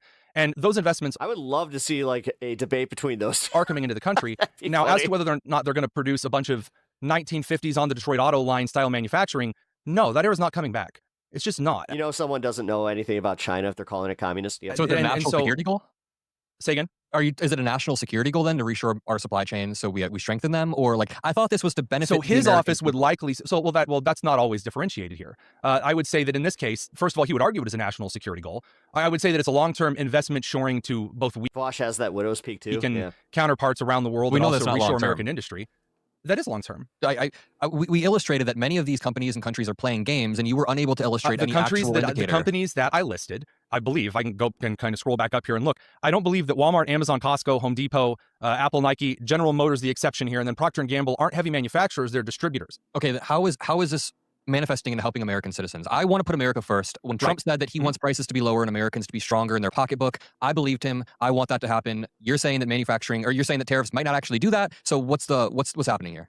So what I'm saying, again... I actually like how he's playing devil's advocate by putting himself in the position of a Trump voter. Regarding the president, first of all, two kinds of tariffs. When the president is talking about reshoring auto manufacturing and other things, he's arguing national security, as in if there were some type of an upheaval, some type of a global political conflict, right, then manufacturing those in the country here, national security issue, obviously in that sense, in that time, building up the levees around New Orleans may not see any, use today, but if a storm comes, hey, then it's useful. That would be useful for the Americans in that particular situation. That's what he's arguing. As for the manufacturing economy, just because there are fewer total manufacturing jobs in a Honda facility built in southern Indiana, that doesn't mean that there still aren't manufacturing jobs that are created here. And of those companies that are building more, Stellantis, Honda, Mercedes, Hyundai, Kia, Toyota, General Motors, Volkswagen, and Scout Motors. I always forget that Scout Motors is becoming a thing. And then BMW expanding both the amount of hiring and facility expansion in the next 2 years at their South Carolina facility. So now, is that enough for me to maybe justify a ton of tariffs? No. Over a long-term period, the other side of tariffs?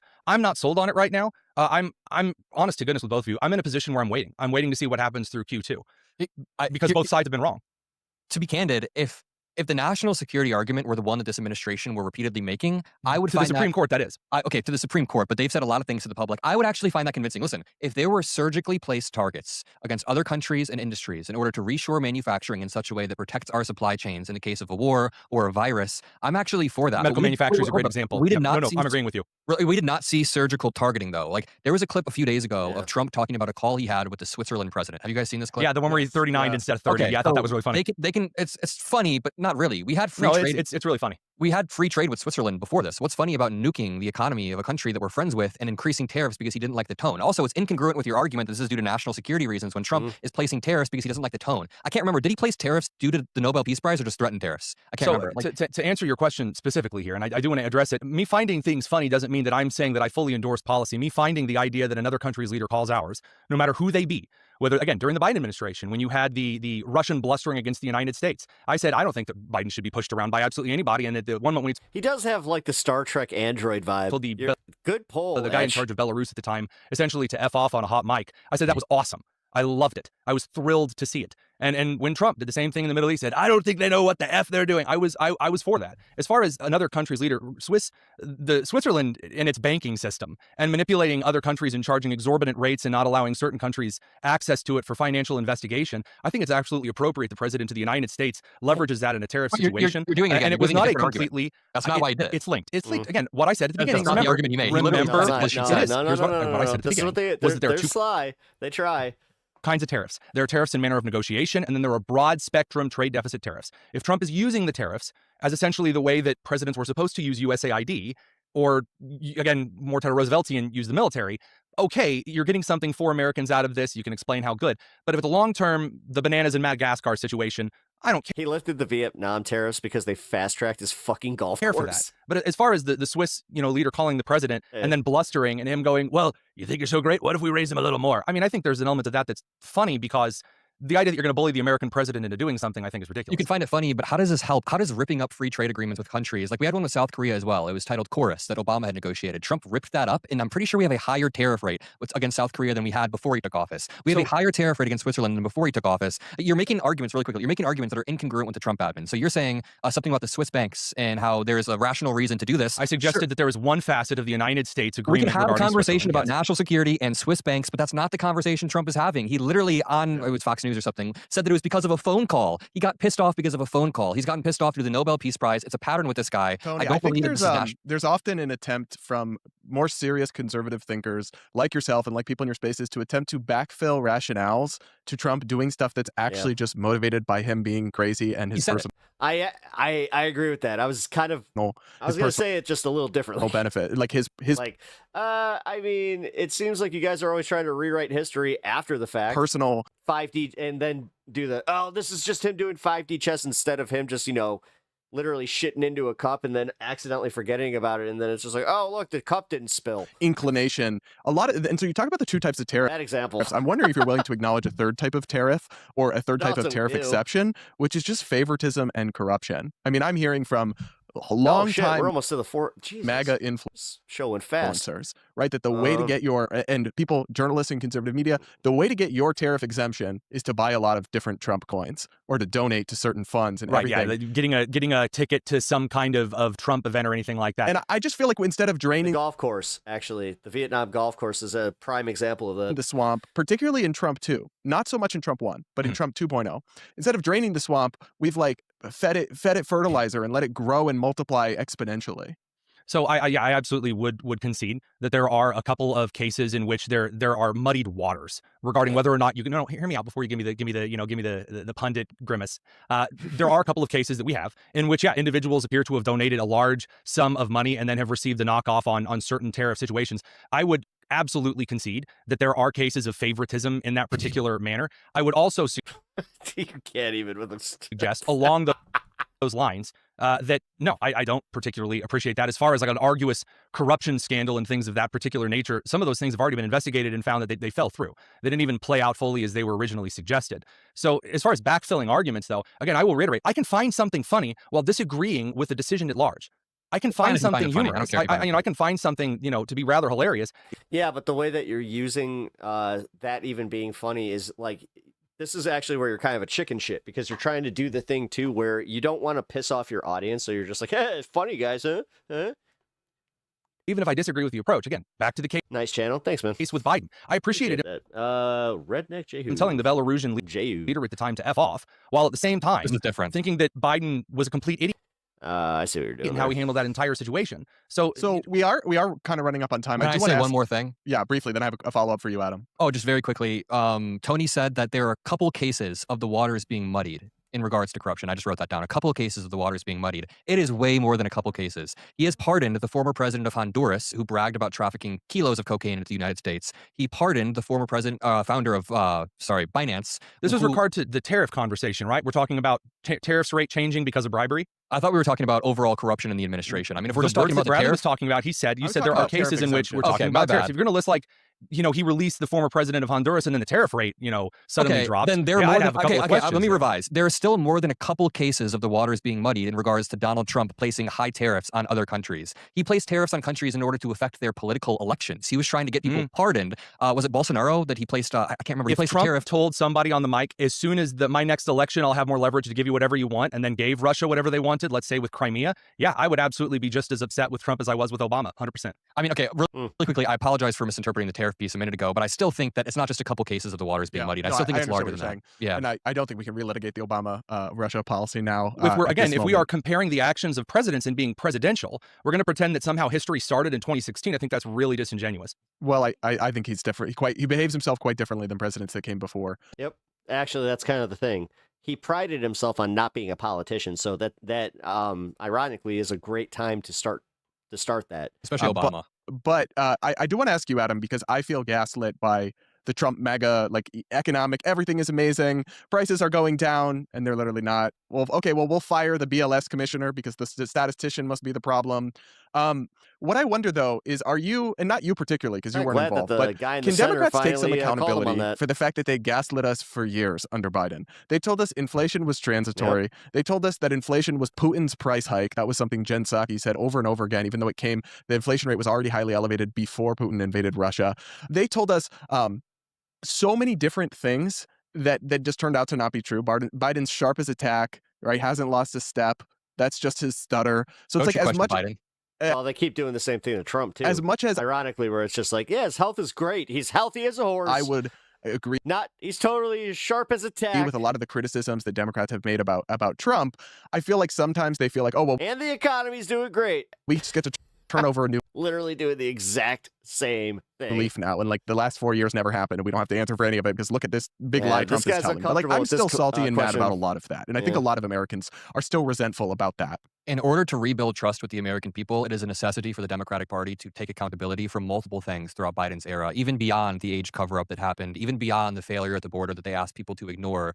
The economic rhetoric used by the administration, Biden's administration, trying to gaslight people was not cool. And of course, the lib in me is going to argue Trump is doing that 10 times worse, but just keeping it contained to Biden, yeah, I think that we do need to take accountability. I think that Democrats overall need to have a more affirmative message about what we want. That's not us being unified in opposition to Trumpism or whatever Trump is doing on any given day. I am going to continue my work to help.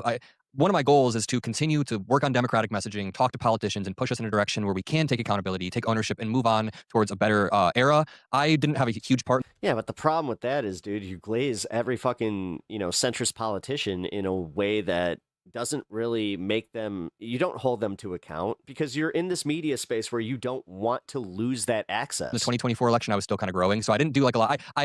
I didn't do a lot of the Biden-type gaslighting. I was kind of just making my way. You moved to the UK in '99. I'm so glad I don't live in the US. Yeah, good for you, man. But the Democratic Party needs to regain trust with the American people, and that's not going to be done by ignoring the mistakes that we made. It's bothersome. All right, guys. Well, we will leave it there for now. That was actually a pretty decent debate. Got a second debate. My claim here is Trump's failure to prosecute Epstein's associates reveals the rot in our federal government. All right, so for this one, I do have to pee. I'm gonna let this play for a second because I've seen the beginning part of this clip. Let's see. When did I stop it? Oh shit! It was only a minute in. Fuck. All right. Well, I got to make this a quick piss. I'll be right back. Okay. All right. What's your case? All right. So look, there is a cabal of very rich and powerful individuals, and it extends beyond party politics and partisanship or anything like that. I'm sorry, what, sir? The evil cabal is in Minnesota. So fair enough. There is an evil cabal there too. I agree. Evil cabal everywhere, apparently. But these guys, of these rich and powerful men, think they can do anything they want with impunity, and it includes potentially Bill Clinton, most likely, based on the files. It includes Donald Trump, who's been credibly on the record from people who have signed, done interviews with the FBI on the record under threat of perjury that Donald Trump threatened a 14-year-old girl. And you've got, and look, there's a ton of Democrats, ton of Republicans in there, and at the end of the day, nobody's been prosecuted. And even just for a second, set aside the powerful celebrities that we've seen, the powerful politicians that we've seen. How is it possible that 1,000 young girls and 1,000 young boys have been trafficked, and only one person's ever gone to prison? It's Ghislaine Maxwell, and she runs herself a minimum security prison. And Epstein. And Epstein, who killed himself, which I don't buy at all. And I think that Trump is a huge part of it. Trump is mentioned more times in the Epstein files than Harry Potter is in the entire Harry Potter series. Okay? And so Donald Trump wants to look at the American people and say, I don't know Jeffrey Epstein. I had nothing to do with Jeffrey Epstein except he met his wife at an Epstein party. He partied with Jeffrey Epstein. He's talked about being friends with Epstein. He says that they cut ties. Yeah, but he knows him. He says he knows him. He never said he doesn't know him. They partied all over the 90s. There's a million photos. Yeah, I'm just saying the claim you just made isn't true. You said he says he doesn't know him. He says he doesn't know him all the time. Just the other day in the Oval Office, he was like, I don't know anything about Jeffrey Epstein. We should move on. Like, it's ridiculous. Like, there is a group of wealthy and powerful people who want to pit everybody in this room against us. They want us to hate each other so that they can get away with abusing little girls and little boys. And, okay. I'm sick of this shit, and I want to talk about it with you guys. Okay, so I think that you have just accidentally undercut your whole debate premise right off the top, even without my help. Are you going to defend what happened in the Epstein files? I'm not. I'm going to talk about the thing that you brought up in your debate. So you said Trump's failure to prosecute Epstein's associates reveals the rotten our federal government. Yeah. But then I should add, by the way, Joe Biden's failure too, because they didn't prosecute this when Biden was in office. Sure. I'm just gonna point out, and that's a Roots of Fight hoodie. Actually plays into it as well. I'm going to point out you've undercut your whole debate premise because you have admitted immediately. I saw that one on the website. That actually the two top people in the Epstein operation, I got to get the Walter Payton one, namely Epstein and Ghislaine Maxwell, have been prosecuted, and weirdly enough, they were arrested and charged by Donald Trump, not by Barack Obama, not by Joe Biden. It was by Trump.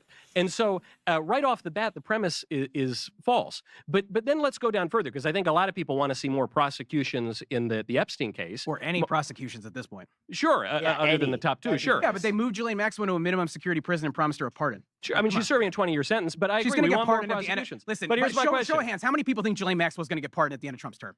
Like, come on.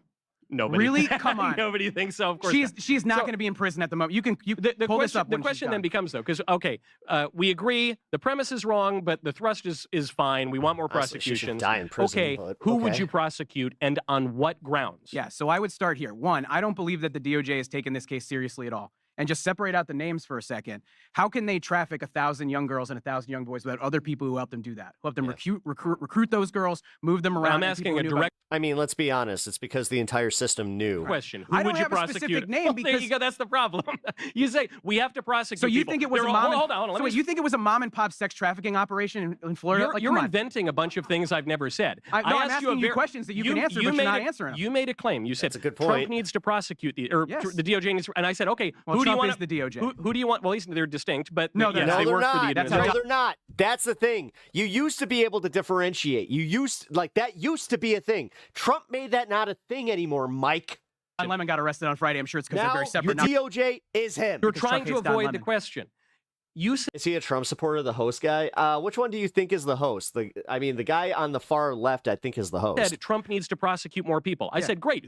I mean, like actual left, like the side that he's. Who do you want to? Although, wait, technically, okay, so yeah, if you're staring at the screen, you're prosecute. And you said her, or I don't know.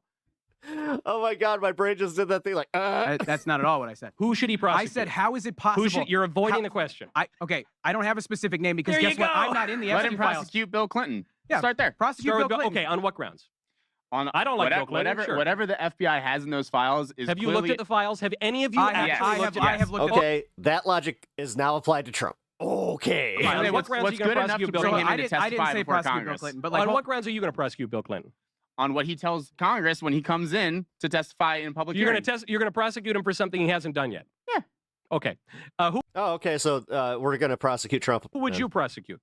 Look, again, I want to find the co-conspirators who traffic these kids. Okay. So if you're asking me for their names, and by the way, I am asking you for their names. No, stop. The guy literally just said that he didn't need proof.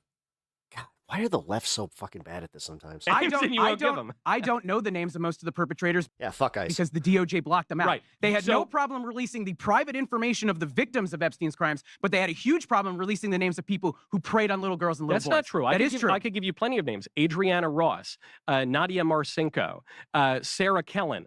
These are the closest associates around Jeffrey Epstein who we have firm facts, because I actually have gone through a lot of the files. We know that they were trafficking the girls. Sure. Those are the ones you'd want to prosecute.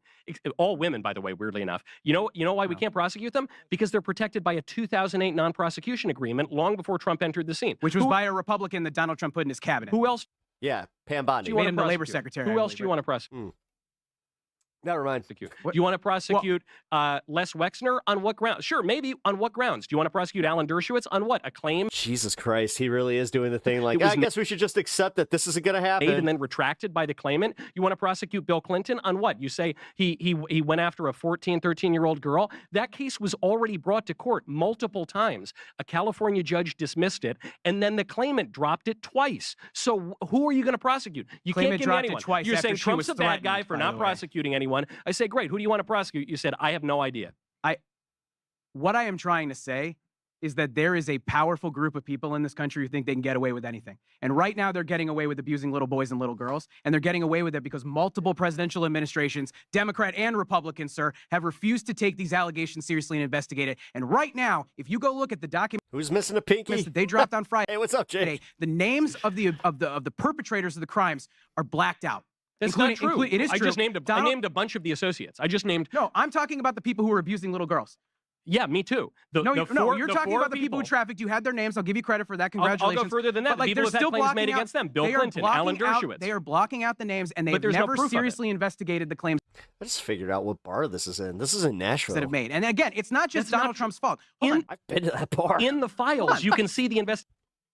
You just cited it because you were talking about the claims made by the women to the FBI. Yeah. So you yourself admit they've been you don't believe the investigated. claims, is what you're saying. Well, in some cases, the claims not only were deemed not credible by the FBI across multiple administrations, but in some cases, the claims were retracted by the accusers themselves, as in the case of Alan Dershowitz. But again, we know that this is a real thing because Ghislaine Maxwell. You're not giving me any names. What was Ghislaine Maxwell found guilty of? She was of conspiracy to traffic minors. Yes. Yes, she's also a registered sex offender. So why is she in a minimum security prison after Todd Blanche? Isn't that part of the problem that we don't know? Yeah. We do not have a lot of these redacted names, and so we don't know. And that's part of the big problem here. Maybe we have a lot of the names without redactions, and you guys. What's Jamie Peck doing there? Haven't given me an argument as to why we would go after them, and you haven't named anyone else to go after. Okay. It isn't about me wanting to go after them. It's that the DOJ has never taken this seriously. Okay. Oh my God, I hate Trump ball lickers. Yeah. Question? Not exactly fun to watch. Michael, I tend to agree with Mike too this time that the whole situation is FUBAR. Did you say FUBAR? Yes. I love that word. I agree with that. My favorite word. Before I get into the question for you, well, actually, both questions are for Michael. I just want to start with, Michael, where's a good place locally here to go get a Mayflower and sit down and enjoy it? I have like 5 good answers for you, and I will tell you after this show. Fantastic. Let me know. But I don't want to blow up my spots on air. Absolutely. So YouTube, you're not getting it. If you want to know the good spots in Nashville, you got to show up to Bar Fight at John Rich's Riviera. He's saying he wants a little bit of ad money, I think. Yeah. That was right. I fucking nailed it. Now, with regard to the Epstein issue, yes, sir, and your position, Michael, no, that's crazy. Yeah, that we know all we're gonna know. I went drinking there after a Nashville Pred versus the Blackhawks game. I'd like to know how you suggest their team's called the Predators. We react when, as Mike too said, the situation is so FUBAR, not. Yo, the vibes from this guy are not good. not accomplishing. Yeah, I feel like he's got weird shit in his trunk. Anything other. Thank you for the sub, or thank you for the follow, Redneck Other Jay. than distractions, what do we do with this situation? What do you recommend or prescribe? Yes. Okay. And to articulate my view, which you alluded to, my point, which I've said from the beginning, I've been vindicated every step of the way, is what. Just like Donald Trump, total vindication. I know. I have been totally vindicated on that. Jake, don't hate me, but I feel like you could probably play Mike Knowles in a skit. It's because you always wear a similar coat. Two possibilities with Epstein. For some reason, I could see you doing a skit. Either Epstein is what the mainstream narrative tells us, just like a kind of eccentric rich guy who was a sex freak and had no now I feel bad. connections to intelligence or no associates, or just forget about it, move along. Either that's true. There's plenty of cartoonish villainy. Or Epstein was something else. He was a little bit more than that. In either case, we are not going to get any more information. If it were the first mainstream narrative, which I don't believe, then we obviously already know everything we're going to know. If it's the second narrative, which is that this guy was mobbed up with like everybody, with intelligence services all over the place, people cite the CIA, the United States, or Israel, or Russia has come out in this tranche of documents. Or, oh my God, a blue hair girl, we know what that means. Or the Arabs, or MI6, or the list goes on and on and on. It seems like this guy was mobbed up with everybody. And so we're probably not going to get much more information on it. In terms of the oh my God, I'd so want to throw my radical transparency. We have millions. Good eye. I'd have to sell my soul first to get that dead eye haunted doll. Millions of documents. He's got the dead eyes from like a that were released by Donald. He's got the dead eyes like a doll's eyes. Trump. When you look at any of the potential prosecutions, no one has been able to bring one because there is not sufficient evidence. And somehow we take it to Jaws. In the cases where there are, and those 4 people that I mentioned, they're already protected by a non-prosecution agreement. So I'm not. I debated a MAGA once. You couldn't look him in the eyes. I'm not telling you this to say it's like a great thing and how wonderful it is that all but 2 people got off the hook in the Epstein scandal. But I'm mentioning that because that's reality. And sometimes people don't want to hear the truth, but it's a fact. And when people go on and tell you that Trump didn't prosecute Epstein's associates, one, that's a blue hair girl's going to be MAGA. Oh, we got a betting. You know what? Screw lie. And when they tell you that this is Trump's fault or something like that, it's totally ridiculous. If there were something for the White House to do, I promise you they would do it. This is politically radioactive for them. The problem is there is nothing to be done. And the idea that there would be, after well over a decade of this, 15 years of this, some smoking gun document that has survived all of the intelligence agencies up until now, that's finally going to blow the lid on it. If you believe that, I got a bridge in Brooklyn to sell you. So I'd like to rebut that, if that's all right, because let's talk about how we got here. I started a poll in the horizontal chat. Like you say, Donald Trump released these files as if there hasn't been like a year of a cover-up in place by Pam Bondi and the DOJ at, I believe, Donald Trump's orders. What cover-up? Trump's the one who arrested Epstein and Maxwell. Let's remember, that was in the first term. We're talking about That's what I'm saying. They violated the law with how long it took for them to release the last Trump files. Well, Michael's been consistent on his show about his position, but my question for you, Michael, a little deeper was, how do either we as normies, as a public, respond to the situation at this point, or how should the administration change anything, handle anything differently? Because the whole thing is just a botch job from end to end. I agree with you, and I want to talk about why it's a botch job, because nobody should forget that right after the 4th of July on a Sunday night, the DOJ announced they were done with the Epstein investigation. After throughout the entire Trump campaign, they were promised to release every document to prosecute every single person that they could. They said there was nothing, that there was no files. And it took they said no client list. They said there was nothing. There's no list. There's no files. nothing. We're done. We've reviewed everything. We've got nothing for you. And after, by the way, embarrassing the shit out of libs of TikTok and other influencers by making them wave binders. And I thought that was super damn embarrassing. I wasn't at that meeting. Can we agree that wasn't embarrassing? Yeah, can we agree that was embarrassing? I'm glad I didn't get a binder. Yeah, that's good enough. You have better sense than libs of TikTok. But look, she didn't know what she was getting into. It took Democrats and Republicans coming together with a discharge petition to get that bill to move forward and to create the political conditions for Donald Trump to be so scared of the public's reaction that he was forced to sign it. And I want to remind people that according to Thomas Massie, who's a Republican, conservative member of Congress, he was threatened by the FBI to have his staff brought up on fraud charges if they didn't stop pushing the Epstein files. So this administration is pushing hard to make sure you never see it. And my reaction to the gentleman, he's no longer there, who asked his question is, your reaction should be anger. You should be pissed off that the federal government is lying to you like this. That's it. And what should they do about it? All right, we got 50% in vertical chat saying MAGA, 75% saying MAGA in you can't vote him horizontal. out Answer. because All he's right. president of the United States. The same thing Trump did, I guess. You should Actually, keep. Trump You should keep. released the Trump file. hasn't done anything. Come on. Other than arrest Epstein, arrest Maxwell, unlike any Democrats, and then release 3.5 million files. I know, Other than that, I know you. I know you got to though. protect your daddy, but this is No, embarrassing. I have to like, state come on. facts truthfully in circumstance. Next question. Nah. Hi, Michael. This Yeah. question is for you. So Trump has said that he thinks it's time to move on from the Epstein files.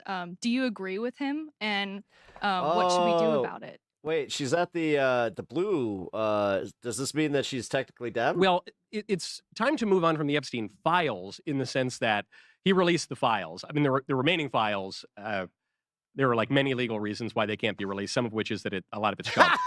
All right. But he's released 3.5 million of them. Allegedly. We know a lot, and there are redactions for all sorts of reasons. But I agree it's time to move on from the files because the files part has been accomplished. What I want to know with Epstein is a consistent Wow, question. we actually had which it is, backwards. I don't in- need to know all the lurid details. So one chat was 75% for the leftist, 25% MAGA. Other chat was 75% MAGA, 25% leftist. I would like for there to be justice for the victims, if there can be. I want to separate the credible claims from the false claims, some of which have been proven. But what I want to know is, who was Epstein working for and for what purpose? And even that is not a simple answer. Some people want to say he was, like a... By the way, 2-minute warning for the 420. Super spy for Mossad or for the CIA or for, now the story is the Polish prime minister saying he was a super spy for Russia and for this group and that group. And the reality is there's evidence to back up like all of that. And it's very unclear what his actual mission was. Furthermore, the claim that he was a spy makes people think that he was James Bond, training at Langley or something. On a mission to, but I don't think that's really what he did. I think he was a dodgy influence peddler who collected connections and greased the wheels of government and business and politics around the world. And so I want to know what that is. I want to know the machinery of the corruption more than I want to know the lurid details. That needs to be pursued. That we need to continue to follow. However, I'm open to suggestions on how to do it because he obviously ran a very sophisticated operation and no one's been able to come up with answers yet. Can I jump in here with 2 points? The first is they have not released all of the Epstein files. That is something they continue to lie about. And what Should they release all the child? What if it's actual Not necessarily child, to the public. not to the public, Congress. maybe Okay, then they shouldn't maybe release to all the members of files. There Congress. you go. But like, look, I don't buy their claim that there's just a bunch of child there. It feels like You don't think there's child in the I'm Epstein sure that files? there is, but I think the There you idea go. that the remaining files is all child is Not saying ridiculous. it's all. Given the number of Saying it's times a lot that of they've it. lied, we should take nothing that this administration says at face value. The second thing is, and on that first point, they still haven't released the names of everyone who's been accused of violence against little boys and little girls in the Epstein files. They are concealing those names, and the question is 420. why. Now, number two, Again, no, wait, on that wait. I let point- you talk. Can you let me finish, please? Sure. Thank you. And you can tell me why I'm wrong in a second. all right? Happily. But like, the second point I want to make is you've brought up multiple times, like, is he a Mossad agent? What's this? He's a super spy? Like, what is he? And that's a very clever thing that MAGA-oriented influencers are doing right now because they want you focused on that so that you can be like, ooh, was he working for Putin? Ooh, was he working for Benjamin Netanyahu? Instead of going, how is it possible that nobody is being prosecuted for these crimes? How is it possible that they're concealing these names and this information? I just They wanna explained go, that look to over you. here. Don't look Excuse over me. here. Like, come on. I just explained it to you because you can't name the crimes or the people to prosecute. I can't because I don't have all the information. There you go. Okay. They're concealing the next names. question. They're concealing the names. How am I supposed to tell you the names yeah. of the things that are concealed? Hey everybody, thanks for watching this video. If the content was helpful to you, do me a favor and hit like. Sure. You got the like. All right. Let's see. Actually, let's chill for a minute. We just hit the 420 fun half. I kind of want to hang. And that means bring me back. Musica. And all right.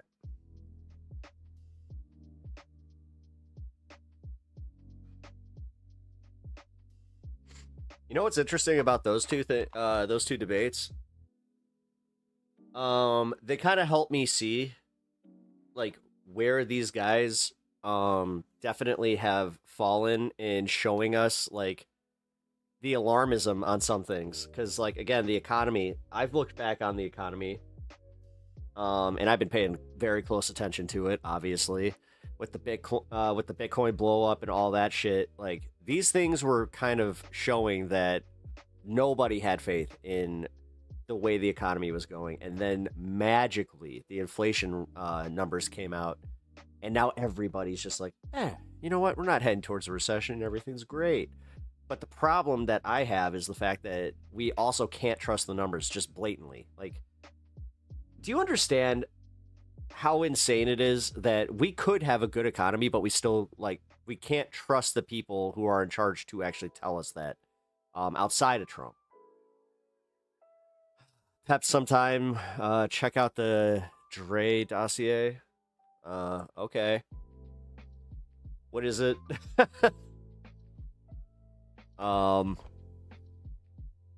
not like the Steele dossier, is it? There's no way that they didn't cook the numbers. That's my point. Like, well, that's what happened in the end of 2025 in December. We found out that they cooked the numbers on the fucking jobs report. So it's insane. Block footage. It failed. Wait, really? Wait a minute. Hold on. We got an update on something. Is this real?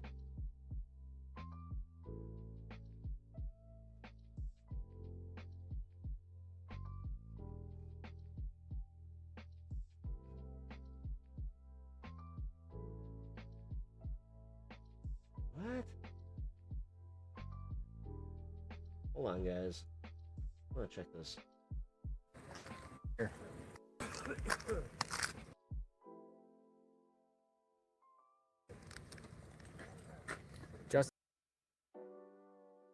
Oh, okay. No, sorry. I got an update saying that they found Savannah Guthrie's mom, but that is definitely not real. No. I thought it was breaking news, but you know what? Let's try ground news. Let's see. They'll have it up. If it is real. Shooter killed ex-wife and son in Rhode Island. Trump family business files for trademark rights on any airports using the president's name. You're fucking kidding me. So he's ordering them to change the name of LaGuardia or wherever the fuck. And now they're going to collect on the copyright of these fucking grifty fucks. I don't ever want to hear about Biden and the Biden crime family ever again. Ever again. If you start in with that, instant fucking ban. Fucking Christ. Yeah, they blew up 3 more boats. Yeah, I saw that too. Yeah, because that worked to get us not talking about Epstein before, but you know what also didn't happen before? We didn't have it in our consciousness that these people were eating babies. Like, yeah, this is a little different. Great show. Hey, man. Thank you, Etch. I appreciate that. Yeah, they registered a pile of trademarks. Of course they did. Of course they did. Emoluments what? He wants Penn Station to be Trump Station. Of course. There's no words to describe the corruption. I mean, that's what I mean, man. Like, the guy's... and he's like one of the most obviously corrupt motherfuckers. But then you have people treating him like he's any other president. And it goes back to, if economy do good, me happy. Me don't care what president do as long as economy do good. Like, there are some days that I wonder why I even do this. Like, as far as, like, even paying attention to it. Because it's all gonna just...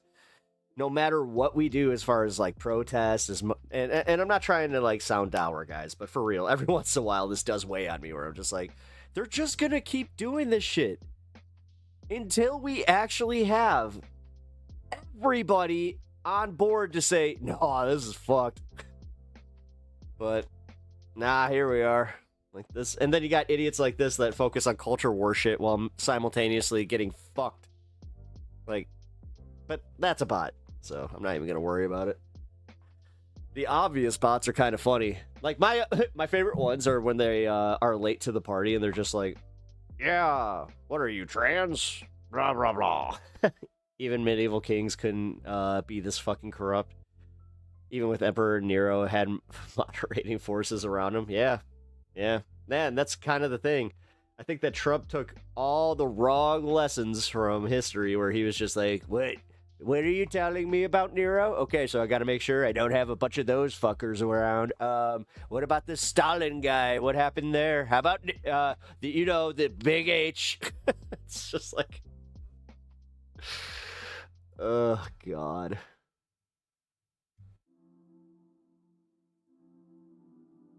I'm done with that. Done with that. Oh, excuse me. Even medieval kings couldn't be this fuck. Oh, Jesus. Just got my chat doubling up again. So I gotta learn the fiddle. He's literally he's playing it poorly too, just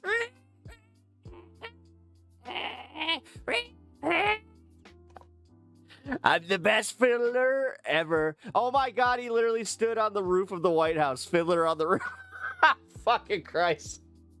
Hey guys, I'm back on the roof. It's just me. Hey, this time I brought my fiddle. Oh, too bad everything's burning. It's almost like we couldn't have seen this coming.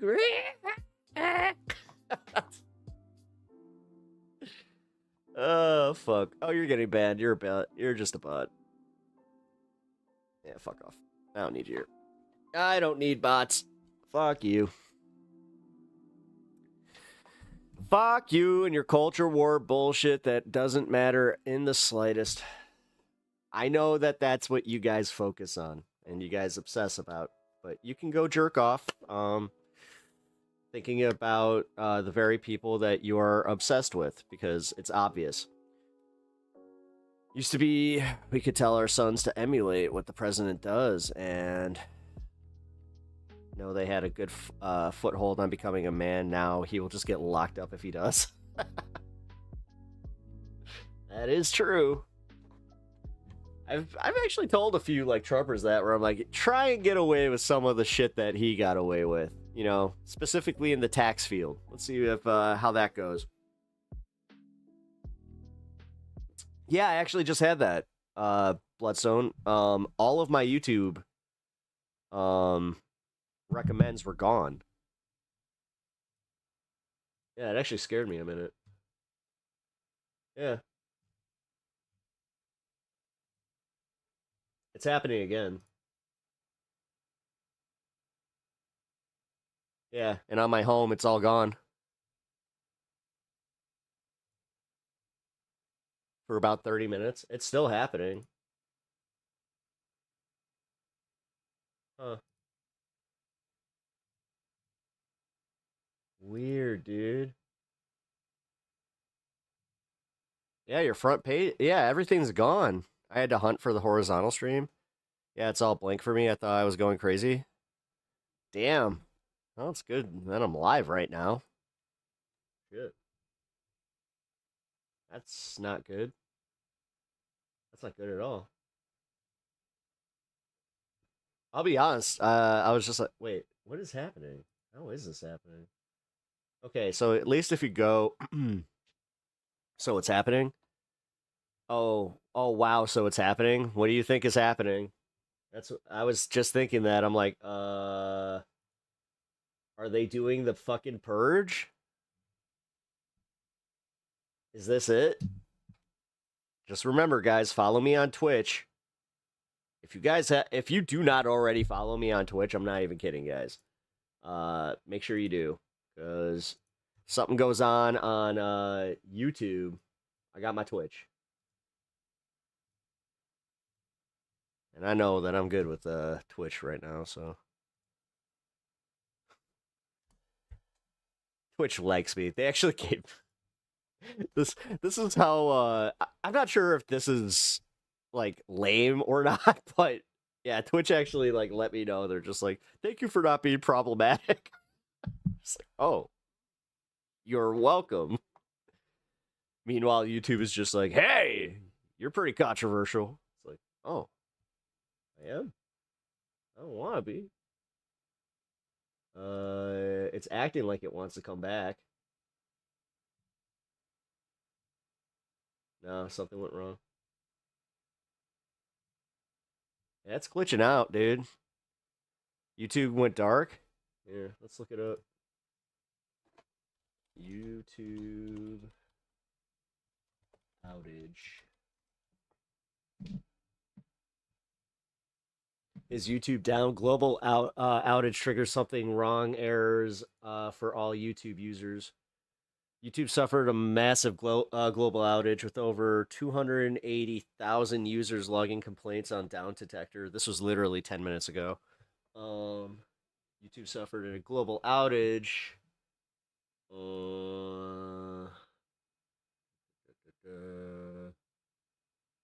Wrong. You good, bro? Sounds like a global outage right now. All right, and we have no updates. It literally just is letting us know that there is a global outage. 4 minutes.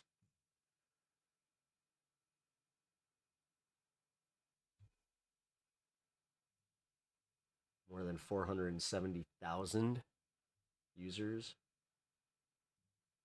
Doesn't sound like that many users. This has to be an update. Guess there's, I mean, I got 15 in the vertical stream. I don't go on Twitch even though I have an account, sadly. Why not? Twitch is fine, man. I don't know. Twitch has its benefits. Like, I like the emote game. I like the fact that it does actually, it's better for chat. Doesn't have the lag on chat, which, you know.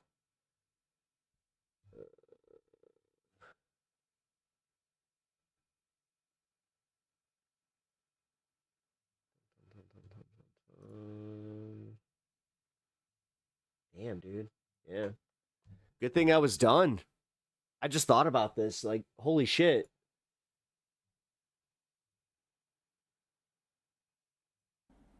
Oh, fuck. We got agenda free. We Here got we some go. very angry people in the chat. Oh! Angry people. Oh, no! They are not happy. Oh, my God. Oh, something happened on YouTube. We got to go live. Thank you, by the way, a couple of thank yous here to Mike R3388, who says it's the home page that seems to be having the most issues, but I can watch the stream from my subscriptions. I can't watch YouTube on the TV app unless I cast. Thanks also, Mabel Quinton. Oh, no! Very angry. Very, very angry. Who says the only show I can see is yours. Well, then it works fine. Then it works totally fine. We want it to be fixed. Thanks, Mabel. I appreciate that. Thanks also, Red Tail Stop Nutty. doing an impression of me for this jackass. God. I hate this guy. Kickflip. Some people can see this broadcast, although I don't know if that's because this is an older broadcast and I just changed the title. I did not try to start a new broadcast. That actually might be it. I'm not sure if we could go live right now. Running Mart, thank you. Oh. Running Mart says user home pages are down, search and navigation is up. Thank you, Spirit of Morning, who said I had to go to the AFTV page from blank YouTube. I cannot load general YouTube. Hey, Deanna Fisher, welcome back. Thanks, Yuso Series, well. who said I had to search for you to be able to watch. Thanks, Shameless Senpai, who says no issue on YouTube. Thank you, Valvoica and Scrantix Gaming and Red Tail Nutty and Tisha and Genuine NPC who thinks it's a Cloudflare outage. I'm so confused. Yeah, here, I'll show you guys. Let me pause this guy for a second. I can't even see his chat. This is my homepage right now. Yeah, let's refresh it.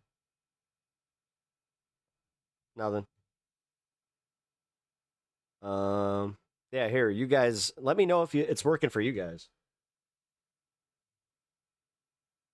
Yeah, see? The way that just, like, kind of flashed. But then, if I go to just, like, a channel, it works. The fuck? Yeah, and there it is. Something went wrong.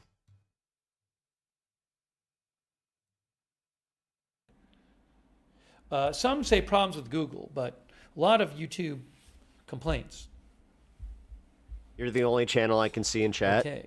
It's because I was live. I don't even know on Facebook if the title of the broadcast is correct. It's literally because I was live. I think somehow I have the right title on Facebook now. I have to change my title. Whoa, hold on. Cloudflare is not currently experiencing an outage. Okay, well then. All right. So again, we were already on the air covering a fire in Oklahoma, and then YouTube seemed to have a big outage. There's a fire in Oklahoma? Thanks, Joseph Fiorentina, who says Agenda Free is working. Agenda Free. Joseph says that's all I need. Well, we hope it all gets fixed. Thank you, Joseph. Also, Carol Campbell and Mike R824, who think my brain rot supply is over. YouTube is down. Thanks, Escape the City, who says mine went down in the UK for a few minutes. Thanks, Stone in the Wasteland. Oh, it's still down for me, who man. Said a truck trashed and caught fire, which started the blaze. Is that in Woodward? I cannot confirm that, Stone in the Wasteland. I don't know what started it, but thank you. Thank also Gaming Plays. Gaming Plays seems to be a worldwide outage. I'm currently watching you from Norway. I also got the problems up north. Oh. No, the thumbnail is fine, right? That's the YouTube logo. Oh, God. Unless they change their logo. Oh, how 9,000 people watching this asshole? All right. They changed their logo. Oh, we got some Twitch viewers. One of our Twitch viewers said, my YouTube just went down. That is why I'm here. Ha! Nice. Oh, God damn it. It actually works. Hang on a moment. I hate it. Hang on one moment, folks. Checking my YouTube. I keep refreshing. Still down. Oh, damn. Actually, this is bad. We are covering the YouTube bonus coverage, I guess you could say, because we were covering something else. Extra coverage of the YouTube outage. Oh, there we go. Whew. I was like, can't get in my account. For a lot of people. Oh, Down Detector says there are Roku problems. Oh. There's starting to be a number of Roku problems. Is this okay? So that leads to the people that were trying to watch it on TV apparently having a problem. So again, is it he drives me nuts? Some other issue that's affecting all of these different. Yeah, but he's live with the news about exactly what we're experiencing and sites, but not nearly as many as YouTube. I'm right there with you though. Drives me nuts. Way more reports. Oh my God! Something's happening! Ah! So I cannot confirm it's really anything big except for YouTube. Isn't down for maintenance code for we don't Some know. of our viewers think cyber attack. Thanks to our moderators. A lot of upset people. Hey, thanks to our moderators. Wait, I want his chat to be active. No, we have give me the right chat over back. on Twitch. Big Ball of Yarn, Good Luck Duck, LB Prairie Dawn. I got that. Maybe if I do this. Stop, but it's back on. There we again. go. Yeah, that worked. Is it fixed now? Let's see. I'm going to try to reload my down. homepage. It got hacked. Maybe I can give you good news. I'm trying to Yeah, reload down my here. homepage. Breaking news. It is not working when I try to load the homepage. Breaking I just news! tried to load it. My YouTube how is about still on my down. phone? Get the fuck out of here. Let me try my phone. Oh yeah. I didn't try the phone either. Oh, something went wrong. Something went wrong. Can I show you Oh, this? something went wrong. Something went wrong. You can holy sort of shit. see it behind the green screen. It's or just like whatever. down. Something Holy went wrong. fuck, man. Okay, it says something went wrong on my phone. Is it kind of bad that I slightly want this to hurt YouTube enough Yeah, I for didn't another say the fire platform was to gain over. it relevance? Like who? It seemed to be getting a little less intense. Do you understand? Like this is the whole bit of a better problem. Like I've said this a lot on this show handle on that when you become the establishment, like the next platform, they're gonna have these same issues. So we transformed. We switched the title to this. Okay, we're here. Somehow I think some people can see us on YouTube. Hold on, I got to time somebody out. Need to time. The moderators are on it. I don't even have to because the moderators are on it. Let me see if I can find out any more information on this. Give me a moment. We're trying to get some comments from you guys. Well, could you imagine the iPad generation Thanks that again to can't all of our find, you know, moderators. Sorry for their any missing. Kay Coco Lowry, Melon Connie fucking videos, so they're having a little bit of a meltdown? Oh my god, he is human Kay diazepam. is Yeah, not- he really is. So I'm gonna just fuck it. I'm gonna keep this in the background. I'm gonna put some music on and we can chill for a minute. Oh, much better. The end is near. Jesus is coming. Is this it? This is the end that we were taught. And thou say, once YouTube is downeth, the Lordeth will come backeth. iPad kids are screeching right now. Is that the noise I just heard? Well, yeah, you can watch stuff in the watch history, but you can't find new videos. Which, I'll be honest, that's not great. Damn it, I keep buffering. Uh-oh. That might mean that the live might be going down soon. That's no bueno. Let's go to his chat under a name like... I think he would... No, I'm pretty sure he's gotten that. You need something better.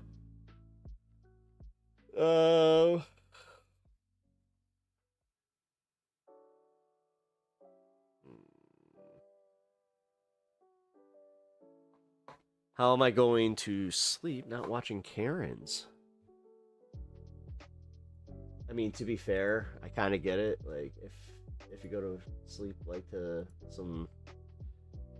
This is why I'd like to pass laws to protect simulcasting streaming for multiple locations. If one host goes down, people should be able to find the same news from other platforms. That's true. So, Jake, do you think that we should be able to platform ban streamers then? Still not working. I'm going to try on my phone again to do this again. Let's keep it in the background. New pipe This is seems down. like a pretty big outage. Something went wrong. Oh my gosh. It still says something went wrong. On my phone. Something went wrong. Guys, No! Wow, this is actually a long-ass outage. people get upset when YouTube is not working. A lot of people use it. Probably China. They left us this dude as a counter for demoralizing factor. Hey, hey, wait a minute. I'm still live too. Fuck. Hey. People are posting from different countries. I think people are going to Twitch and watching. You just made me feel bad. On YouTube there are people on YouTube who are saying it's not working. So I guess they're somehow watching this broadcast, but maybe they can see this and not other broadcasts. Down in Kansas, not working in Israel. All right, this is gonna hurt Google's uptime. uptime. Together, guys, it is bringing the world together. I'll say this much: I'm glad that I don't release clips daily because that would be bad. Then I would be like, oh, this is definitely affecting me. But this is actually, I'm okay. A little bit. Like I said though, tomorrow I am going to be trying just going vertical, and I'm probably only going to do like an hour stream. Better graphic for over the show. It's going to be it's going to be weird, but yeah. We need to fix it. There it is. That's a wife that I got to hang out with, man. Let's see who else. NYC homepage down. I mean, if this doesn't come back up, then I don't know what else I'm going to do. People commenting from YouTube watching this. I guess I could read news articles, you know. Wait. What am I doing? Not checking Twitter. Duh. A lot of comments. YouTube down. Hashtag. That's literally the first Working thing. in Seattle? YouTube down. Down in Oregon. Ah! Yeah, Not my God. working in Puerto Rico? YouTube's down. YouTube's down. It's very. I don't know. It's possible that that we're still on YouTube because I was already on. We're all having the same fucking reaction. Yeah. A number of our viewers yeah, are saying gotta they see. can access Much broadcasts through their madness subscriptions. about to happen. So I guess if people were subscribed to the channel, let that be a lesson to you. This jabroni over here. I guess if you're only watching, if you Sitting here talking up a storm, I don't think so. We're gonna go over to the Twitter, yeah.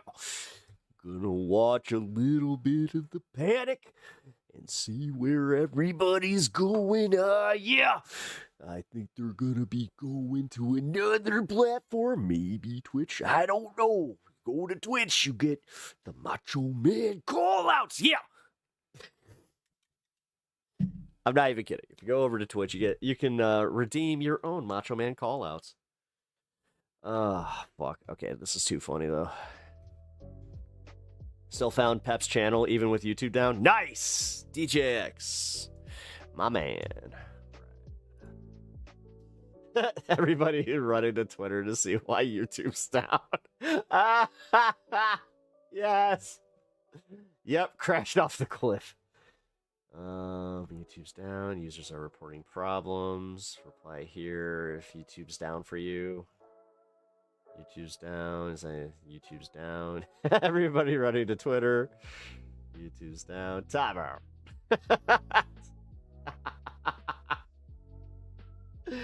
Oh no, he got booted from his accounts.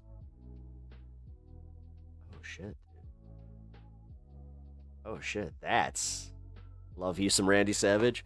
Well, just know that he is a mainstay on my channel. So I like to do a little bit of the macho madness. All I gotta say, as long as you stick around for the impressions, you might be impressed. Oh yeah. Anyway, can't get over this. Everybody, God damn it. Yep. All right, let's see. Okay, you know what? I'm gonna change the title. Fuck it. I'm gonna pull Steve. Agenda free. Not working in Southeast North Carolina. Down in Japan. Seattle. Texas. Damn, it's everywhere. People from all over the world. Massachusetts. Pennsylvania. Anything from Team YouTube yet on their social media? Italy, someone says it's down. Wow. There it is, down for a lot of people. Nothing on the YouTube social media that I saw. Look at all these people in the chat. You know, I don't know. I feel like this is more people posting in the chat than usual when we cover something like this. Look at all the people. Look at in the chat. Look at from around the world. Motherfucker. I can't even read. There's all these places. St. Louis, Martinique, I can't. New York. Oh, I can't even read the people chat. from around the world saying it's not working for them. Jamaica. Hey, buddy. Colorado. Don't. Oh my How about gosh, guys, it is crazy. Montana. My wife just literally. Danbury, Connecticut.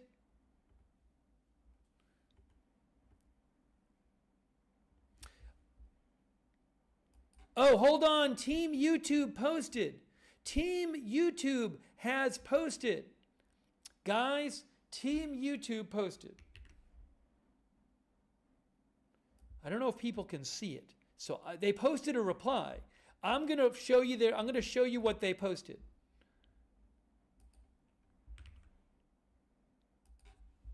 Thanks, Cheyenne. Cheyenne spotted this. Cheyenne Sardarizadeh. Look, here's their reply to somebody on X. We've been looking, is this it? We've been looking into this issue, and while we don't have a fix just yet, is this, because somebody wrote to them and said, it looks like YouTube is down. And they replied, we've been looking into this issue, and while we don't have a fix just yet, we're keeping a close eye on it. YouTube down, We'll I am provide broken. any updates when they're available. In the meantime, you can share any additional info here. This was posted about 15 minutes ago as a reply. Sure, YouTube is down, but the stock market wasn't working. They said they're the keeping Dow a is at close eye on it. 50K. They're keeping a close. Hopefully, they can fix it soon. They said they don't have a fix just yet. Susie says, "Are we under attack?" Hey man, I just got a boost on Twitch. I don't think they've even actually. That's just a reply. I don't think they actually posted something on their account. No, but they posted. They're posting replies. They're posting replies? That doesn't seem very. What? Wait a minute. That doesn't seem right. Posting replies. For you Spanish viewers, breaking update. I think this is Portuguese. It says estamos. YouTube estamos. Spanish. Estamos trabajando para resolver eso. Which sort of sounds like we are working to resolve this in Spanish, but I think it may be Portuguese. Estamos trabajando para resolver eso.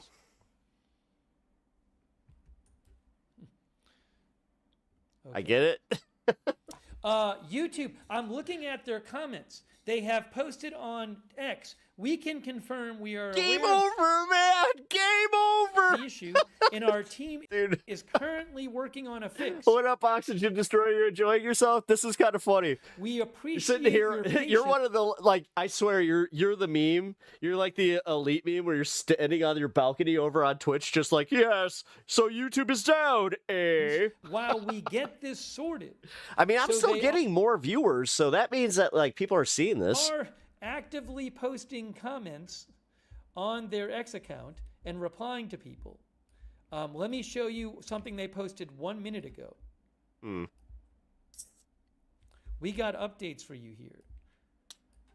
Look. Thanks for the report. This is from... What's scaring me is my wife just hit me up and she said that she got signed out from watching YouTube and it won't let her sign back in. This is from 5 minutes ago. That scares me. Thanks for the report. We can confirm that we're aware of the issue and our team is currently working on a fix. We appreciate your patience while we get this sorted. Wow. Hey, a quick thanks on Twitch to Bourbon Ace, Corn Pop, R3Z1N, Corn Pop 82, Fanzansky, Massachusetts Mike, Sasailt G, and KCXO. So confirmed outage, confirmed issue from YouTube. Let's see what else they're saying. What caused it? I don't know what caused it. Hurry. 14 seconds ago, YouTube says, confirming we're aware and working to fix this. Thanks for your patience. I have it in Japanese. A special update for our Japanese viewers. It says this. I'm going to translate it. It says this. I have seen your tweet regarding the matter in question. We are currently investigating it. Please wait a moment. There you are. Come here. So for all you Japanese-speaking viewers who might not know what I'm saying, hopefully you can read that. They are replying to people around the world.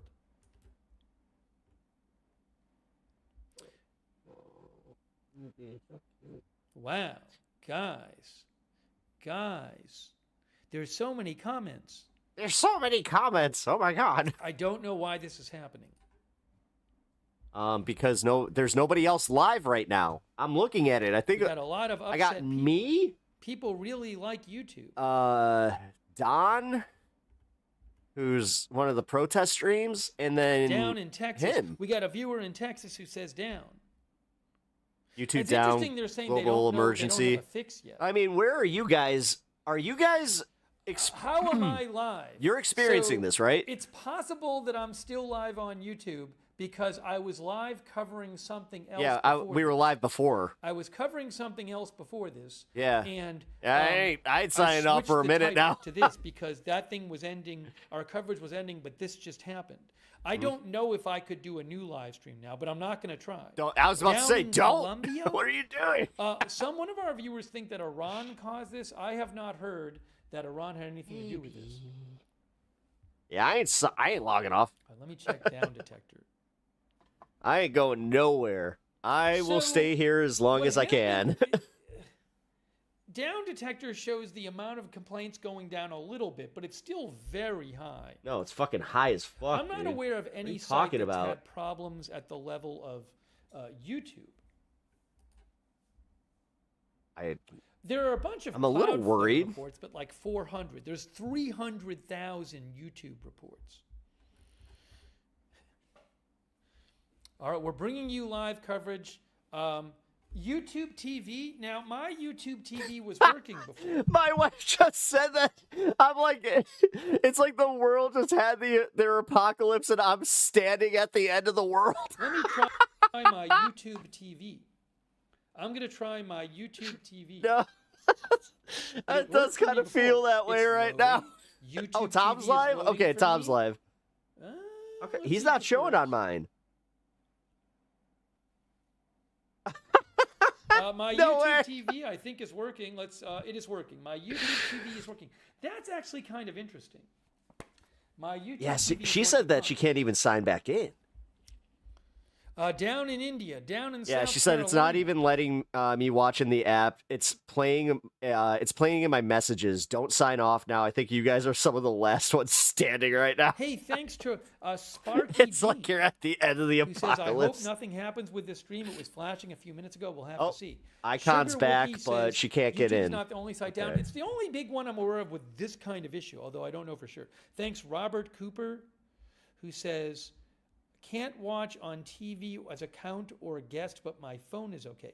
Thanks, Lioness, who says, phone's not not working on my okay. TV. I can't even Thanks, get on my phone. Malleus Flavis, PH Survivor 92, Criminy, thank you.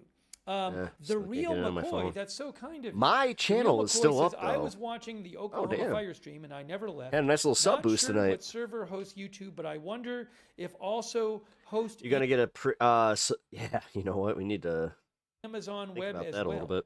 Thank you from the Iron Ozarks. 10 pet points. The real McCoy, thank you also. Ruette Ahead. Rhythm is a dancing. Starburst as well. Battleborn, Supermoto, Andrews Industries, Kira, Night Vibe TV says. You said the real McCoy. I couldn't help myself. If you don't get that joke, you're either you know what? I'll just say it. You don't get it, and I'm sorry for you. Channels seem to still be not up. working here. I It's a just see your homepage, stream. channel browsing that seems to be It's messed like up. an extra Okay. nightmare. Not only can some people not see YouTube, but they only can see my stream. Thank which you, for many Merton. people That's what I probably was is saying, even though. I got that report from somebody else worse than saying that YouTube like I was itself the only one completely not live. working. Another live night. feeds are working. Search bar works fine. Okay. All right. let's see. I opened up Search my bar. YouTube. There's nothing on the page, There's but literally I got the nothing. search bar seems to work. So let me try to search something. YouTube outage. Yes. I searched it, and you can search stuff, and things come up. You can search Oh, movie on nice. YouTube. Okay, yeah. You So I can can still get search. to this space. I just searched for this stream and it came up. Maybe Yeah. try searching, guys. Did you guys try searching? It's sort of back. You can go I don't through know, your maybe, yeah. Maybe searching didn't work before. Portugal not working. No, still not working. Down Detector's been having some issues too. Of course I it searched is. for this. Yes, it's working. It is working if you search for this. Now, if you're watching, it already helps. But you can search Yeah. for this broadcast, and it does come up. Yeah. Down in Lima. Yeah, but it's like he said. So if what's we not sign working? off, I don't think we can go live then. So search appears to be working. Okay. Mm. If I go to homepage is not You know working. what? I'm wondering if this started last night because I had that issue where I couldn't get onto my stream. When I go to And I'm telling you, it was not my OBS. homepage, I get something went wrong. Oh, So search is no. working, but homepage is not working. Yeah, the homepage is what's still not working. So Here. hopefully that helped some people. Okay. So if I go to homepage, look, it just says something went wrong. If I go to shorts, I clicked on shorts, and it says Nothing. something went wrong. No, I I don't. don't think even it's- get the that something doesn't do went anything wrong. When I click on shorts. How about if I go to subscriptions? My subscriptions page works. How about if I go to my history? The history works. History seems to work. Playlist sort of works. But again, try searching Hello. and try subscriptions. What are you doing? But homepage does not work. You're still getting something went wrong on mobile? So maybe that helps some of you. One of I our am. viewers thinks it's Chinese sabotage.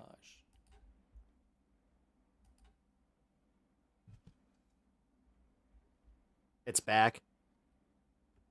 Okay, YouTube, 39 Okay, so seconds ago, YouTube my said, wife "We just are said that it working went on a back up for fix. her. Appreciate your patience in the meantime." Oh, 59 still down. seconds ago, YouTube on X says in a reply, confirming we are aware of the issue and working on a I fix love how right we're now. all stress They say testing this they in are working on a real time. fix. Thanks for your patience in the meantime. Guys, they're working on a fix, they say. They're working on a fix. Oh, no. That's what they say. Some of our viewers think it's a cyber attack. Oh, we have an official post. Okay. We have an official post from YouTube, guys. Not just a reply. Breaking update. Breaking update from Team YouTube. Here it is. If you're having trouble accessing YouTube right now, you're not alone. Our teams are looking into this and will follow up with updates. Oh, there's a web page. Can he please use dark mode? Web page. Dude! Issuing. Oh no, there's a typo on the web page. Oh, I feel bad when I make a typo. It should say issue accessing YouTube, but it says Issuing accessing YouTube. I hope the problem didn't cause a typo. The AI broke. Error. Hi, everyone. We are aware. My wife said that she actually clicked on my stream. It made all of hers come back at once. Pep Talks magic. Same question. We are aware some of you are having issues let's accessing YouTube right now. Our teams are aware and will provide updates. Reason are you are breaking up with me? Error. Steven. We have. It's so bad it affected the spelling and it caused a typo. No, I don't know that that's what caused a typo. But they said issuing... That's the stress that YouTube office is under right now. No one caught the typo. Issuing accessing YouTube. I sympathize with that. We're going through it. You made a typo. Don't give a shit. So maybe they were just rushing to get something up there.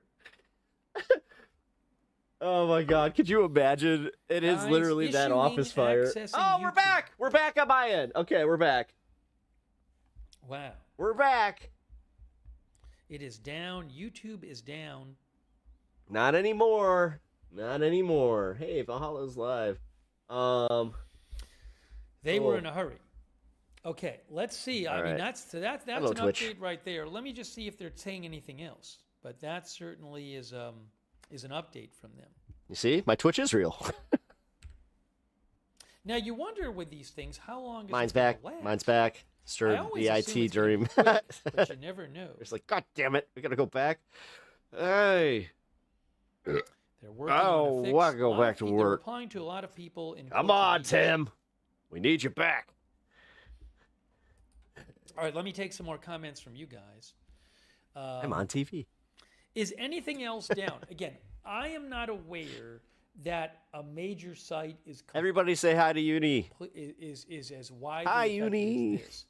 Down Detector has some sites having some issues. YouTube has been down. They don't have real Brian, wait a minute. Complaints that Brian, you come in at the 11th hour. You're like, wait, YouTube was down. It was not working aware fine that for me. anything this major is having. Yeah, dude, it was bad.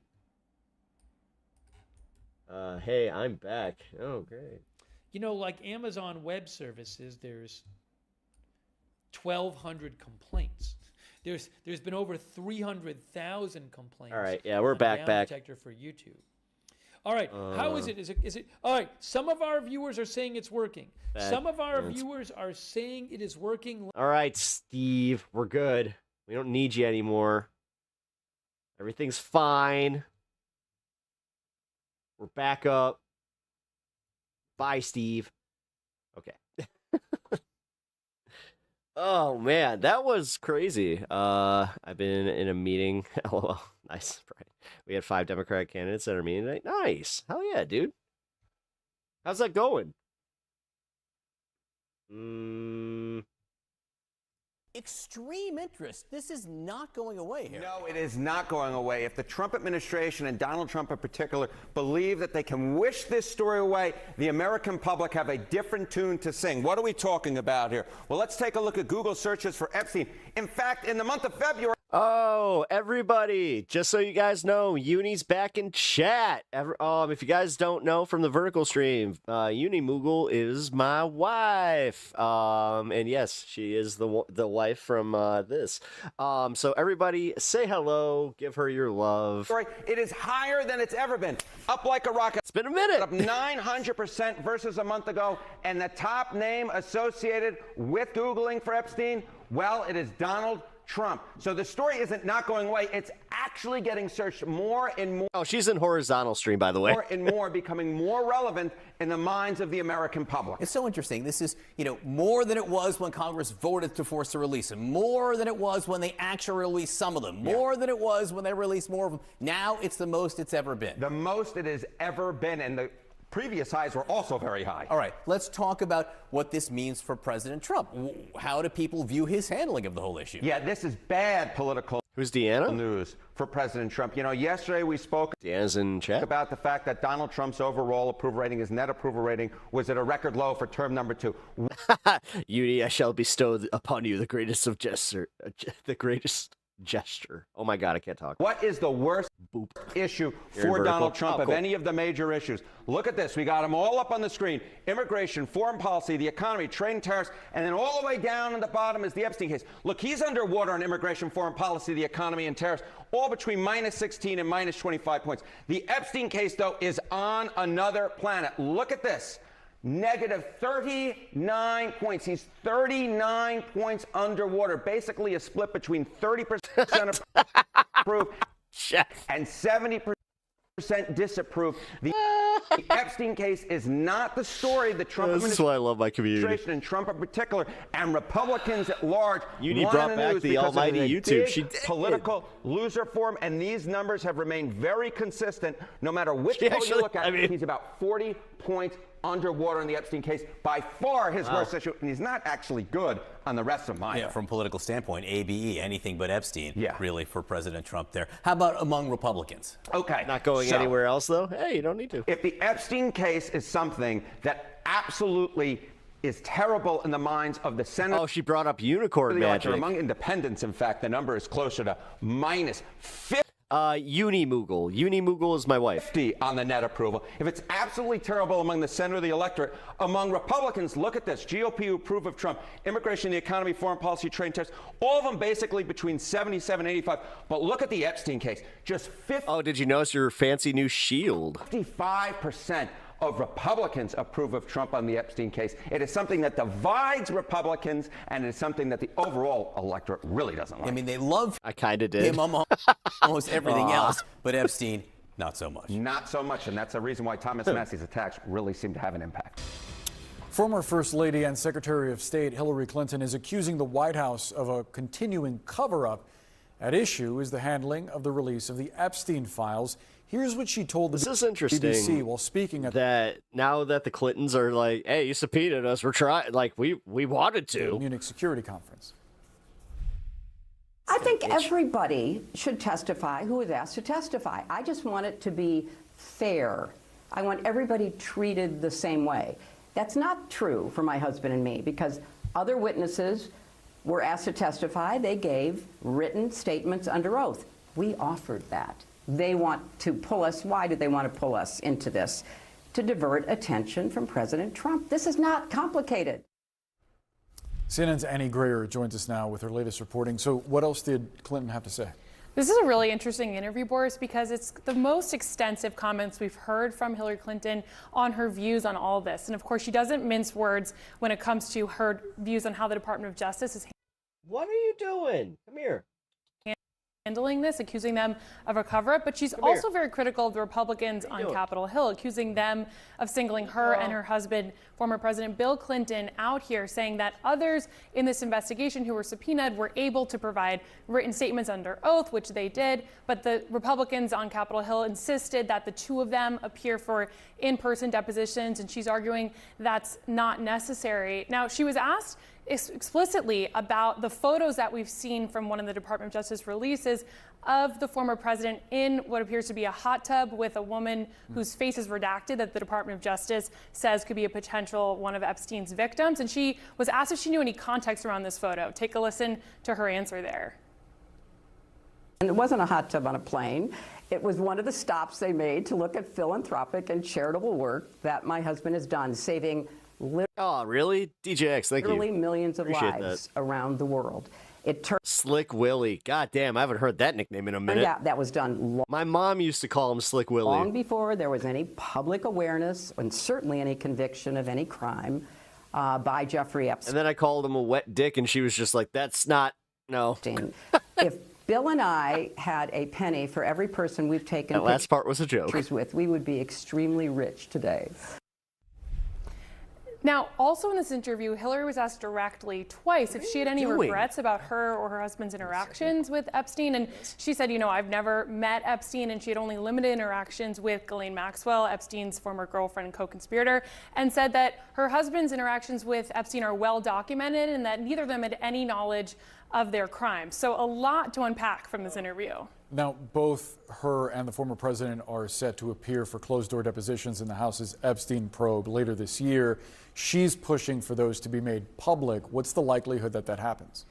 So we got some new insights from her comments in this interview as well, where she says that she will show up for her deposition, but she would prefer it to be an open hearing. Now, saying she's going to show up, I think, is all Republicans on the Hill are looking for. They've said, we want to do this deposition first. Maybe we could do an open hearing in the future. They haven't ruled that out, but it seems like all signs are pointing toward these depositions being on for the end of this month. Both Hillary and Bill Clinton are expected to appear separately February 26th and 27th. You know, all eyes will be on those depositions. Annie Greer, thanks so much for the reporting. There is more fallout from the Epstein files because there's so many of them. Reporters continue to go through them. Thanks. And this latest news is that billionaire Tom Pritzker says he is retiring as executive chairman of Hyatt Hotels after his association with the late sex offender Jeffrey Epstein came to light. He released a statement that said in part that he deeply regrets his ties to Epstein and co-conspirator Ghislaine Maxwell, and that he exercised terrible judgment in maintaining contact with them. CNN has also learned that 6 companies linked to Sarah Ferguson, the ex-wife of Andrew Mountbatten Windsor, formerly Prince Andrew, are to be shut down. Ferguson is listed as the sole director of the companies. It's not clear exactly what services those companies provided, though. Well, the mayor of Los Angeles says the head of the LA Olympics should step down because of information about him revealed in the Epstein files. Karen Bass says Casey Wasserman's flirtatious emails with Ghislaine Maxwell are causing a distraction for the 2020. I did just notice that I'm having a glitch on the side of my videos. None of my recommendeds are coming up. LA Games. Other people are also feeling the impact of being named in the Epstein files. Billionaire Thomas Pritzker has stepped down as executive chairman of Hyatt Hotels. He said he never should have remained friends with Epstein after Epstein was convicted of sex crimes. And Hillary Clinton is accusing the Trump administration of hiding information in the Epstein files. The former U.S. Secretary of State tells the BBC that the redactions and slow release of Epstein's emails are part of a cover-up. Hillary and her husband, former President Bill Clinton, are due to testify to Congress about their connections to Epstein later this month. She says Republicans are treating the Clintons unfairly and trying to distract from President Trump's ties to Epstein. Have a listen. No. I think everybody should testify who is asked to testify. Telling me it's I just obvious? want it to What? be fair. I want everybody treated the same way. That's not true for my husband and me because other witnesses were asked to testify. They gave written statements we're back under all oath. over. We Cool. offered that. They want to pull us. Dangerous Reno, what's up, man? Why did they want to pull us Welcome into to this? stream. I To appreciate divert you attention popping from over. President Trump. This is First time chatter. Hello, Twitch. not complicated. It's not complicated. No, she was right. Why would Sorry, I got some updates on the Epstein stuff. Les Wexner give Jeffrey Epstein control of his wealth, Congressman? I mean, that question is at the top of our list. Look, oversight Democrats are here. We actually just all got here, landed here in Columbus, Ohio, and we're preparing tonight for what's going to be a very important deposition tomorrow. We 1000% agree, Dangerous Reno. know that there's probably no single person that facilitated the you cool access to wealth and money that was transferred over to Epstein for services we're not really sure of than Les Wexner. When you think about the plane, the island, the access to power, the enormous amount of money that was coming into Epstein and his associates, most of that money was being essentially moved over by Wexner, who we know I got a nice video after this one. Someone just sent me a video of Megyn Kelly getting roasted at a TPUSA event. Incredibly successful billionaire here in Ohio and across the country. Where's his island geographically? St. Bart's. Just look up St. Bart's, and it's like literally the next. It's the island like next door. The question is why. We're not exactly sure what Epstein was actually doing for Wexner. There's been some claims of financial advice. You don't pay a person the amount of money that Wexner was paying Epstein for just financial advice. They were very close for a long period of time. Wexner himself has been named pretty significantly in the Epstein files, but also by survivors as a key piece of this investigation. And so tomorrow is a very, very important day for us. We have a lot of questions about the finances, the relationship, what Wexner knew, who Jeffrey Epstein also received money from, what was actually Wexner's larger involvement with Ghislaine Maxwell, and we hope those questions will be answered tomorrow. Following the money is always a safe bet in politics when you're doing investigations, Congressman, so we look forward to hearing what you guys hear from Les Wexner. I want to play something from Pam Bondi when she was there talking to the House Judiciary, and this is her interaction with Thomas Massie. Take a listen. Are you able to track who it was that obscured Les Wexner's name as a co-conspirator in an FBI document? Within 40 minutes, Wexner's name was added back. Within 40 minutes of me catching you red-handed. Red-handed? There was one redaction out of over There was 40 one redaction. And we invited you in. Gentlemen. This guy has Trump derangement syndrome. He needs. You are the Attorney General of the United States, and you're out here using fucking online lingo. You're a failed politician. God, she's so dumb.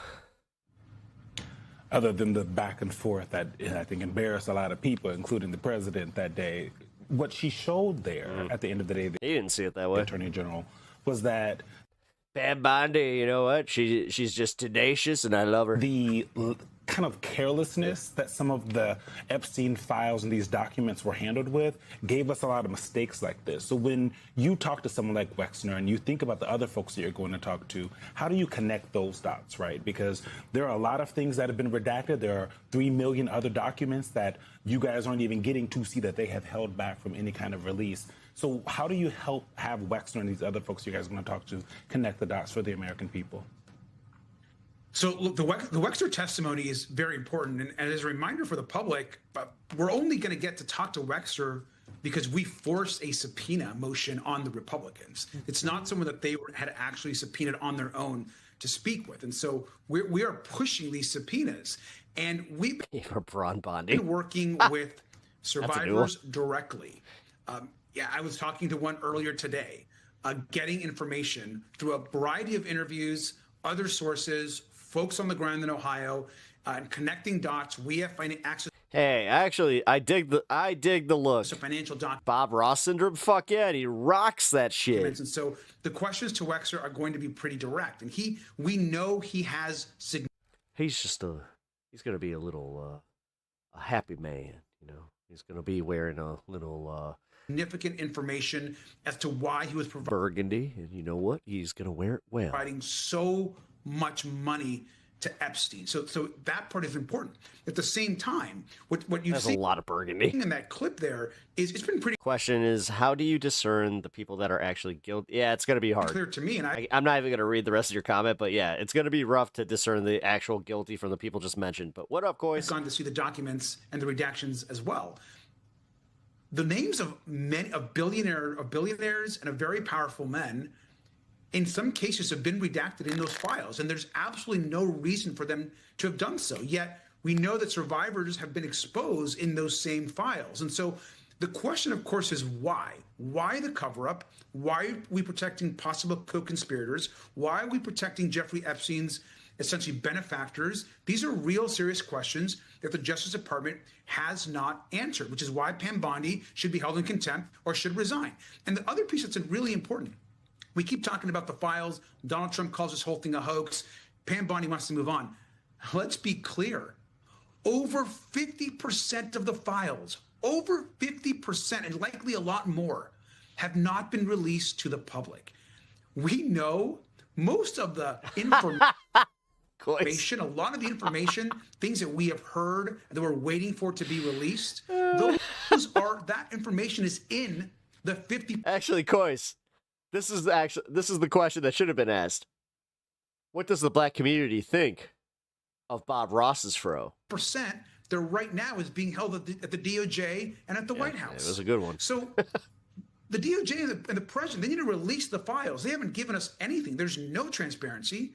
They're over redactions. They've held what they're choosing to hold. And so they're, I don't know what they think is going on, but we're just getting started in this investigation. And until we get access to the other 50% of the files, this investigation is not over. And we're going to get justice for the survivors.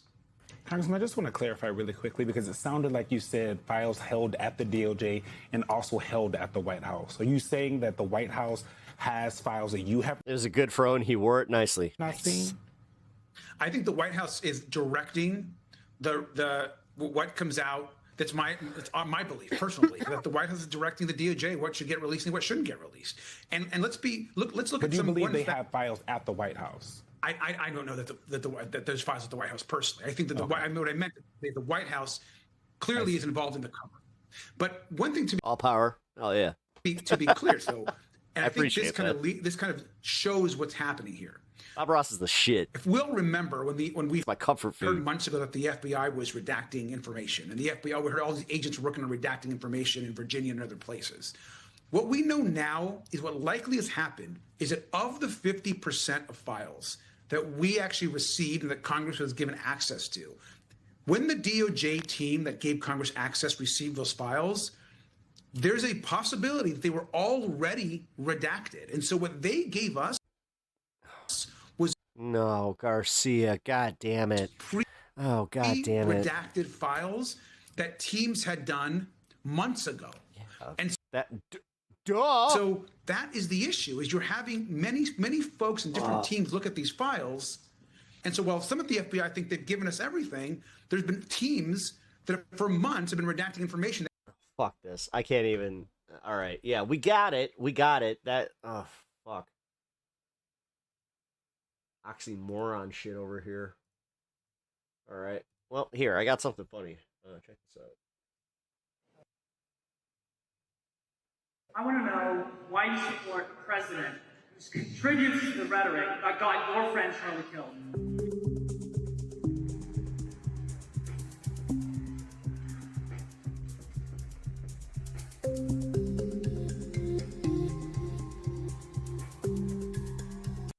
Conservative media pundit Megyn Kelly got into a heated exchange at a Turning Point USA event at Virginia Tech. So at his rally recently, he said, "I hate my enemies." Stephen Miller said similar things. How can you support him? What you said is not true. 70% of political violence is committed by Republicans. Okay.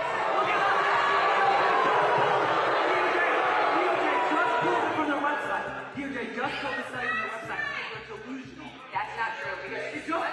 Look it up. Once you pull the phrases from their website. Once you pull the phrases out of there, it is overwhelmingly left-wing violence. Google it.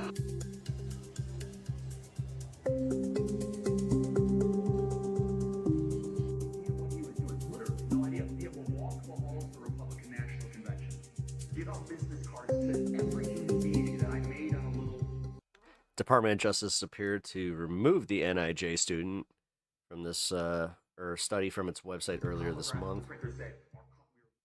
Oh, well, that wasn't as good as I thought it would be. Damn, you couldn't see the words. Yeah, my bad. I thought that was actually going to be something better. All right, well, fuck it. My favorite time. Roulette. Ooh, what's up? What do we got? Dangerous Areno. I appreciate the follow. Thank you.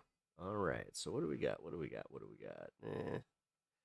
Enough of that. Enough of that. Ooh. Oh God, the Michael Jordan stuff. But again, oh, this he's isn't live. like I can't do that. Sorry, won't do that.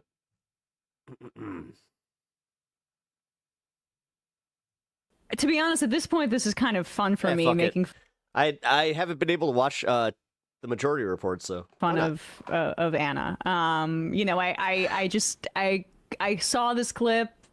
I couldn't believe we could just play the first part because there's a statement that she makes here about Tucker Carlson that was just genuinely shocking to me in its ignorance. If you talk about Israel-Palestine in any meaningful way, I don't understand how you could make this statement. But credit to, you know, our buddy Jennifer Welch, Jennifer and Angie over at I've Had It. They're doing really great work. That conversation with Hassan was phenomenal, and I loved how Jennifer talked about how she's changed her perspective and she's more open-minded. She was very much about, you know, vote blue no matter who is how she would categorize it. And while she still would probably act that way herself, she hears what Hassan has to say about I'm not going to vote for Gavin Newsom and sees how that's representative of so many other people's opinions and is like, I'm not going to bludgeon these people for feeling this way. That was a rational conversation between parts of the Democratic Party that need to talk to each other, and everyone trying to short circuit it is the problem themselves. Exactly. And so she's just... Oh, I literally have the Joys of Painting channel as like my go-to, like when I turn on my TV. Showing an open... I'm left-minded, but I try to cover everything with a little bit of non-bias as much as I can. That I think... But I admit my bias. ...is commendable, and the members of the Democratic Party should be engaging in it. And I guess they had this conversation with Anna on. They had her on. You know, she's not a Democrat or leftist anymore. She's independent, on the lines, in the center. So impressive. Or something. You know, a very... a bespoke political ideology, if you will. A pure individual. We're all snowflakes, right? And no snowflake is the same. And apparently that's the same for political influencers and how they choose to brand themselves when launching Substacks. So this is an astonishing clip. Here is Jennifer Welch asking her about just little habitry right over here. Her collaborations with Tucker Carlson. Which I want to talk to you next. My next curiosity about you is I see you collab with Tucker Carlson a lot. And so I want you to tell me about that, because Tucker to me is a very dangerous person because he speaks to a lot of people in middle America that have extreme homophobia, extreme transphobia. And I have so many gay friends in Oklahoma that are bullied by their churches, their families, their governments. And he recently was saying like FAGGOT multiple times. And he is clear-eyed on Israel, but I feel like that his position on Israel is also wrapped in, this is my opinion, in some anti-Semitism the same way his homophobia is. And I wanted to get your take on that. I don't think he's anti-Semitic. I don't at all, actually. In fact, he has even in the past like supported Zionism. But I think once he realizes how detrimental that was really, we're going to let it go, but that was the money quote for me. When I saw that, I didn't watch this whole thing. I watched the clip of this, and that was the first thing I heard come out of her mouth. Tucker Carlson is not anti-Semitic, she claims, because he was a Zionist. He previously supported Zionism. How do you work for longer than myself in the political discourse, debate, analysis space, and you're not a far-right person and have that sort of opinion and understanding about Zionism? Yeah. Zionists are some of the biggest anti-Semites in the entire country. The Republican Party, the Christian Zionists that populate the Republican Party, Kufi, their entire ideology, and I believe that they've talked about this on their program before, is based on the idea that Jews need to return to the birthplace of Christ so that he can return, and a majority of them are going to get burned up and die, and then the third or so that accept Christ as their savior get to sit on the right hand of God, and they get to survive. The right-wing Christian evangelical Zionist movement in this country is predicated on a worldview that results in many Jews dying in their fantasy of the situation, let alone Tucker Carlson's trafficking and things like the Great Replacement theory, which he still to this day engages in. The notion that there's this demographic replacement that's being puppeteered by, these globalists, they'll say, but what that means is Jews. Yeah. The immigration policy. That's why they don't, like, I've brought this up a lot, but when Alex Jones, for instance, who uses the term globalists, he doesn't really point to, Trump and the people that are the actual cabal. Right now is being. It's,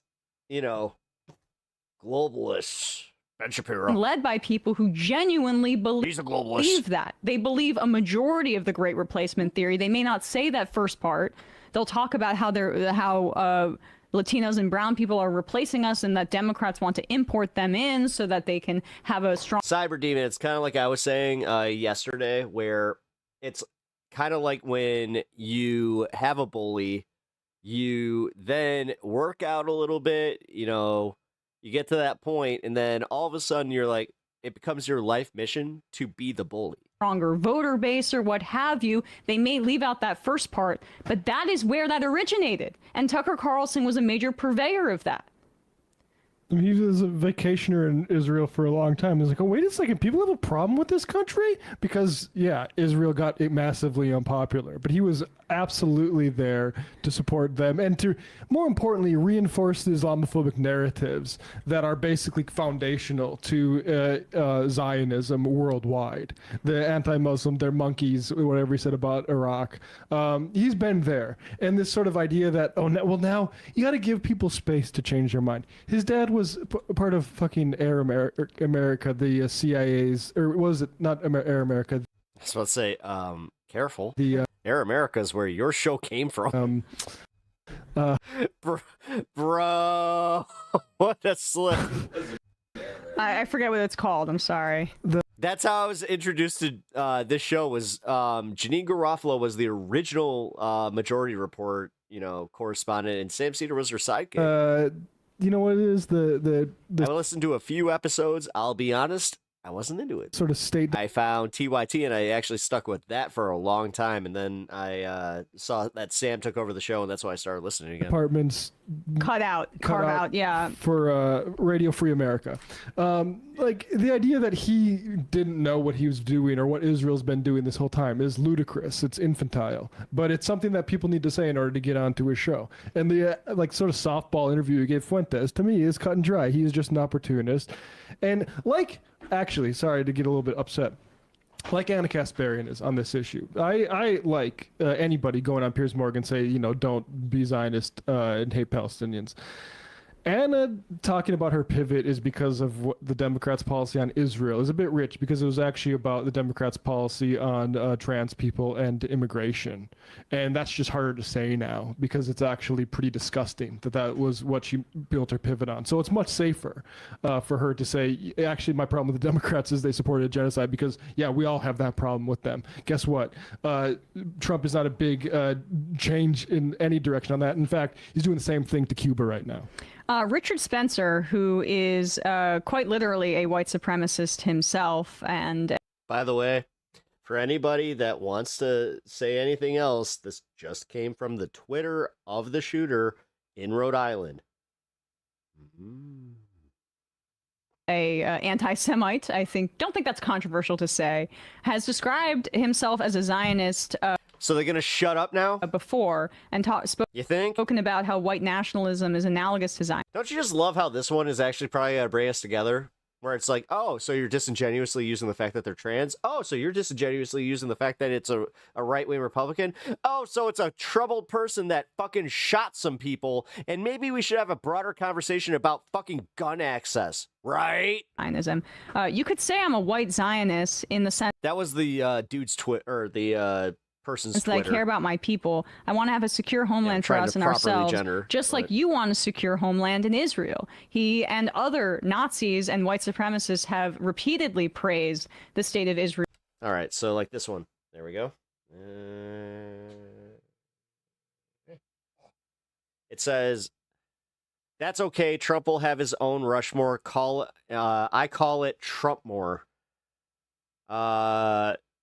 Flag, flag, flag, MAGA. Something about the Republican cross.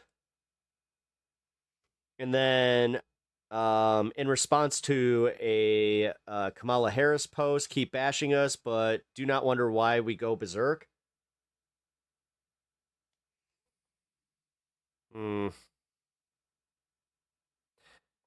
Trans my whole life. Post-operation. Back Trump 100%. Love America. They do not stand for me. They don't speak for me. Fuck these commie assholes. Israel because of its ethno-nationalist So character. it's almost like that made it a little bit more complicated. Additionally, white supremacists and neo-Nazis and anti-Semites in this country like the state of Israel because they believe that Jews shouldn't even be here and that they should be in Israel. This statement that Tucker Carlson someone's got to be prepared can't be anti-Semitic because he's previously supported Zionism is one of the most ignorant statements I have ever heard from somebody slams one back, bashes it on the head. Let's go. Who I once considered to be fairly intelligent. Or at the very least, her media diet has caused her to completely lose touch with basic understandings of politics. I mean, we can go for a little bit longer if I'll you just want. say real quick, the issue with Zionism, it has nothing to do with Judaism. The Israel with Zionism is that it's an exclusive nationalism. Yeah. And so, in fact, a lot of the original supporters, the founding fathers of Zionism, I forget which one, but thought that, for instance, Dreyfus was guilty during the Dreyfus affair. Like Lord Balfour was anti-Semitic in and of himself. I mean, he did not want Jews to change the character of Britain. Yeah, exactly. That is why there was a marriage between white colonizers and the Zionist movement, was because of anti-Semitism from its very outset. Yep. And so the white nationalists like Tucker Carlson, don't people think it's a little bit suspicious how they have the exact same sort of paranoia about Muslims that the Zionists have? It's not a little bit suspicious? Yes, and she later on will address that. She addresses the fact that Tucker Carlson and Marjorie Taylor Greene have apparently changed their opinions, or at least Tucker Carlson, on Muslim people in general. But listen to the conversation that we're even having here. It's so factionalized. There's no path for liberation for the people of Palestine, truly, with this kind of vision that is so factionalized and based on different religions versus the other. Yeah. I mean, Tucker's engagement, it's like, oh, look at these Christians that got victimized. Yeah. That's how he has to lead into it, because he knows he's conditioned his audience to distrust Muslims. Exactly. Let's just play a little bit more of this and get more context. That's been his shtick since the early 2000s. Maybe it'll help. I don't think he's anti-Semitic. I don't at all, actually. In fact, he has even in the past. I feel like this is Unimogul's show right here. You got Anna Kasparian just as a side, and then you got the I've Had It girls. like supported Zionism. Ladies. But I think once he realizes how detrimental the U.S. alliance with Israel I really do love their show, though. is, he's kind of moved off of supporting Israel in the same way that he has in the past. I really don't think he's anti-Semitic. I think you raise a valid point about his views on, gay people. I definitely do agree with you on that. And I disagree with him. I have a completely different view when it comes to gay people, gay rights, gay marriage, and all of that. But in regard to the anti-Semitic question, I don't think he's anti-Semitic at all. In fact, he's pretty well read on the issues that hurt us due to our relationship with an alliance with Israel. And he articulates that regularly. And by the way, I mean, he had asked me to go on his show, his podcast, a year and a half in advance of me finally agreeing to do it. And part of the reason why I wouldn't do it initially is because I just thought there's no redeeming quality about this guy. There's no use in having a conversation with him. But his producers were so persistent that I finally decided, okay, fine, I'll listen to his podcast. I'll make an informed decision and see if there's maybe a possibility that I'll do this interview. And I do think he gets taken out of context a lot. He's definitely deeply conservative. Obviously we're going to have idiotic. And very focused on, as if this matters, the booking process of getting her on Tucker Carlson. I've actually heard things about that. Years and years ago, I think pre-COVID. It's interesting. I heard it's interesting who gets the invite and who doesn't. Because I've heard things about Tucker Carlson where he'll invite people who write for leftist publications and pick their brains about certain things like criticizing the Clintons or whatever. And I've heard that those people have said, hey, I'll come on to Fox News when you're still on there to talk all of this stuff. And then all of a sudden the trail goes cold because he just didn't really want to platform them. So it's just interesting who Tucker wants to platform versus who he doesn't. Also, the whole response there was just about gay people and did not address one thing that Jennifer mentioned about trans people. He's so well read now. When did he get well read about Israel-Palestine? It's also like, some of the most evil people on the planet are well read. Oh, good. Henry Kissinger was a brilliant guy. Okay, great. Absolves him of everything. It's very, very bizarre. Why is he? How much older than me is Tucker Carlson? Like, why is this stuff just? He's not a baby boy. 20-something. He's been in news for decades and decades and decades. Yeah. Like in the 90s. Right. Is he like closer to 60 at this point? The guy was writing for publications. But now he's well read about Israel-Palestine. He could have shown it a little bit fucking earlier. It's fun for me to kind of mock this. It's just a bit of layups for us at this point. It's not that hard. But in reality, I guess it's a bit of covering this helps us kind of reframe how we should probably look, I think, at Israel-Palestine as when we're looking at the discourse and the momentum towards Palestinian liberation, what kinds of allies are going to be sincere in that fight? And it's not going to be a Tucker Carlson, who I think it's helpful right now what he's doing. I welcome that he goes and speaks he went to that orphanage, right? Again, it's this overfocus on Christianity because he's talking about the factions. He's stoking factions between religious groups. He's stoking religious strife and obscuring the nationalism of it. But sure, he's against Israel, so fine. And fomenting anti-Semitism by doing that, as we claim he's not anti-Semitic, where, what a true egalitarian vision is talking about Israel as a secular humanist state that is not maintained by force and domination and on the basis of ethnic or religious supremacy.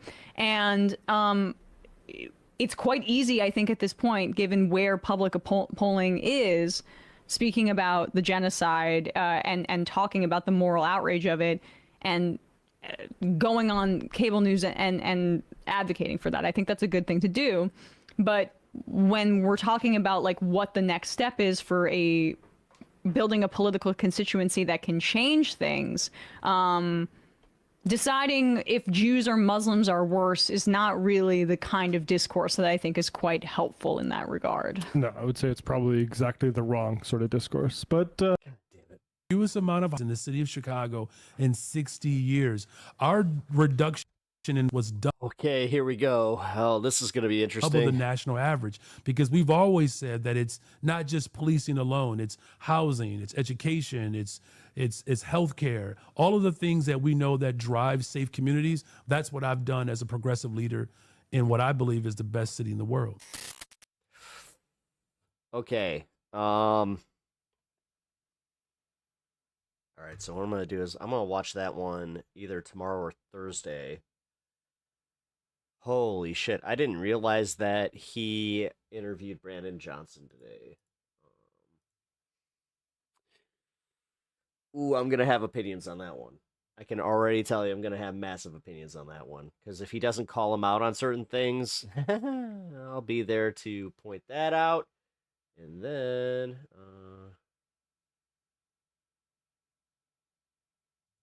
President Trump seems to run Southeast Wisconsin through you. Pour yourselves a heaping cup of catharsis, folks, because this is something we all needed to see. Couple quick words and then we'll dive right in. This mother trucker right here is Republican representative from Wisconsin's very first district, Brian Steele. And he just got endlessly eviscerated, royally I love these. Roasted to his face while he floundered and struggled to defend his actions like a limp dick pool noodle. And I promise I'm only going to play you a little bit of the talking heads here for context, and then we're mainly going to focus on just the town hall itself. Good. I have some great clips for you. But if you'll do me the solid of sticking around after that, there was something that should be very near and dear to our hearts that is at play here as well that we need to talk about. Because thanks to Donald Trump, the company that provides funding for NPR and public broadcasting has announced it's going to shut down. And we'll break down the horrific repercussions of that later in the video, but the reason I bring it up now is because even though CNN and MSNBC are running with this footage, you can see here WTMJ, the public station, were the ones who were there filming it. So please like and subscribe to support independent media, which will hopefully and very likely become the new public broadcasting for the people. And without further ado... Wow, that's something, you know. Grew up with PBS. Pretty sure that you've grown up with PBS through what, the 60s through the fucking 60s through 2026. Dude, it is insane that we have just allowed this to happen. Let's get to the good stuff. And one Republican congressman ventured beyond the Beltway and went back to his district in Wisconsin, where he was met with consistent boos and jeers during a town hall last night in his home district over his support for President Trump's policies. Congressman Brian Steele began his town hall in the town of Elkhorn with the Pledge of Allegiance, during which the crowd emphasized the last words, and justice for all.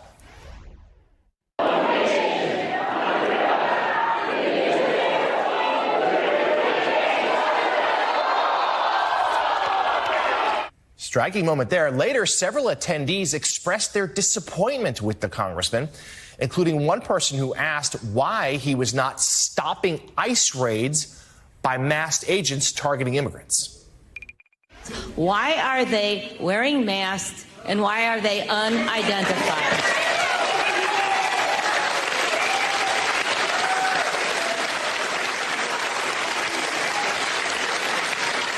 We'll probably agree to disagree on some of my answer here, but what I view is the moral hazard created by the Biden administration by allowing the U.S.-Mexico border to remain insecure. And so... Classic Brian Steele, just shrugging off his constituents' concerns. It sure would be a shame. I like the pause face. If his House race this upcoming midterm was razor thin, but more on that later. And so,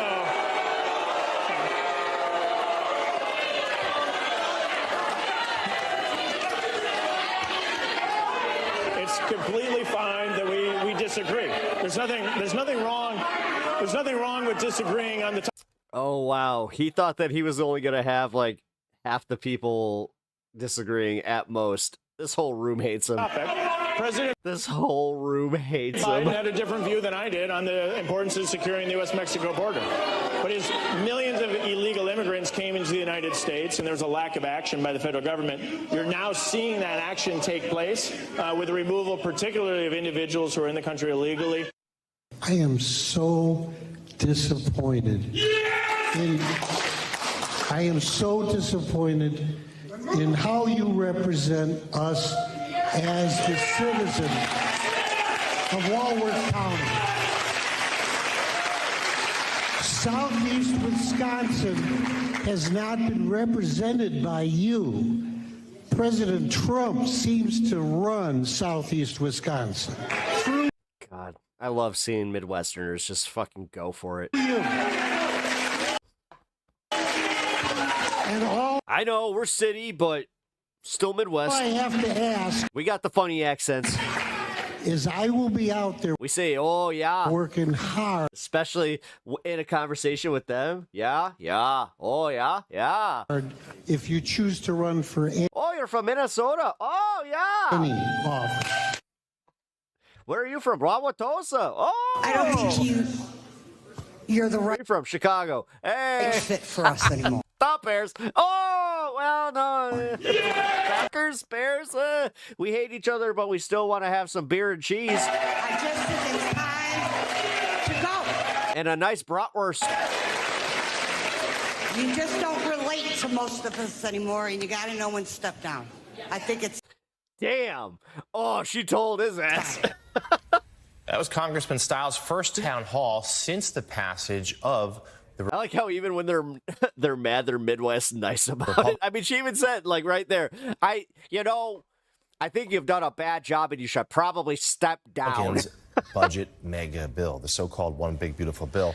All right, screw these guys. We don't need their nonsense. But more importantly, screw this guy, because that was not over. Watch some of this and just tell me it doesn't give you that, let's call it the French roast feeling. And then we'll talk about the reactions to the bill and PR. I was always under the impression that Congress was responsible for issuing the tariff.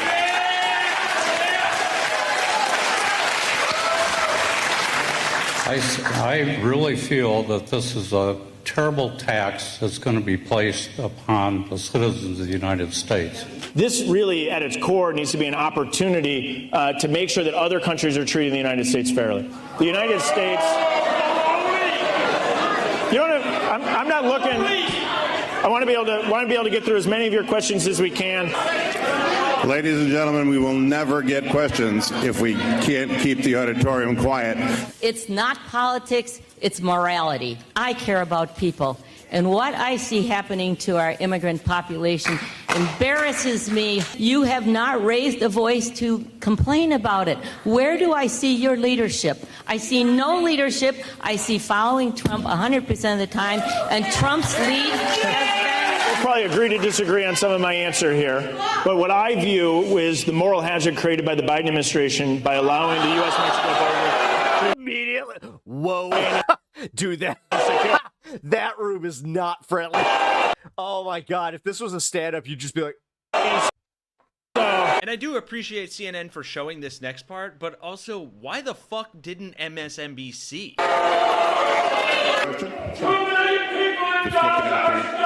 Looking at the virtual. I have to say, shut up.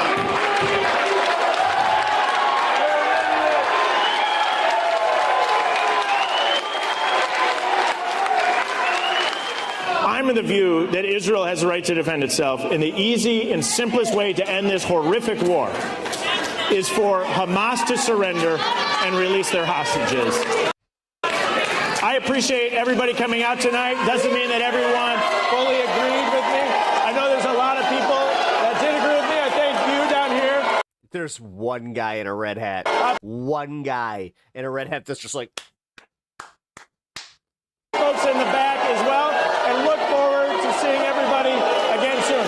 All right, before we... Okay, I take that back. There was like 5 people. We get to the classic Kenny rant and cussing, because I have thoughts. Let's take a look at Republicans' absolute worst fear. Data and facts. Brian Stiles. This guy likes Pokemon and Star Wars. I know we could be friends. Who I realize I mispronounced his name in the beginning, but I don't give a fuck. Won his House seat in the last general election 54% to 43.8. Now, I know that isn't razor thin. But when you take a look at the numbers, it's a little different, right? So he got 212,515 votes. His Democratic counterpart got 172,402. I'm not saying this to brag, but both of my videos yesterday got more views than this motherfucker had votes. Now, clearly, not every one of those views is in Wisconsin's 1st district, but if the consensus of that crowd was any indicator of the momentum and the potential that we have in the upcoming midterms, then it looks like Brian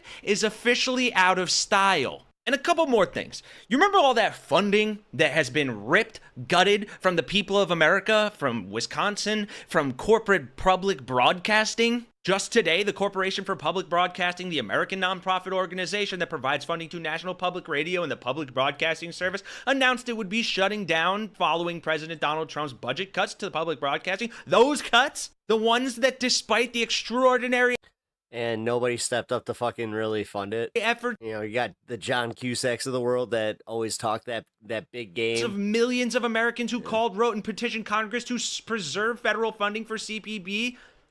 They didn't fucking listen because they're getting funds from AIPAC, from lobbyists. Whatever. Fuck them.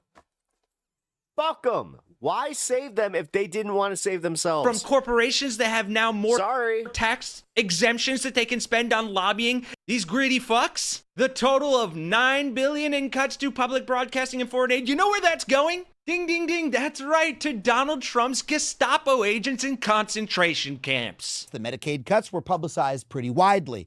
But there is one chunk of this bill that has gotten shockingly little attention. And when I started looking into it, it blew my fucking mind. Because what is about to happen with immigration enforcement spending in this country is fucking wild. Let's start by looking at this chart that shows law enforcement spending this year before the triple B passed. The triple bypass, if you will. We're giving ourselves a heart attack with this fucking thing. All right, look, you see the amount that we spend on immigration enforcement currently? It's already greater than the FBI, DEA, DHS, ATF, IRS, and any other three-letter agency combined, which is insane. But I want to be clear that this is how much we were spending on immigration enforcement before Trump signed the triple B. This is how much we're spending on immigration enforcement now. We are about to direct an ungodly and unprecedented sum of money towards immigration. And once they're all gone, then what? Immigration enforcement and border. It's almost like they're not going to be immigration enforcement anymore. Hey. Control. This taxpayer money, your money, is going to be used to fund a massive internal army devoted to racially profiling, arresting, and deporting law-abiding residents of this country. Do I like this bill? No. This bill is good for everything that's bad, and bad for everything that's good. It features huge tax cuts for the rich and massive healthcare and food assistance cuts for the middle class and poor. That means you. At least 17 million people could lose their health insurance because of this thing. And since health insurance is the thing that people use to, you know, stay alive, a lot of people are gonna die. Yeah, and the funniest part is the loudest people on, like, the internet, they're all in, like, their, you know, teens and 20s. Like, they're just fresh out of high school, but, you know, all they know how to do is just be groypers online. Which is why I am so relieved to have found Chapter for my family and for you. These guys are honest. They cut the crap to give you clear and simple calling them sooner. So look, this is great. It's cathartic. People are fighting back. People are speaking up. They are showing that they are actually paying attention, which is, I think, the most important takeaway here. But that fucking guy's not going to step down. He's not going to listen to them. He got where he is without listening to them, without voting for them. Our system is absolutely fucked and has been for a long time. I'm not saying violence is the answer. I don't think that's true, and I don't condone it, though I do see it as a direct consequence of this desperation that is being manufactured by our political class. And I keep looking at that Millennium Falcon behind him, and I'm just very jealous. Especially, I want to build the Millennium Falcon. Republicans. They are bringing violence on themselves, whether anybody likes it or not. I feel like it has happened. I like the Boba Fett too, but I have the Stormtrooper. It is happening and will continue to happen, and it's probably going to get worse. But what I'm saying here is that if we do not collectively band together to address, destroy, and reform the current machinations and the systems that lead to us constantly being oppressed and our elected officials being able to just continually get away with doing things, voting in ways that don't help their constituents or reflect what their constituents want, all because they're getting paid by Donald Trump, they're getting paid by a meme coin, they're getting paid by AIPAC, they're getting paid by Walmart, who the fuck ever. If we don't start there and realize that that's the problem, then we're never gonna get shit done. Don't get me wrong, I love shitting on MAGA, I love shitting on Republicans. Hell, I even like some of the culture war stuff because I think we're on the right side of history and I like pointing out how stupid these people are. But, and as I hate to say it, we need some of their votes. And more importantly, we need some of their political power. So if you care, I wouldn't even say about getting this country back because it's about something deeper than that. If you care about getting your rights, your power back, about fixing the Supreme Court, fixing the number of House of Representatives, the gerrymandering that continues to go on till this day, all of which is mostly cheated and exacerbated by Republicans, then we need to do the exact opposite of this administration and support independent media, support public broadcasting, support science, logic, information, empathy, and for fuck's sake, we need to get mad. I agree. Let's see.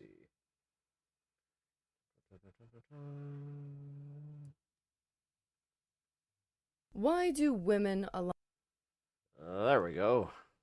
align with movements that are so dedicated to taking their rights away? And why do conservative movements need them so badly? Jesus, she has a fucking nice manga collection. MAGA women are not anomalies. And she also has the Lego Razor Crest. They're which... not special or Hey, Kenzie, what's up? new. They're not unique. In fact, they are perfectly boring. I have an irresistible urge to throw that plush Pokeball. Perfectly conformist and Yeah, I know. perfectly predictable. They're not. You guys would appreciate this. Uni likes to, when we're walking around like a Target or something, she'll find the stuffed Pokeball and throw it at me. Breaking the mold. They're not challenging the system. They I welcome it. are the system.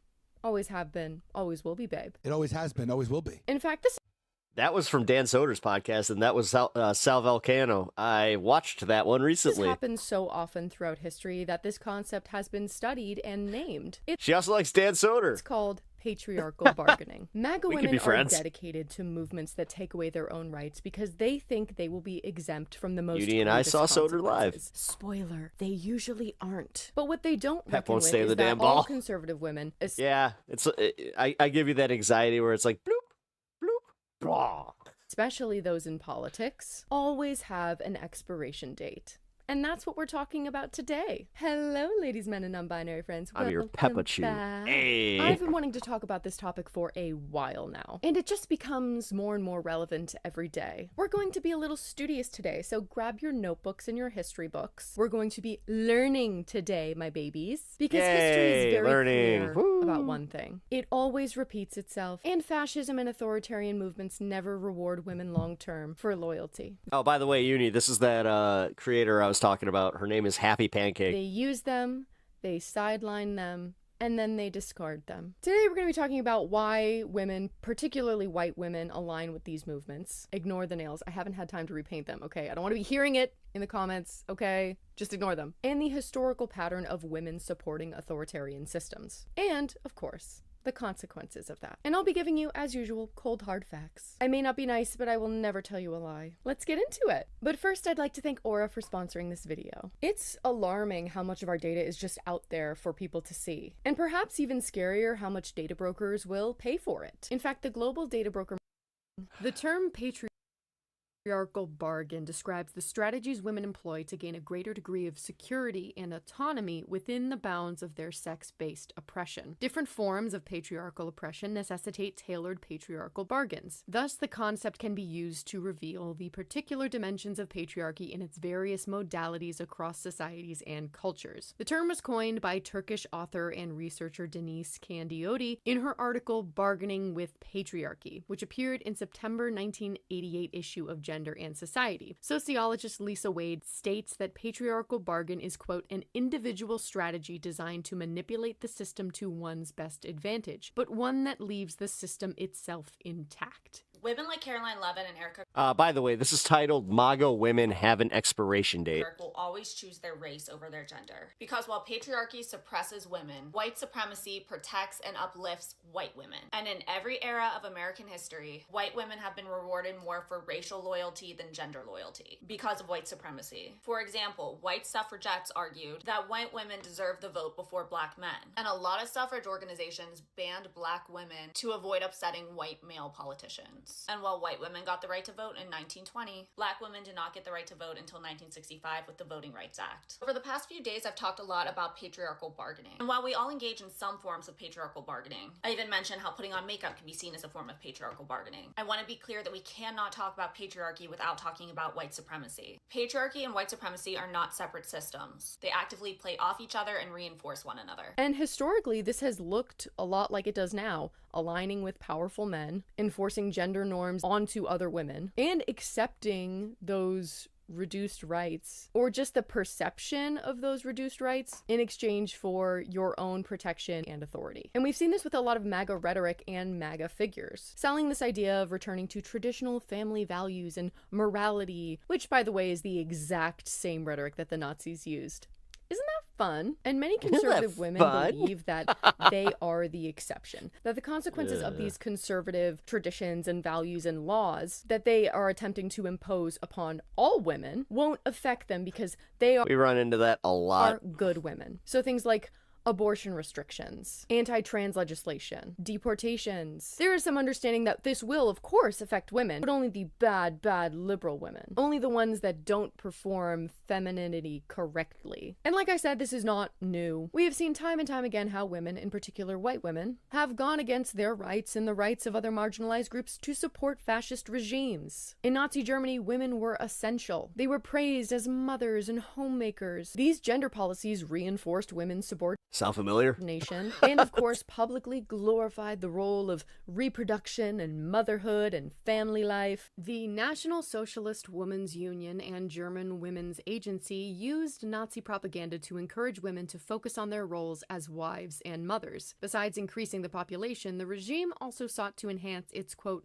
racial purity through, quote, species upgrading, notably by promulgating laws prohibiting marriage between, quote, Aryans and, quote, non-Aryans, while preventing those with handicaps and certain diseases from marrying at all. Girls were taught to embrace the role of mother we and really are just so close to this shit. obedient wife. It's wild. In school and through compulsory membership in the Nazi League of German Girls, which started at the age of 10 years old. Now, make no mistake, when the war ramped up, they needed bodies and workers, so they had to adjust their messaging a little bit. And of course, the obedient little monsters did plenty of killing as well. An incalculable but significant number of women were accomplices and perpetrators of the Holocaust as plunderers, organizers of deportations, and the mass shootings. Some went so far as to commit murder. Under Benito Mussolini, women were encouraged to produce children for the state. Shocker. But of course barred from many professions and political positions. The rise of fascism in Italy during the 1920s and 1930s also had a significant impact on women's rights and freedoms. The fascist regime promoted a vision of women as wives and mothers, emphasizing their role in maintaining the traditional family unit and encouraging them to have large families to support the nation's growth. Women were discouraged from pursuing careers outside the home and were subjected to strict moral behavioral codes. Initially, fascism How do you think they felt about that, being stuck with all those kids after the fall of the Nazi Empire? in Italy had an ambivalent view on women's position, and Mussolini promised the leader of the fascist women, Elisa Mager Rizzoli, to introduce women's suffrage. However, he only introduced municipal suffrage and then abolished free elections altogether, making also the municipal suffrage meaningless. After an unsuccessful attempt of the fascist women to become autonomous in 1924, they were efficiently deprived of all real political influence within the party. The role of women in fascist ideology was foremost to demonstrate her patriotism and support her country by giving birth to children, which she would raise to become soldiers or mothers who in turn would support expansionism, while girls were... I was gonna say, do you know how short-sighted men are? They think that, like, oh, those soldiers, they'll be, it's like replacement soldiers. It's the same thing as, like, how a lot of these dudes, they see having a kid as a legacy, but then once that kid has agency and they don't show that they're exactly what they wanted, then all of a sudden they kind of do this, were not banned from studying, the cost for... And then hence all the daddy issues. And this is why I wish more people would actually listen to me about some of this stuff, where just because I don't have kids doesn't mean that I'm not right about this. Women students were raised to discourage it, and while women were not banned... Again, it's because I don't have that whole blinder on where I'm just like, oh, my kids will love me forever, and just, oh, what do you mean? That doesn't really exist. It's like, yeah, it does. It's literally like almost the American, and this goes into what I was saying about oh, who's going to take care of you when you're older? Well, not your kids. Actually, statistically, if your kid works in healthcare, probably your child. But they won't be taking care of you because they will be needing to work in said industry to support themselves, so they won't be supporting you.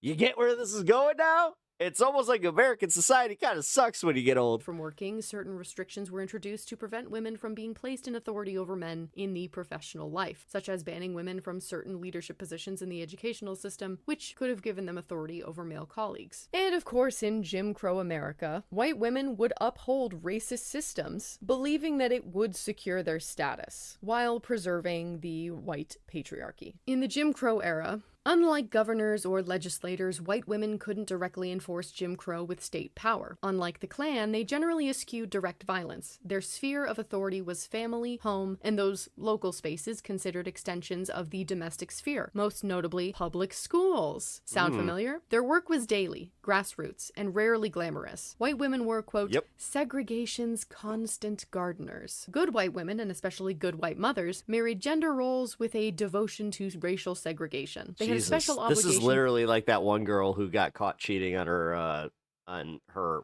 future husband. Was it fiance? I don't know, but yeah. Trad wife girl. To police the color line, where public and private life intersected. Midwives classified the race of the babies they helped bring into the world. Public school teachers plucked students suspected of being mixed race from their classrooms. Some educated women nourished the illusion of a more, quote, affectionate segregation in columns containing fond tales of their housemaids and childhood mammies. Authoritarian and nationalist movements weaponize gender roles, promoting women as symbols of virtue and motherhood while restricting their autonomy. And this pattern is not Rotmelin spree. In the past, people did live in a house, grandparents, parents, and children. You had 3 to 4 generations in one house. The current system splits all people up, so they have to live in separate homes and have no connections anymore. Accidental. It is in fact very strategic control. Yes. When authoritarian movements use that was kind of women and value them. I have nothing to add because I'm like, yeah, that's pretty much what I was saying. As symbols, they don't actually have to treat them like citizens or like people. Viewing women as mothers and the reproducers of the nation, it gives women a seemingly elevated position while actually keeping them in subordination. And of course, if women ever step outside of that prescribed role, the power system no longer protects her. We're going to talk about Renee Nicole Good. Now, conservatives will coddle white women and use white women's pain to justify their violence and their narrative. But the minute you do not serve their agenda, they will drop you like a goddamn bad habit. And Renee Nicole Good is commentary. A perfect example of this. Yep. She was a wife. She was a mother. She was a beautiful blonde white woman. And the minute Renee Nicole Good did not serve her agenda, they demonized her, calling her a domestic terrorist, even though she was the one who was shot in the fucking face. Quick reminder, being a little sassy to an ICE agent does not mean they are allowed to fucking murder you. With white women, we have very specific systemic advantages because conservatives need white women. They need us to sell their ideals to young, impressionable men. They need us to have their babies. They need us to take care of their homes. And they need us to justify their violence against marginalized groups under the guise of protecting our womanhood or protecting our virtue. She no longer held her safety. God, I feel so bad for the generation that's like growing up through this right now. As a white woman under the patriarchy, because she has directly gone against making us realize how good we have it, or had it. Violent white supremacist system. She lost the privileges that her whiteness previously allowed her to have. She went against the power system that would have supported her. And because of that, MAGA does not view her as a woman worth protecting. Oof, that felt really icky to say out loud. So you can't be a good white person and put your body in between them trying to kidnap a brown person or harm a black person. When you do that, you lose your proximity to whiteness and Yeah, then you got Pretty. you lose the benefits Yeah, no, they did the same thing to Pretty. that come along with it. That's the cost. We're all acting so shocked that they murdered a white woman. Well, see, she wasn't a good white. She Yeah, same good white. Yeah, same with a white dude who was a good, like, he was practicing his right to bear arms the wrong way. was out there advocating for brown people, so she lost her proximity to whiteness. Notice how that works. Oh, it's almost like, we're pointing out how ICE isn't actually just for immigration, and it's literally creating a fucking domestic military force that Trump wants to use at any whim. But yeah, we're alarmist. Work of dismantling white supremacy. This is what it's going to cost. It's time for some radical acceptance, because they've been out there killing black and brown people for hundreds of years. And people who looked like me were having picnics under black bodies as they blew in the breeze after they'd been lynched. And then 6 years ago, when they kneeled on George Floyd's neck, we all put a black picture in our Instagram, acting as if that were enough. In order to dismantle white supremacy, we have to be willing to lose the benefits of whiteness. Means they kill us too. That's what that means. That's what it's going to take to dismantle white supremacy, is losing the benefits of the system. So we can't be so shocked as white people continue to die, because we weren't this shocked when black and brown people were dying, because we expected it. Not because we weren't grieving, but we expected it, right? You should expect it. We have to lose the benefits of the system if we want to tear the system down. White supremacy has been killing black and brown folks, and it's not going to go down without a fight. Some of y'all have been asking, why would they kill a blonde-haired, blue-eyed white woman? Well, in essence, that's a nigga lover, quite honestly. A lot of people don't realize that it wasn't just black people that were lynched, especially when we talk about the 1900s, when we talk about the 1800s, whenever, but white people that were Why is she wearing ring lights or unlit ring lights as her too glasses? heavily associated with black people were also lynched. This is why John Brown was considered to be a bigger traitor than a Harriet Tubman to some of these people, because white people that are willing to abandon other white people to help Negroes, brown people, Muslim people. She is a threat. She was a threat to them just by being willing to abandon her whiteness. They don't care if you live or die if it doesn't serve their agenda. Now, I want to touch briefly on the tradwife movement. I've talked about this Here we go.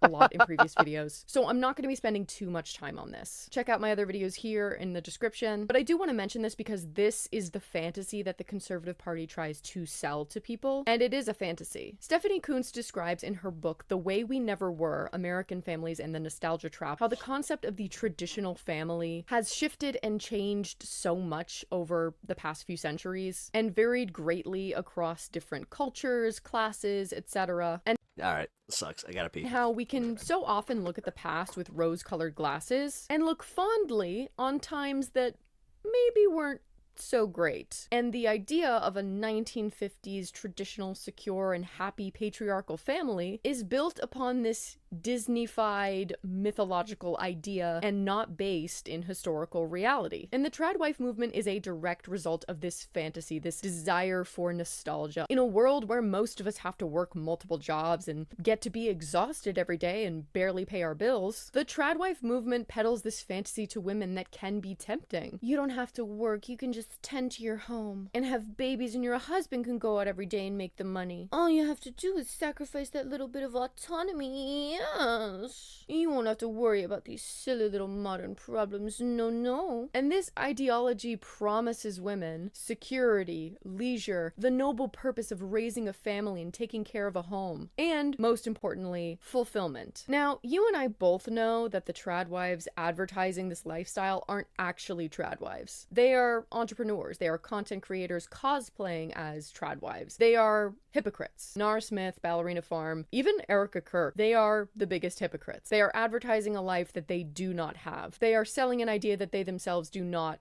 subscribe to. Because if they really believed the bullshit they were spouting, they would be in the kitchen making some bland-ass casserole for their 9 children, not doing interviews with CBS, not posting content online, not running businesses, not working as the press secretary, not doing any of this stuff. They are actively participating in roles that their ideology says they should not even be occupying. And for actual tradwives that were sold this fantasy, it is more likely to be a horror story than an actual happily ever after. In one of my recent videos, I talked about how divorce rates in the South are rising and are actually higher than the rest of the country, because it's being shown over and over again that this traditional family idea doesn't work. You have women that get married too young and realize that they actually don't have anything in common with their spouse other than maybe like their church. You have trad wives whose husbands leave them for 20-year-olds when they get too old. And these women have no education, no work experience, and are unable to provide for themselves or their multiple children. And the reality of that happened a lot in my church. The trad wife movement is that women are actively giving up their financial independence for this fantasy, sacrificing work experience and higher education, any sort of safety net. Some experience domestic abuse because they aren't able to leave. And regardless, they are far more likely to become economically vulnerable. Again, I talk about this a lot in my other video. Just watch that. I go way deeper into this. Let's talk about weaponizing white women tears. White conservative men have used white women's tears to justify their violence for centuries. They can be actively oppressing these women and simultaneously weaponizing their fear and or womanhood to enact tangible violence against minority groups. We see God, I feel like I'm in an episode of Boardwalk Empire, like just listening to this this phenomenon to this day. I'm going to tell them there's an African-American man threatening my life. Mr. Cooper recording with his iPhone after asking the woman to put her dog on a leash in a bird-watching sanctuary. At some point, she decided that, I'm going to play the race card, I guess. Today, prosecutors revealed Miss Cooper made a second 911 call, claiming he tried to assault her. Being threatened by a man in the ramble. Please stop the call. Oh my God. This is why you always need to record. You don't need to fucking flip me off. That's assault. Fuck you. Jesus Christ, you fucking assaulted me. You fucking flip me over those witnesses. She wouldn't move her feet. She wouldn't flip my feet. You were sleeping. Oh, damn. That moment when the entire train turns against you. He fucking assaulted me. You need it. I can see this happening on the metro. I could totally see it happening. Please move, ma'am. Especially after like a St. Patrick's Day. Ooh. I can. Do you live here? I'll answer that question. Excuse me.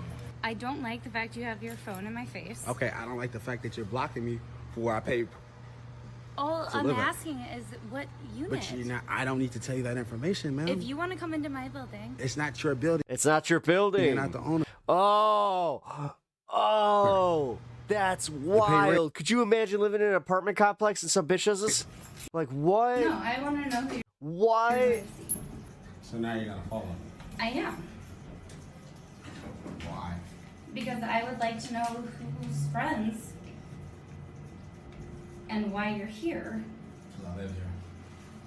And if you do, then I would like to meet you because you're a neighbor. And you're gonna start off on a good note. And of course, the most then you better start off on a good note. Famous and decidedly one of the most brutal and heartbreaking is the story of Emmett Till. Emmett Till was a 14-year-old boy who was abducted, badly beaten, and killed in Mississippi in August of 1955. Till lived in Chicago, but was visiting family in Mississippi, which was a racially segregated state with a history of violence against black people. While Till was in Mississippi, he was accused of whistling at a white woman. The woman told her husband, Roy Bryant, who was enraged. Roy and his half-brother, J.W., went looking for Till. Till's body was found 3 days later in the Tallahatchie River. He had been beaten and shot. His body was returned to Chicago for an open casket memorial. Tens of thousands of mourners attended. Roy and J.W. stood trial for murder, but were found not guilty. A year later, the two men confessed to a magazine that they killed Emmett, but the case wasn't reopened. Decades later, Roy's wife admitted that Emmett never harassed her in the first place. And this is just one of the many ways that the Conservative Party needs white women, and the way that white women are complicit or actively perpetuating this violence. It's not shocking to me that there are women in incredibly public positions in this administration. Again, the Trump administration is parading them around like ratty little dolls to try and prove that they aren't as restrictive as their policies and stances suggest. We have, of course, Christy, dog killer gnome, at the head of the Department of Homeland Security, Pam, I protect pedophiles Bondi as the Attorney General, and Caroline, leave the lips alone as perfect pull, Doctor Who, press secretary. Yes. But this also not Cassandra, Cresselia? Is that when this what was her name? comes crashing down, it's these women whose heads will be on the chopping block. Metaphorically, of course. This video is still on YouTube. It's going to be these women in incredibly public roles. I initially found it strange that Stephen Miller was not given a more high-ranking position in the Trump administration because he seemed to be pretty involved with everything that they were doing. But I looked it up. His positions are literally Deputy Chief of Staff for Policy and Homeland Security Advisor, which I guess is like nothing to sneeze at, still pretty high level. And of course, his ugly face still makes plenty of TV appearances, but he's not like heading his own department or anything. This is a tinfoil hat theory, so just bear with me. But I wonder if it's so he's protected when this all comes to an end. So we can say things like, no, I wasn't the head of DHS. I was just an advisor. Kristi Noem was the one making all of the decisions. And using you still want an adipose? These women as scapegoats. Yeah, we never did get you that. Make no mistake, I don't feel bad for these women. Their actions are just... I did find our little chibi TARDIS. Just as heinous, and they've put that up. Contributed to the violence this administration has enacted on innocent people. But I find that interesting. We're already seeing conservative women getting pushed out of their positions of power as the Trump regime gets more and more comfortable with their overt bigotry. For decades, the anti-abortion movement has aggressively promoted women into visible leadership roles. It's for cynical reasons, namely to to bat off entirely accurate accusations that the movement is misogynist. Never mind that there have always been women who are eager to police the bodies and say hi to Stan. Behaviors of other women. Enough people are credulous or at least disingenuous enough to think that, quote, I'm a woman means I can't hate other women is an actual argument. For ambitious women who want to climb the ranks of Republican politics, anti-feminism has long been the steadiest of ladders. The propaganda value of their gender outweighed their oh my god, just pearly things. Party's larger hostility to women in leadership. But now that Roe v. Wade has been overturned and Donald Trump is back in the White House, many on the right feel they no longer need to hide their naked sexism fueling their movement or put up with the annoyance of women in even token leadership positions. As Kira Butler at Mother Jones reports, the anti-abortion movement is embroiled in an escalating civil war right now over these issues. Male leaders of the Christian right have been swarming Kristen Hawkins, the 39-year-old head of a, quote, student anti-abortion group, demanding her ejection from the movement. It started after she objected to Republican legislators introducing bills to charge women who get abortions with murder, an extreme move she fears will backfire on the movement. No kidding. But mostly it was about growing male anger on the Christian right that women are allowed leadership positions at all. Remove this woman from public service, declared influential Christian nationalist pastor Joel Webbin, part of the Theo Bros movement that includes the leadership of Defense Secretary Pete Hegseth's church. Soon other Theo Bros jumped in, declaring, quote, we need Christian men leading the fight against abortion, arguing that women's suffrage was a mistake and accusing Hawkins of emasculating her husband by being, quote, busy jet setting. Now, who could have predicted this? We saw the same thing with Marjorie Taylor Greene earlier this year when she called out Trump on the Epstein files. The backlash against her from her own party was brutal. It's funny how shocked conservatives are when the violent rhetoric that they've been spewing comes back at them and they're like, wait, what? Feminist writer Moira Donegan wrote on Blue Sky that the right-wing woman, quote, believes that sexual and reproductive service to right-wing men will earn her their protection, affection, and material support. She is wrong. Instead, Donegan wrote, it is a core belief of the right-wing man that no woman, however compliant, has any claim on him that he must respect. When MAGA women advocate for abortion bans, they don't think that they're risking their health care. When they attack trans rights, they don't think that they're risking their safety. When they mock feminism, they don't think that they're risking their platform or their rights or their protection. Especially wealthy white women are insulated by money, by proximity to power, and we're seeing the downfall already with MAGA women realizing that conservatism was never looking out for them and the Trump administration was never on their side. The craziest thing has happened to me a few weeks ago, and I really feel the need to share it from the position of a very pissed off conservative Christian woman. I almost died I almost died because I was denied medical care. Yeah, white woman here. We gotta stop only caring about it when it affects us directly, man, because this is so embarrassing. We have been trying to tell you that abortion is healthcare, and yes, eventually you may need it, or someone you know may need it, someone you care about. And in this case, you voted for a person, you voted for policies that would make sure that when you needed that healthcare, it backfired now, didn't it? She then goes on to say the phrase that we have just been hearing ever since November, 2024. I did not vote for this. Yes, you did, sweetie. You were on my last nerve, and I have been a fan from the beginning. Can't make America great if you ain't got nurses, right? Apparently, they have not made the Trump administration list for professional jobs. They left nurses off. I don't know if that was a mistake. Are you kidding me right now?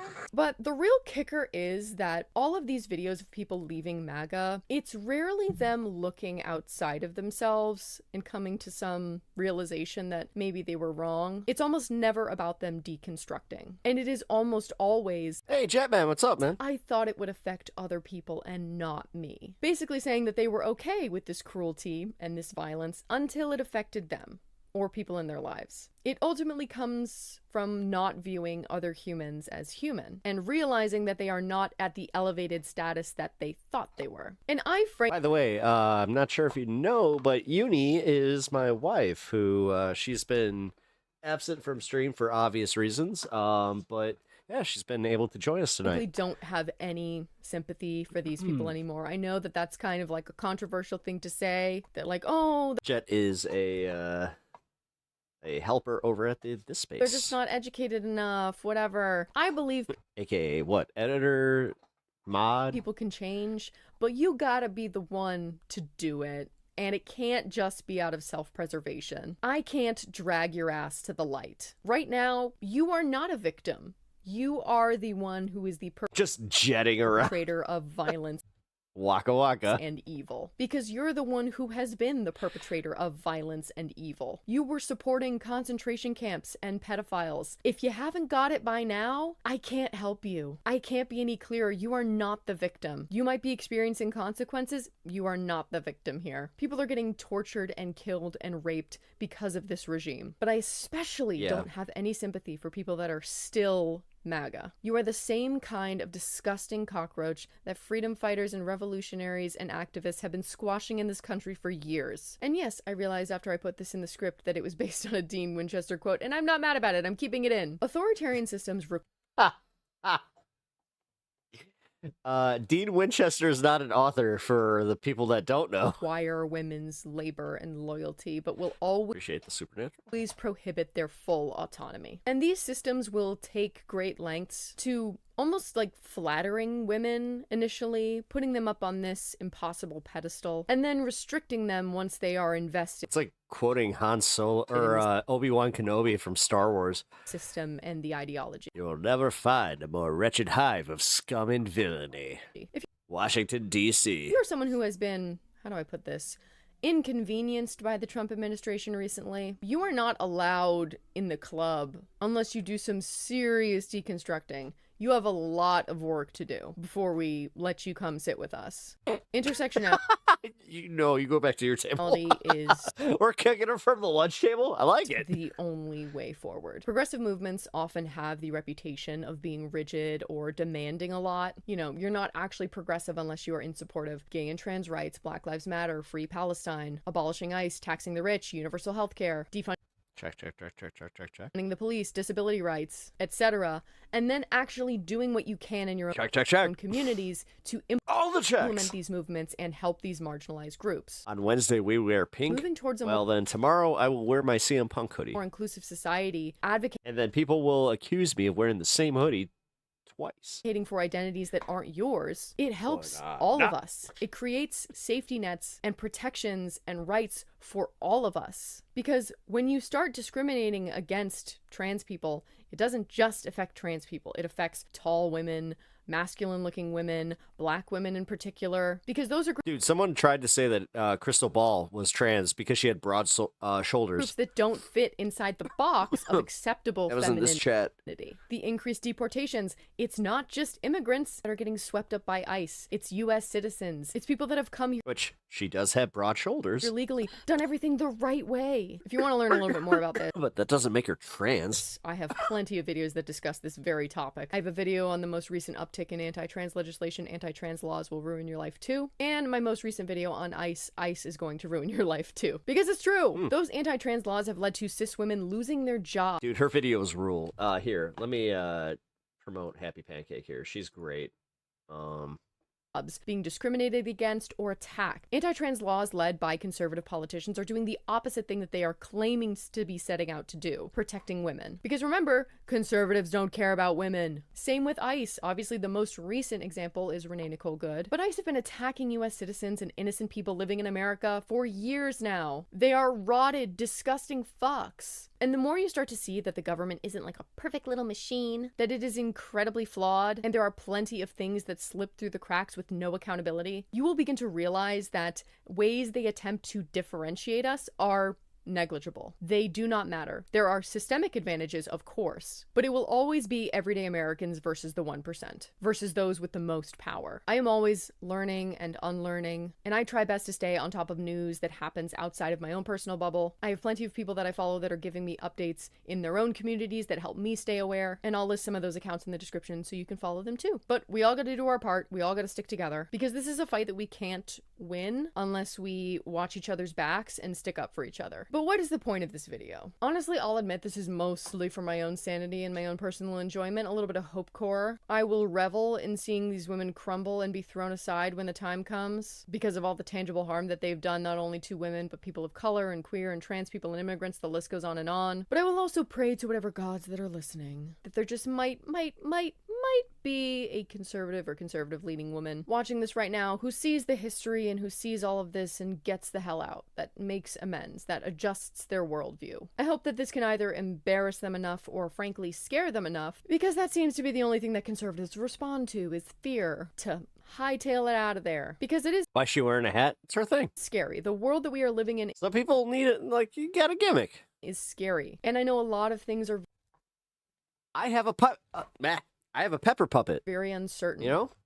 So there's a temptation to cling to the traditional. We all have our because things. That seems like the solution, but it is so not. We are here not able to pay it's our literally rent, not a able to pay Tim for Pool groceries pepper puppet. because we have backslid so far. We are reliving 1930s Germany and the French Revolution and the Fugitive Slave Act of 1850. Except all of the oligarchs are exponentially richer because of the internet. I also want to make super clear that when this ends, and it will, because some guys wear neckerchiefs. Because every single Sovereign Citizen video? one of these fascist and supremacist movements have failed. We cannot back down. Let's go. We must hold these people accountable to the fullest extent. Blood has been spilt. We need to punish those who view other humans as subhuman, because that has no fucking place in modern society. There is no winning in the patriarchy for anybody, because it is restrictive and exclusive by nature. It is hateful and violent by nature. And the systems that you try and reinforce will always be stronger than you. And when those systems no longer need you, they will turn on you. Aligning yourself with white supremacy or the patriarchy, you're not protecting yourself by doing that. It's just deciding who gets hurt first and who gets hurt last. Rotmillion. I'll let her answer that. As always, I have her one. No, I've been open about it. She has colorectal. GoFundMe link below. She was supposed to attend university this year, but Israel bombed her home and her school out of existence. If you would like to donate, but you don't have the funds to, you can always check out my D&D campaign for Palestine. You had to tell about Officer Neckerchief? Hell yeah. Westerly Academy, where all the All right, Officer Heads Neckerchief. up, your window's gonna be broken. Sometimes a sovereign citizen there he is. interaction on the roadside becomes a game of chicken between the officer and the subject. Is the officer really going to take out my window? Well, this person finds out very quickly that in the state of Florida, if you play the sovereign citizen game, you're likely going to lose the game of chicken. This is one of those. How's it going? Pretty good. So the reason I stopped you, all right, the tag on this car expired more than a year ago. Oh, he took my spot. The license plate from New York. I'm a fan of the passenger side approach.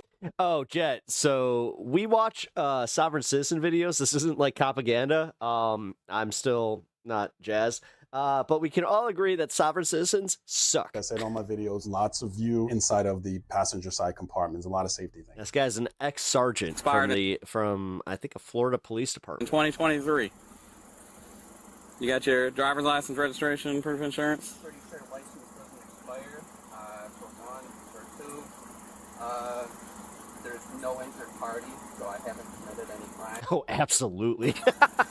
Nice. I don't carry my driver's license on me. I carry a passport on. I'm aware. Send me 9. Ah, here we go. I'm aware. He already clocked it. Oh, you got your passport, your ah, shit. Check. All right, can I get your passport then? You can look at it, but you can't hold on to it. Ding, ding, ding. Sovereign citizen, injured party, passport, no license, not wanting to roll the window down. We know that we're dealing with sovereign, and he does too. That's why he requested another unit. Roll the window down. No. All right, man. So this can go one of two ways. It can go really bad for you, or we can just have a good, normal conversation. We are having a normal conversation, and I've committed no crime. There's no injured party. From an officer safety perspective, I will always mention the firearm hand being occupied while interacting with the person who's non-compliant is not a good idea. Okay. I have no need. But the license plate on the vehicle expired over a year ago is what I'm saying. What's the problem with that? Well, it's expired out of New York by more than a year. That's the problem. What's the problem with that? There's no. What's the problem with that? Well. There's no injured party. 308, 403, you might want to start heading this way. Oh my God. So you don't This guy's like classic. Oh, we're going for it. Yeah, let's. Driver's license with you? No. Why not? I have no need to. Why wouldn't you need to carry your driver's license with you? Hat. It's required by law. I don't commit crimes. I don't need to identify myself. I didn't even. Hold on. I gotta join my man here. Hold on.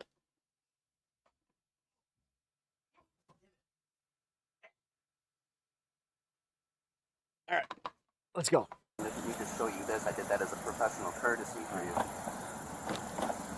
What do you think you're doing? All right, buddy. You're the one that's going to make your night bad. You're 100% about to go to jail. I'm trying to... No, I'm not.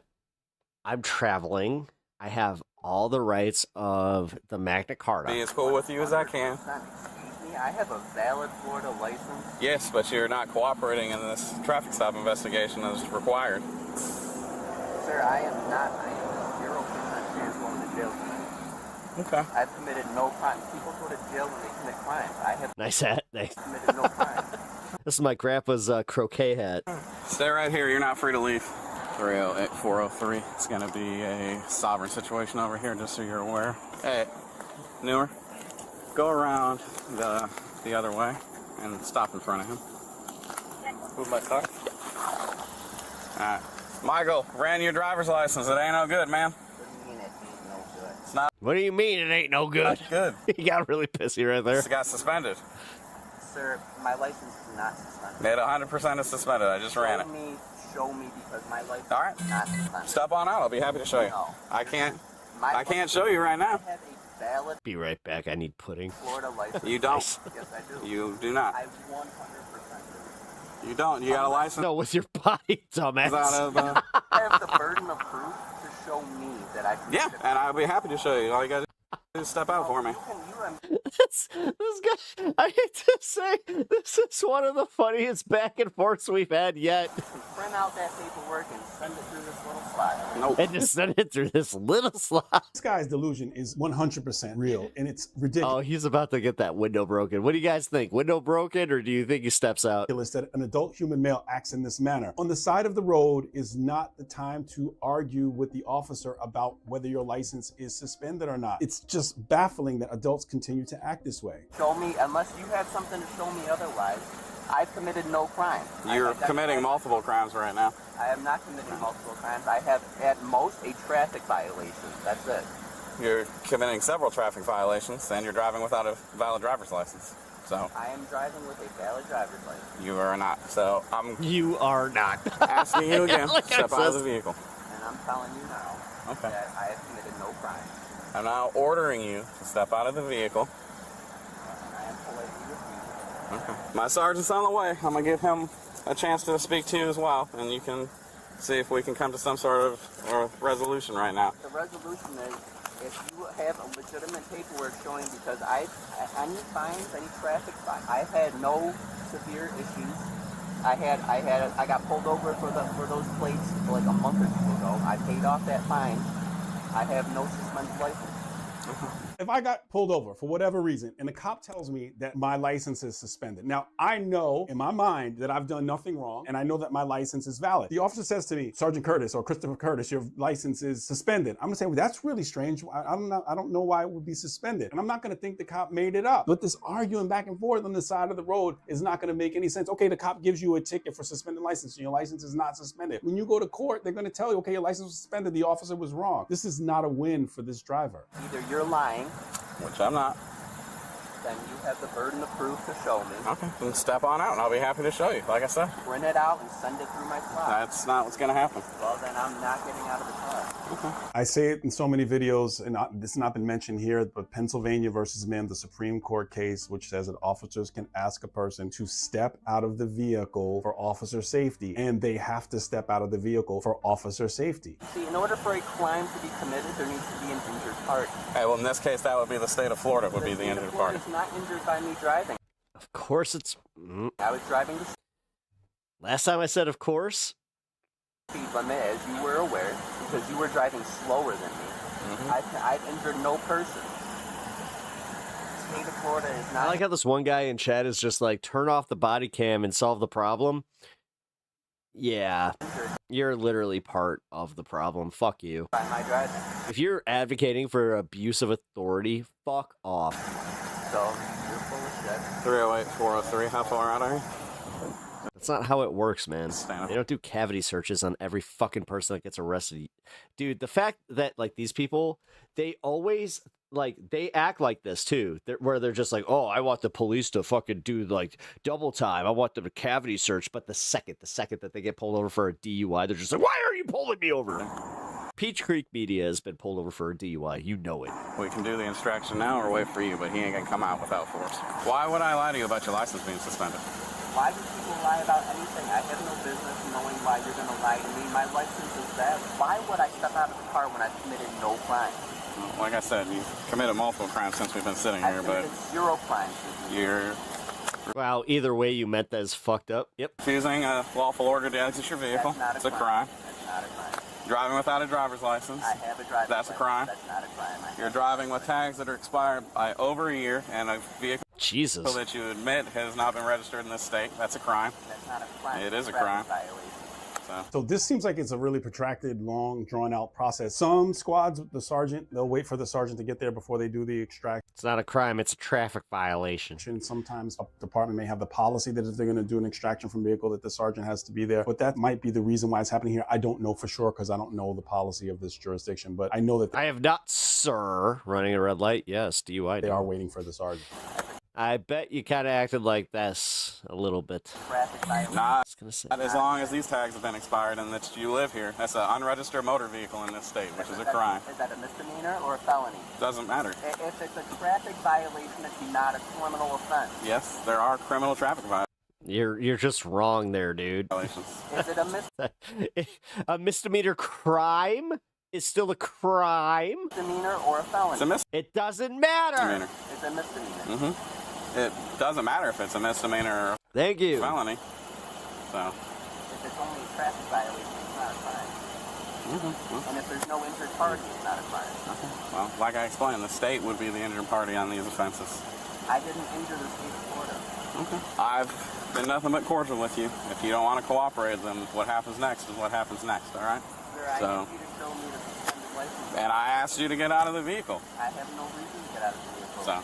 You have a reason to show me my license is suspended. Just want to mention again, these types of crossfire situations are really, really challenging, especially since this light here could potentially blind the officer that's on the driver's side and he can lose his night vision, just from a tactical perspective. Would you like Newer's car removed? Would you like Newer's car out of the way, or you want to leave it there? Let's move that out of the way. Hey, Newer, move your car. Okay, sergeant has arrived. Hopefully this is a sergeant shutdown situation. We'll see. I understand that you have been given a lawful order to exit your vehicle, and you are not complying with that. You are under arrest. All right. All right. Let's move them out. Unlock your door and step out for me, please. Unlock your door and step out for me, please. You are under arrest. Does the window come crashing? What do you guys think? You are under arrest. You are under arrest. Sebastian, man. Step out of your vehicle. You will be removed. Is that a fucking Spartan sticker? This guy's a right-winger, too. Okay, that is a... That's funny. Verbal no and a... Oh, man. Jake, no. Heads up, your window's gonna be broken. Ah, here we go. Mr. Murad, your window's gonna be broken. Oh, window's cracked. Oh. You done fucked up there, son. Get out of the Nah, 1, 2, 3. car! And he's just covered in glass, like... Get out on the ground. Put your hands behind your back. Stop resisting. Stop resisting. That was stupid. I have a wall. That was stupid. Right there. You understand that was stupid? You can see clearly here the officer securing the firearm that the suspect had on his person at the time that they took him into custody. You weren't getting your glasses, you were getting your gun. Sir, look at my shirt. You were getting your gun. I was not getting my gun. Don't move. I'm not. This And that's unexpected. type of situation has to be trained more by law enforcement, because you saw them ask, should we put that car, move this car, or how do we approach, what tool are you using? I've said it before that I've been approached by defense attorneys talking about these kinds of incidents. And if it goes south, the police department is likely going to get a lawsuit. So training for this is the best way. But aside from the lawsuit, we just want to make sure that everyone goes home safely. The driver of this car is the one who brought this upon himself. Nice hat. Thank you. You know someone who is going to get their law degree from social media, then share this video with them, because it doesn't work. You're going to end up in jail. And you saw that the game of chicken ended really quickly as soon as they attempted to breach the window. Like this video, share it with, You heard the baton go. with someone who can learn from this kind of It's stuff. like a fucking Batman weapon. And so He's right. They need training. Yeah. Do not touch me. I have asked you 10 times to get out. Get on the ground. No! a sovereign citizen's worst nightmare should be a motor cop who's a deputy. Don't play that, because the sovereign citizen script is going to be ignored. The nonsense is going to be turned down, and you're going to end up in It turned into Stewart from fucking Mad TV. jail. This is one of those. Hello, I am Officer Wolf from Snow Police Department. The reason I stopped you is for it appears you have a fictitious license plate on the back of your vehicle. Passenger side approach, love it. Do you know anything about that? I'm a sovereign human being. Okay. And I'm an American national. Okay. Do you have your driver's license, insurance, and registration, please? What? No. Do you have any form of ID on you? No. Matthew Tucciarone is my name. Ding, ding, ding, sovereign. He says it. He's refusing to give his driver license, and we already know that we're dealing with a sovereign. Motor officers, you're going to see the helmet, the gloves, usually the boots. It creates a different tactical disadvantage because it's much harder to train for utilizing all of those things. So when you see a motorcycle cop engaging with a person, take into consideration that they have a whole list of other tactical disadvantage than a regular street cop does. So just so you know, pulled over a couple times already by state troopers, sheriffs, and this is recognized. okay, I don't agree. So I'm going to be honest with you. That's actually a misdemeanor crime for you to display a fictitious license plate. Additionally, you not providing me with the driver's license is required under Arizona Revised Statutes 28-1595. That is also a misdemeanor crime. Additionally, if a person rolls up their window while I was speaking to them, they guaranteed themselves at least a ticket. It's incredibly rude, and it's kind of interfering with my ability to conduct the investigation. I'm sure that this person has at least talked himself into at least a ticket. all right, go ahead and step out, please. Step out of your car, I'm gonna go window brakes. Window brakes? please. I didn't do anything Mary wrong. 1, I need another unit. Step it up, please. I did not do anything wrong. Pennsylvania versus Mims is a Supreme Court case law that says you're required to get out of that car if I ask you. If you do not, I'm going to force you to. Hold on a second. I'm calling my lawyer. Okay, get out of your car. Call my lawyer. You can call your lawyer if you... Can I just say, when we saw the highlight of him getting arrested, this is not what I was expecting. I'm just gonna say that much, okay? you want, but as soon as another officer gets here, I'm going to force you out of that car if you don't get out on your own. I have a challenge when officers tell the person what's exactly going to happen when another officer arrives, because that gives them that lag time to say, there's no officer here. Yeah, windows down. Yeah, maybe I should take off. Maybe I He's going to get pulled through it, though. should fight now. That gives them the opportunity to formulate a plan. I know there are arguments on both sides. This is merely a point that I'm sharing from my mindset and how I used to operate.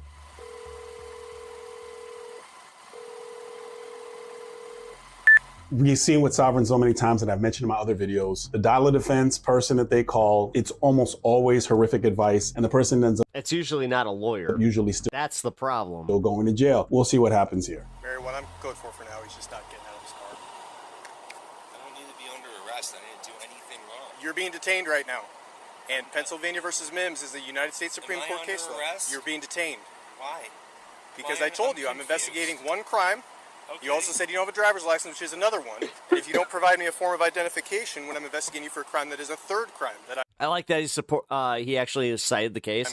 Yeah, this guy's definitely dealt with sovereigns before. There is no crime. You are required by law to provide me your true full legal name if I'm investigating a crime. Well, this car... If you do not provide me with your true full legal name, you can be arrested for that. Matthew Tucciarone. Okay. Do you have a driver's license or any other form of identification? I am a sovereign being. My name is Matthew Tucciarone. Again, Arizona Revised Statutes 28-1595. So it appears he knows the other officer who has arrived. He said an officer's name. We'll see how this goes from here. Listen, there's a lot of people in town with the same license plate. Get out. No, I'm not getting out of the car. This is I'm going to give you... I didn't do anything wrong. All right. I'm not getting out of Matthew? the car. I've done... This is the driver's side officer's line of sight, the suspect and the female officer that has arrived right across. If this escalates to a deadly force situation, is this the best configuration for the officers to be in? Normal best practices are not in a crossfire situation. And so whiny. I'm not sure if she just doesn't see it or if they just haven't communicated it, but this is something that I would take note of, and in debriefing we would discuss. If you do not get out, I'm going to force you out. Matthew, look at me. Matthew. Look at me. If you don't get out, I'm going to force you out. I'm going to charge you with resisting arrest also. So get out, please. Come on. All right. Come on, sir. Get out. There's no reason to I've asked you probably 10 times to get out. There's no reason to act like this. Get out of your car then. There's no reason to act like this. There's no reason to Get act out. like this. Do not touch me. Get out. Do not touch me. Get out of your car. Do not touch me. Do not touch me, please. Please, do not touch me. I have asked you 10 times to get out. Get out on your own then. What are you doing? Please, do not touch me, sir. Officer Ramirez. Ow! Come on. Get on the grill. No! No! I didn't do anything, Officer Ramirez! Okay, all right. Please, I didn't do anything! Get on your stomach. Come on, Officer Ramirez! Just comply. Just comply for now. All right, I will give you information if you wish to file a complaint later, okay? But right now, just cooperate, Matthew, okay? Okay? All right, just stand up for me, Stand okay? up, all right? Go ahead and take a seat for me, all right? So if a cop has a "Don't tread on me" flag, is that technically antithetical to everything that they believe? Just relax, Matthew, okay? Just silly. I just want some. Put your feet in for me. I'm not gonna go. Please just listen to my officer. Just Put your listen to feet my inside, officer. please. Okay? We'll get you some water. We'll make you some comfortable. Right now, we got to do what we got to do, all right? Just relax. Watch your leg, okay? He's in the car, he's in custody. A lot of people wonder why I mention these tactical things on the approach and the taking into custody. It gets more interesting from here. Can you watch him for a second? I didn't get a chance to pat him down. Mary 1, can you run Matthew Tucciarone from in-house, please, and add him to the call? I believe that's going to be my driver. There's a Ruger inside the car. He said there's a Ruger inside the car. So there's a firearm inside the car. And Second Amendment. I mean, it's a Ruger. I mean, you might as well have a fucking pellet gun. I believe in it. People have the right to have their firearms. But if this vehicle's not cleared, I saw him reach and he was going for his phone, but could it have been going for a firearm? I've seen it before. And I say this stuff because it's constructive for us to be better. I call it LL. We have liability and life. We don't want to get sued and we don't want to lose our lives. So this is not to say these are bad officers, but there are things that you can do better. When's he attack her ponytail for not being in a bun? Female officer with this ponytail. Yes. Leaving that ponytail out is an invitation. Do I have Sergeant Curtis nailed or do I have it nailed? To someone who wants to What's fight the up? police and utilize it in a way that makes it very If you don't got it in a bun, hun, then you ain't gotta fucking be on that call. difficult for her to be able to fight back. Why not be the most tactical you can be when you're on duty? For male or female officers, get the hair to where you have it. And obviously I don't have any, but that doesn't matter because I'm not on the street. So, at this time, you are under arrest for displaying a fictitious license plate, refusing to provide me with your driver's license, and resisting arrest. Okay? Please listen. I'm going to read this to you, then we can talk a little more, okay? You have the right to remain silent. You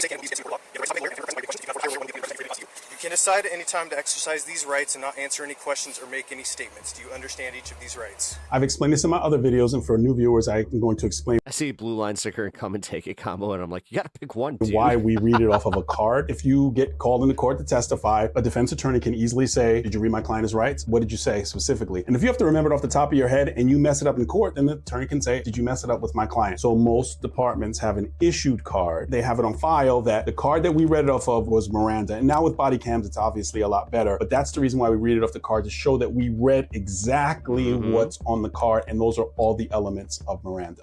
Just comply, okay? Just comply. All right? Thank you. I just found out that the kid that went viral for punching that guy was a local kid. He's from Lake Zurich, which is not too far away from me. If we look here on the back of the vehicle, we see here it says, we the people. We the people are pissed. Are pissed. This is something that the officer should have took note of, and I'm sure that he did, what the driver's mindset may potentially be, coupled with this sovereign plate that I'm sure that he immediately noticed. Traffic officers, their primary function is traffic stuff. I'm sure this officer knew all this as he was coming up to the vehicle. Hey, Officer Ramirez. Yeah, I went on the passenger side. Started asking questions, he just rolled up the window and... Yeah, was that the high school? Yeah, it's great. Coyce, right? I just saw that. Lake Zurich High School. I was like, what? Nope, you're good. No shit. I don't understand why they think... Oh, man, Derek. And Derek from Stranger Things is also from, like, the Chicago area. So you know what? Or making it up.